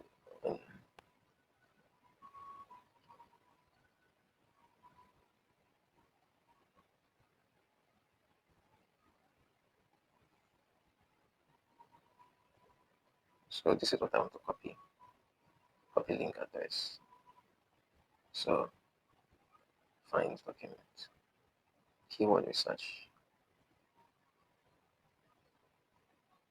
So I'm looking for where I talked about keyword research. Okay. So I'll place an internal link here. So this is how you place internal link. Just highlight the text, click on the plus button, click on link, and paste the link. And that is how you add a link. Then there's this article I wrote about content writing for beginners. It is on pragmapreneur.com. So copy. And then I know I mentioned read this article to learn more about content writing. So content writing for beginners. Okay. So this is an external link actually. This is an external link because I'm linking out of my website. So that's an external link.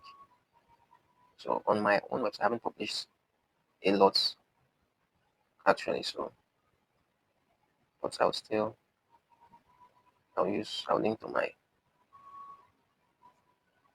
link to my home page. Copy link address. I'll link to my home page. And yes, I must include my name under copywriting mentors to follow. Where did I talk about it?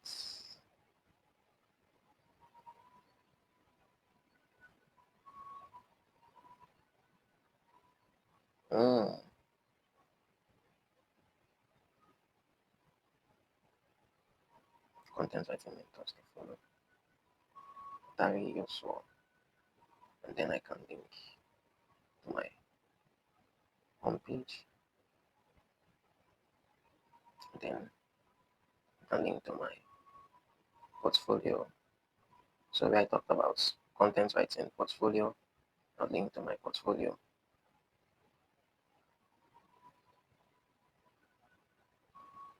Okay.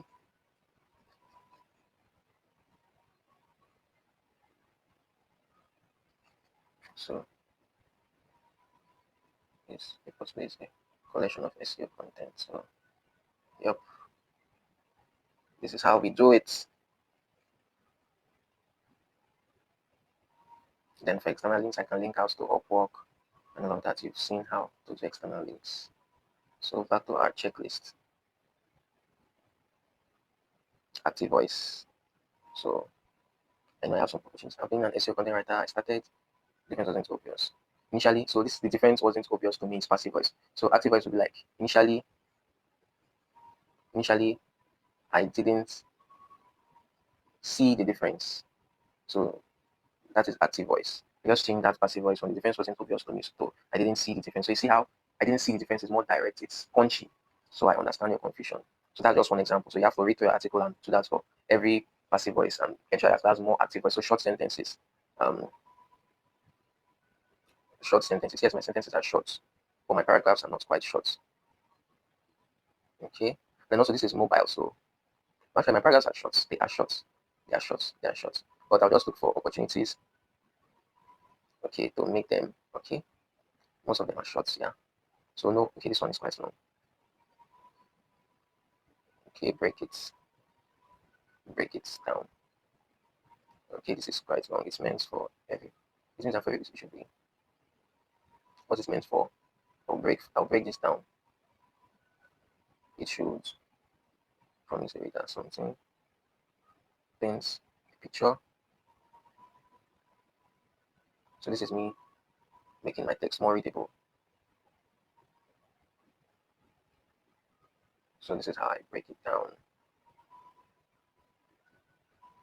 So basically, just okay. This is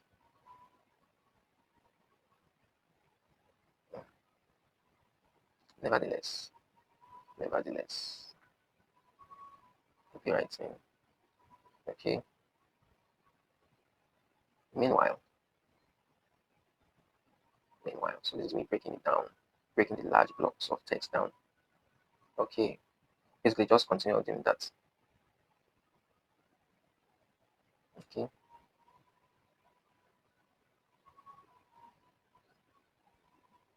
Okay. Uh, Basically, that's how you break it down. Then simple words. I know I use simple words throughout the article. If you notice while I was writing there, sometimes I almost used a hard word or a word that may not be initially obvious, but then I swapped it for simple words. Or while writing the article, it was like I was just discussing with you, that we're having a normal conversation. So that's an example of simple words as play. Then we do rename images. So let's just say I want to get an image. So you can get free images from unsplash.com. So to get free images, go to unsplash.com.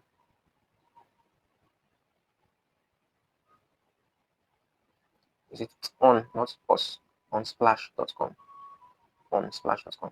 Then type in what I'm looking for. So in this case, I would say copywriting. And then you see different images you can use. So save image as download image.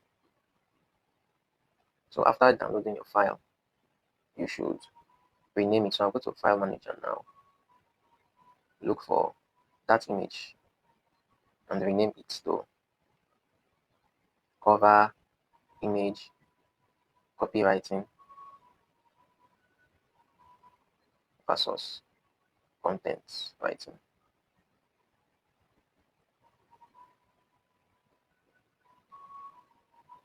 Okay, so after renaming, then I can add it to my article. I will just use that as the cover image of this post. So just click the plus sign, select image.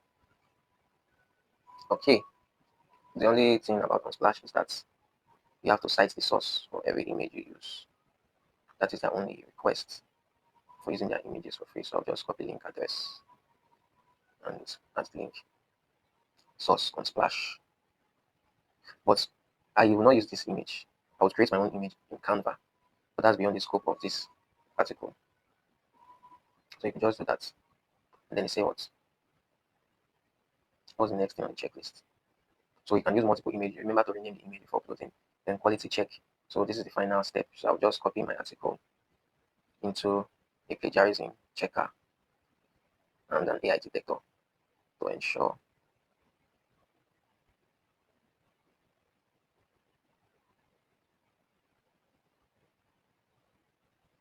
Okay.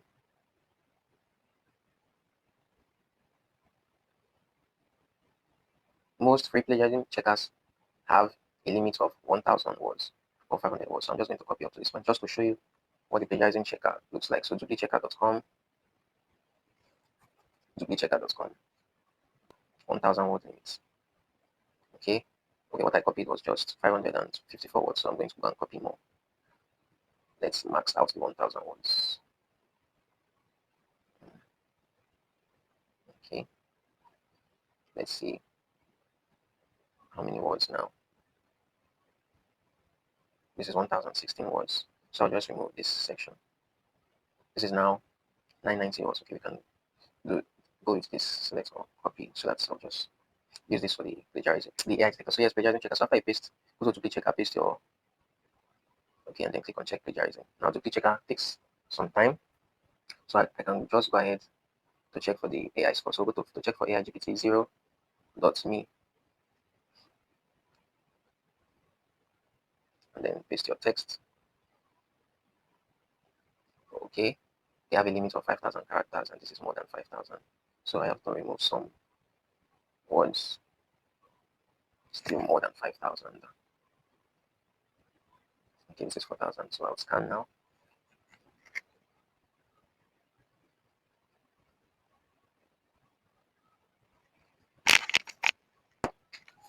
Verify.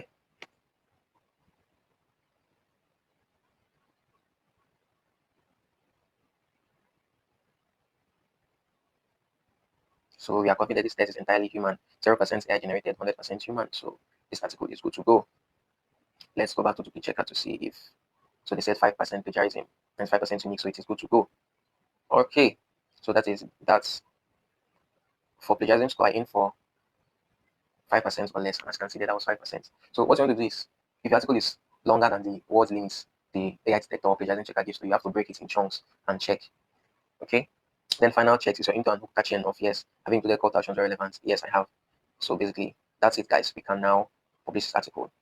Before we do, here are 5 things to note. You can do everything right and still not rank. 5 reasons why: low domain authority, low topical mapping, the website has the same or similar article on page one, and then the website has technical issues, or Google has penalized the site. So these are 5 reasons why an article may not rank despite doing all what I have shown to you. Okay, so with that, I'm going to pause this now and go on to the section about monetization, so how to make money via your SEO content writing skill. Okay, so now how to make money with SEO writing.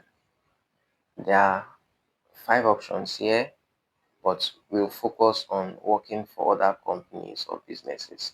So the other options include freelancing, blogging, affiliate marketing, or you can start and grow your own business with your SEO writing skills. So, like I said, we are focusing on working for other companies, so looking for a job and getting employed by another company.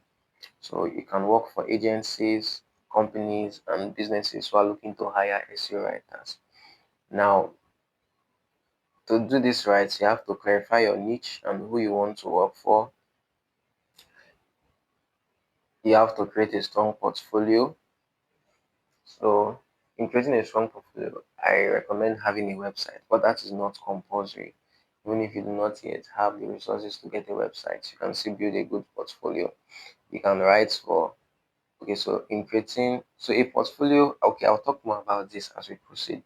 Then you position yourself well on LinkedIn, and then you combine inbound and outbound. So inbound, basically, you are posting content about SEO writing and that you're an SEO writer in a particular niche and speaking to the pain points of these your target companies. While for outbound, you are sending DMs to the companies directly to tell them that they should hire you. So, how to pick a profitable niche? Think about passion and profitability. So, passion is what are you interested in? What are you curious about? Is it finance? Is it greenhouse? Did I just say greenhouse? Is it green economy or solar or whatever? What is it that you are passionate about? But at the same time, you need to combine it with something that is profitable. So, why I say passion and profitability, if you focus on only the monetary value alone, you may end up picking a niche that is not aligned with your person, and every single article you write will feel like torture. Writing to make money isn't meant to, it shouldn't feel like torture. It's something that's supposed to be enjoyable. Yeah. So personally, I'm a writer in the tech niche, and right from day one, I've been interested in tech and programming and all those kind of stuff.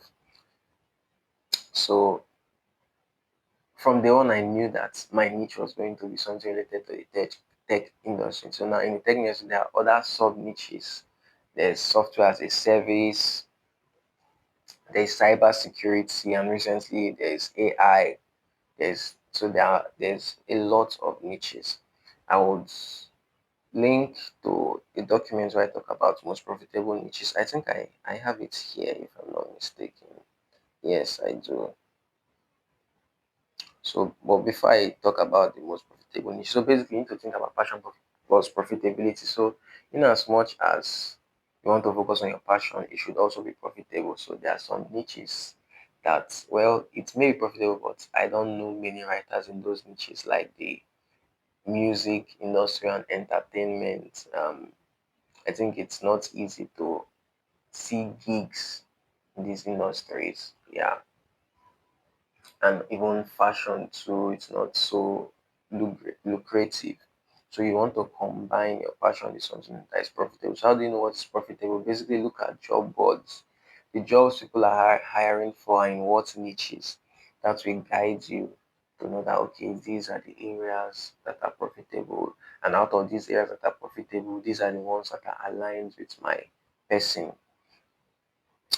Then, okay, these are some niches to consider. The tech niche, such as fintech, SaaS, AI, MarTech means marketing technology, Web3, that's cryptocurrency. Personally, I'm not really aligned with Web3. That's just a personal thing, but it's quite booming, it's lucrative. Another niche is business and marketing, health, wellness and fitness, internet gaming, mostly gambling and casino. I, well, it's a personal thing. iGaming, travel abroad, education and scholarships, pet and grooming. Recently, real estate is also booming. So you can look at things here. There's also personal finance, where you teach people about how to manage their finance, how to invest and stuff like that. So these are just some niches to consider. Then how to create a portfolio. So I call a portfolio a collection and a home. So for you to have a portfolio, you need a collection of articles and then you need a home for them. So personally, this is my portfolio. So if you go to my website, um, portfolio, so these are different people I've worked for or with. So this is my portfolio. Let's go to Pragmapreneur. So I selected some articles I've written for Pragmapreneur and then I linked to my author page. So my portfolio has many articles in my niche. Now, you could pick, you could combine niches together, but then your portfolio should reflect your niche, basically, or your niches. Some niches are interrelated.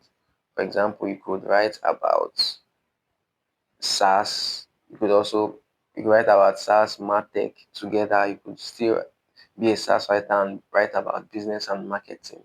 You could be writing about health and wellness, and you could combine that with pets and grooming. So you could combine niches. But basically, for you to get a portfolio, you need to have written some articles and then you need to keep those articles in a particular place. That is basically what a portfolio is. So how to create a portfolio? There are free websites like Medium. So just go to medium.com if you've never heard of Medium, medium.com. So you create an account and then start writing, and that will serve as your portfolio. So only ensure that all the articles you write are related to a particular niche so that when someone lands on your website and you say, I am a fintech writer, it will be obvious that, okay, you have been writing fintech articles. So Medium is great for SEO articles because they have a good domain authority, and if your article is good, it can easily rank. Then write free for others. So let's say you don't want to rely on Medium alone, you can look for websites in your niche that are looking for writers. So all you have to do is just go to Google and type write for us, write for us, then type your niche, maybe finance or something. Write for us, finance. So you can see that tech Chevy is looking for people to write for them. The financial diet is looking for writers. So you see, these are different sites looking for writers. So write for us, pets, write for us, pet. I don't know why I've been so petplace.com is looking for people to write for them. So that's just how you find websites who need people to write for them. Okay, write for us health. Write for us health. So the healthcare blogs, all these are websites that need people to write for them. So you just pitch that, okay, I'm an enthusiastic writer, or this and that and that. And I saw that you are accepting guest posts or you're accepting writers, and then you go ahead and write. So you would write 3 or 4 articles to build your portfolio. You could write all four for a particular person, but it's good you spread out your efforts so that it will reflect that, okay, you're writing for different persons. So after writing, so let's say you came to write for us for health, pitch these people, and you're able to secure your writing. So you wrote for them, wrote for this, and now you have 4 articles. Then you need to combine those articles into a place, and that's your portfolio. Now you can use Google Docs to create a portfolio, but I prefer a live portfolio. So a portfolio you can just easily visit via a link. So to do that, you can simply go to Journal Portfolio, journal portfolio, journalportfolio.com. So get started in minutes. So you can do this with your mobile. So basically, just click get started in minutes, fill the form, proceed, and then you would see where you can add your articles. So these articles you've already written, you add them to the journal portfolio. You can also use Authority. This is another option. Now, although these sites have paid versions, you can also use the free version as long as you don't have too many articles. So Authority portfolio, and then you go same thing, create your portfolio. So you just follow the prompts, do what they say, and add your article. So when people say where is your portfolio, you just simply copy the link. So when after getting your portfolio, you get your unique link. So you just copy the link, and that will serve as your live portfolio. So it's either you do that or you get a website like I have. So you know, the first time I created a portfolio, I used a site called contently.com. Contently, contently. But then they later came up with a policy that prevented many of us African writers from having a portfolio on their websites. But the policy was fine. I think it's not limited to African writers, don't get me wrong, but basically I lost my portfolio. So that was when it dawned on me that I needed to have something I can control. So this is my website. No one is going to remove anything from it. No one is going to tell me you can't add so and so article or you can only add 5 articles to your portfolio. Yeah. So I recommend having a website, but for a start, you can use any other portfolio site. So ensure the articles in your portfolio are aligned with your niche. So you can't say you're a health writer and then your portfolio is having things about music and entertainment or fashion. That doesn't tally. So again, another tip is when you write for people, ask for recommendations and reviews of the article. So you can use that as testimonials on your portfolio. For example, um, on my homepage, I have reviews.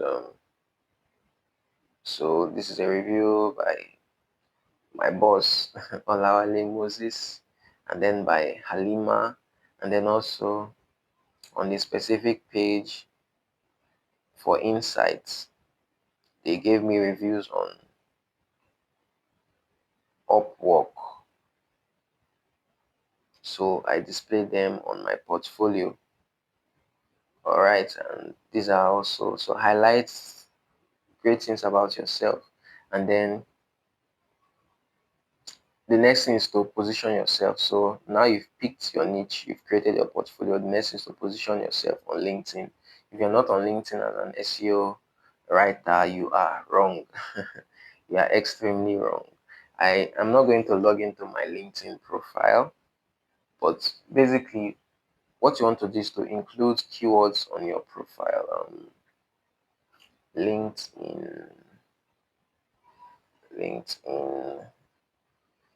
I don't want to log in here. I don't want to log in. I don't want to log in. I don't want to show you my profile. But you can just go to LinkedIn. Just create a LinkedIn account basically. Go to linkedin.com, yes. So enter your email, create a password, agree and join, then follow the prompts. But the most important things, let me just search for Tari Yousuo. I think my LinkedIn profile will be one of the top results, okay? I want this to open in incognito tab, okay, so that you see what my profile looks like. So as you can see on my heading, I have content marketer, I have SaaS writer that shows my niche and who I am and what I do. So basically helping tech brands reach capital, blah blah blah blah blah blah blah. So yes, I also talk about what I do, my about page, show my services, okay, and then this is my experience. So credentials and everything. So LinkedIn optimization is another world on its own. But basically, there are two things I want to highlight on positioning. So I said how to position yourself well on LinkedIn. When it comes to positioning, there are two ways to position yourself. You either position yourself as an enthusiast or an expert. And this is where many newbies get it wrong. If you're just starting out, it is a deadly sin to position yourself as an expert. So as an expert, it means you have credibility, you have worked with clients, you have the results, maybe you have increased the website's traffic by so and so percent, or you increased conversions by so and so percent. So basically, you have articles that are ranking on first page of Google.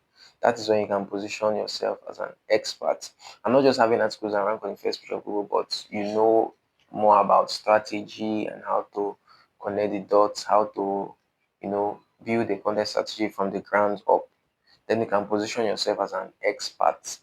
But if you're just starting out, you've never gotten any clients, it's best to position yourself as an enthusiast so that people know that, okay, you are someone who is learning. You may be really good at this, but you lack the credibility. So your LinkedIn profile should reflect that. So in your bio, you want to include keywords that are related to SEO writing and your niche. So you can see the part where I wrote content marketer, SEO specialist, B2C and B2B SaaS writer. So if you are a writer for real estate, you can say real estate SEO content writer or health SEO content writer. And then you say what you do. I help health brands write engaging content that does this and that and that. And then your about section, you talk about yourself. But basically, what you want to highlight in your about section is not that's you want to highlight who you are as it relates to SEO content writing, who you serve, and then you want to back it up with what you have done. So, for example, I say I am Tari, I'm a B2B marketer with a strong focus on content marketing and search engine optimization. So, this is who I am as it relates to my skill of content marketing. And then I help, so this is who I serve, B2B SaaS, IT, and IT service brands, reach, capture, convert, and retain more users. I'm in a hurry. So this is what I've done. I've worked in-house at agencies and as a freelancer for these people. These are my results. And then when I'm not engrossed in my work, so basically I highlight who I am and who I serve and what I do. So that's what you want to highlight in your about section. And then ensure you fill as many sections as possible. So if you don't have certificates, you can, when you join LinkedIn, you can use the LinkedIn Premium for your first 1 month free. So that's a good opportunity to get many LinkedIn certificates. And then HubSpot is a place where you learn about content marketing and SEO and basically digital marketing for free. And you also get certificates if you pass the assessment test. So you want to add as many things as possible, use as many sections as possible. And then when you're highlighting your experience, if you already have, it's good to talk about what you did in each job role. Don't just add the title. And then also your portfolio in your experience section, don't talk about things that are unrelated to SEO writing. So don't talk about the POS business you are doing now or you did as part of your experience. It should be everything in your profile should be tailored to SEO content writing in a particular niche. And then also, you don't need to talk about your, apart from POS business, what other business is common. So basically, my point is, okay, you don't have to talk about your teaching business. Instead, you could If it's not so relevant, but if you have experience you feel like you need to highlight, you can talk about it under volunteer experience section. Yes, that's a good place to highlight other experiences you have that may not really be related to this particular skill that you are offering. Okay, I think that's it then. You can ask for reviews and recommendations from people you've worked with. So that is just it. Yes, also use a good profile picture, and that's the much I can talk on about positioning. But so just remember, there are two major ways to position yourself, either as an expert or an enthusiast. If you don't have the results, position yourself as an enthusiast, not an expert. So you want to highlight that okay, you are upcoming, but you have a certain level of result, but you may not yet have the credibility, and your the post you put out regularly too should highlight that you are open to roles, you are actively learning, basically. So bio, who you are, who you help, what you have done, and how you can help. Your banner, your profile picture, professional headshots, fill out sections. Then how to get jobs now. So how you get jobs depends on your niche and the clients you're looking for, and that's why you need to clarify your niche. So LinkedIn is a good place to get jobs. LinkedIn has built-in job boards, but then you're not going to rely on job boards alone. Remember, I said use inbound and outbound. So inbound is you're basically putting out content to attract clients. Now, the mistake many writers make is that when they get on a platform like LinkedIn, instead of them to put out content that speaks to their clients, they put out content that only speaks to other writers. So you see, they get good engagement from writers supporting writers. They get lots of engagements, lots of likes, but it doesn't translate into jobs or gigs. So instead, you need to balance it. You need to balance putting out content that talks about how SEO writing can make your client's business better or increase website traffic or engage their readers and improve overall brand awareness. And then you can also put out content to attract other writers. That's how you build your network. But you should never neglect talking directly to your clients. So if you're a real estate content writer, look at the real estate industry. Maybe there is a case study of how SEO Content Writing help the real estate companies make more sales or something, or just think about how SEO Content Writing will help a business. Basically, you are being paid to help a business grow, and that's how you actually make money. If you can help a business grow better, so you can combine the job boards. You could also get into internships while you are waiting for your big job. Then, well found. So, well found is a good place to find jobs, especially if you are in the SaaS tech niche. So, just go to wellfound.com, you would see different SEO writing jobs, and then Slack or Facebook group. So, it's good to join groups. So, just type your skill. So, you can just go to SEO or content writing groups, Slack. Basically, this is what I mean. So, content writing, Slack group. So you can see different for best writing Slack groups to join. So just read through and pick the ones that interest you. Join Facebook groups just to be at the pulse of the industry. But you should not neglect LinkedIn and LinkedIn job boards and well found. Those are two gems I have found over time. Then social media and your network. So if you are well connected, maybe you have you are a nepo baby. Well, nepo baby will not be watching this course, right? But basically, you can tap into your network. Maybe you have friends who are now heading companies or who are now in certain industries. You can just inform them that I am now so and so writer. So if you're ever looking to hire, keep me at the top of your mind. And then freelance platforms. So Personally, freelance platforms are yet to work for me, so they haven't worked for me yet. What has worked for me has been LinkedIn, well found, and then social media. I got my first clients from Instagram. Cold DMs also hasn't worked for me. So cold DM is basically sending emails to, or not necessarily emails alone, but maybe emails, social media, DMs to CEOs, marketing managers, and other top executives that could hire you. Basically, you pitch what you've done. Basically, tell them, man, make a brief intro. You don't want to just barge in. So maybe a one line that shows you did your research about them and you have been following your company for some time now.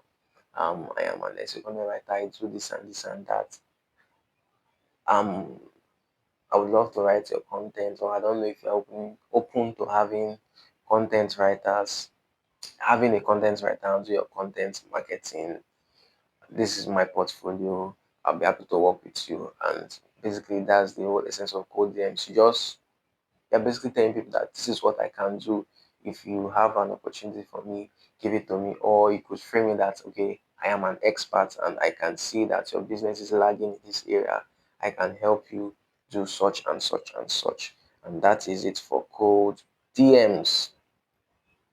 So you want to play around with all of these tactics. All right. So your next step, where should you go from here? So now you know how to write SEO content and you know how to get clients. Where should you go from here? You have two options. Option one is for the self-motivated who can go alone. So you know that you are good at doing things on yourself by yourself. You don't need someone to motivate you and you don't quit easily. Then this is for you. You write, so go ahead and write. So pick a niche, create a Medium account, and then learn how to do keyword research. I already showed you earlier. Then write your first 1 to 3 articles. So focus on the topics you can rank for in your niche. Then create your portfolio.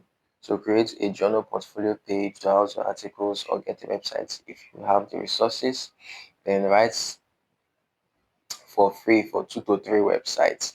So the reason why I say create a Medium account and write your first 1 to 3 articles is that even when you're pitching to write for us company, to website looking for writers, so for website, even when you're pitching to websites who are looking for guest post writers, they may still ask to see a sample of something you've written before.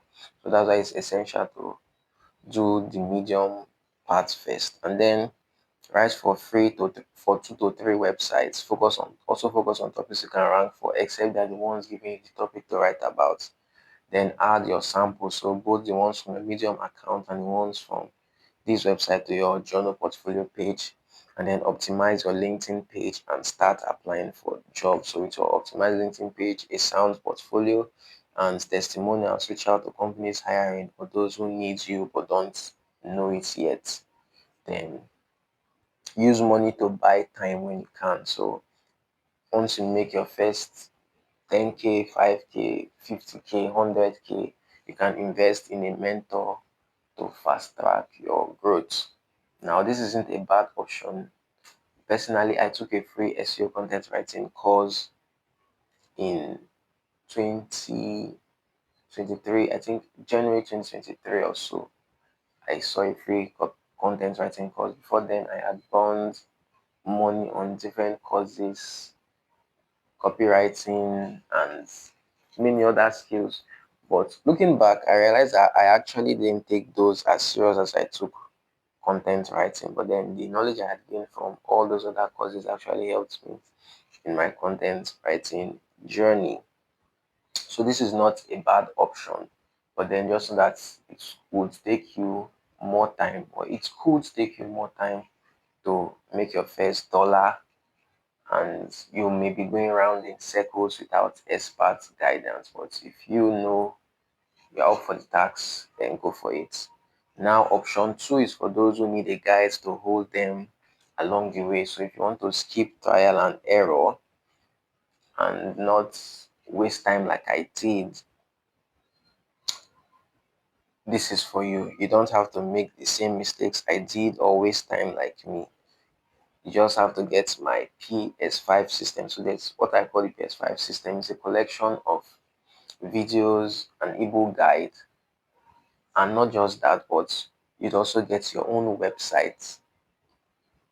So that website will serve as your portfolio and your practice ground so that you can master SEO content writing in no time.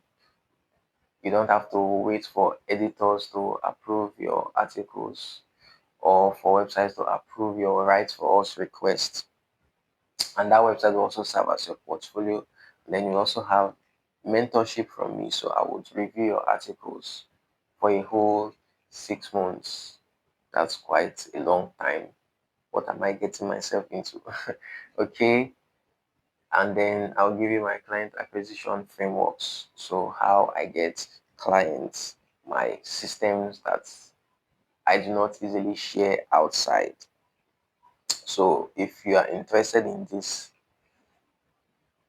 you can simply go to this page, Yousuo.co/premium SEO content writing system, or you can send me a DM on LinkedIn, send me a connection request. Okay, I think I will link to this page, so you can just go there. I'll link to this page in the description. You can go there and get it and be on your way to making your first 500, 1,000, $1,500. Okay, other great news. I have a community. I'm building a content. What am I saying? A content writing slash content marketing community. So it's a WhatsApp group for now. It's for SEO writers and wannabe content marketers. So we share tips for writing better content, job search and interview tips, and then also job opportunities.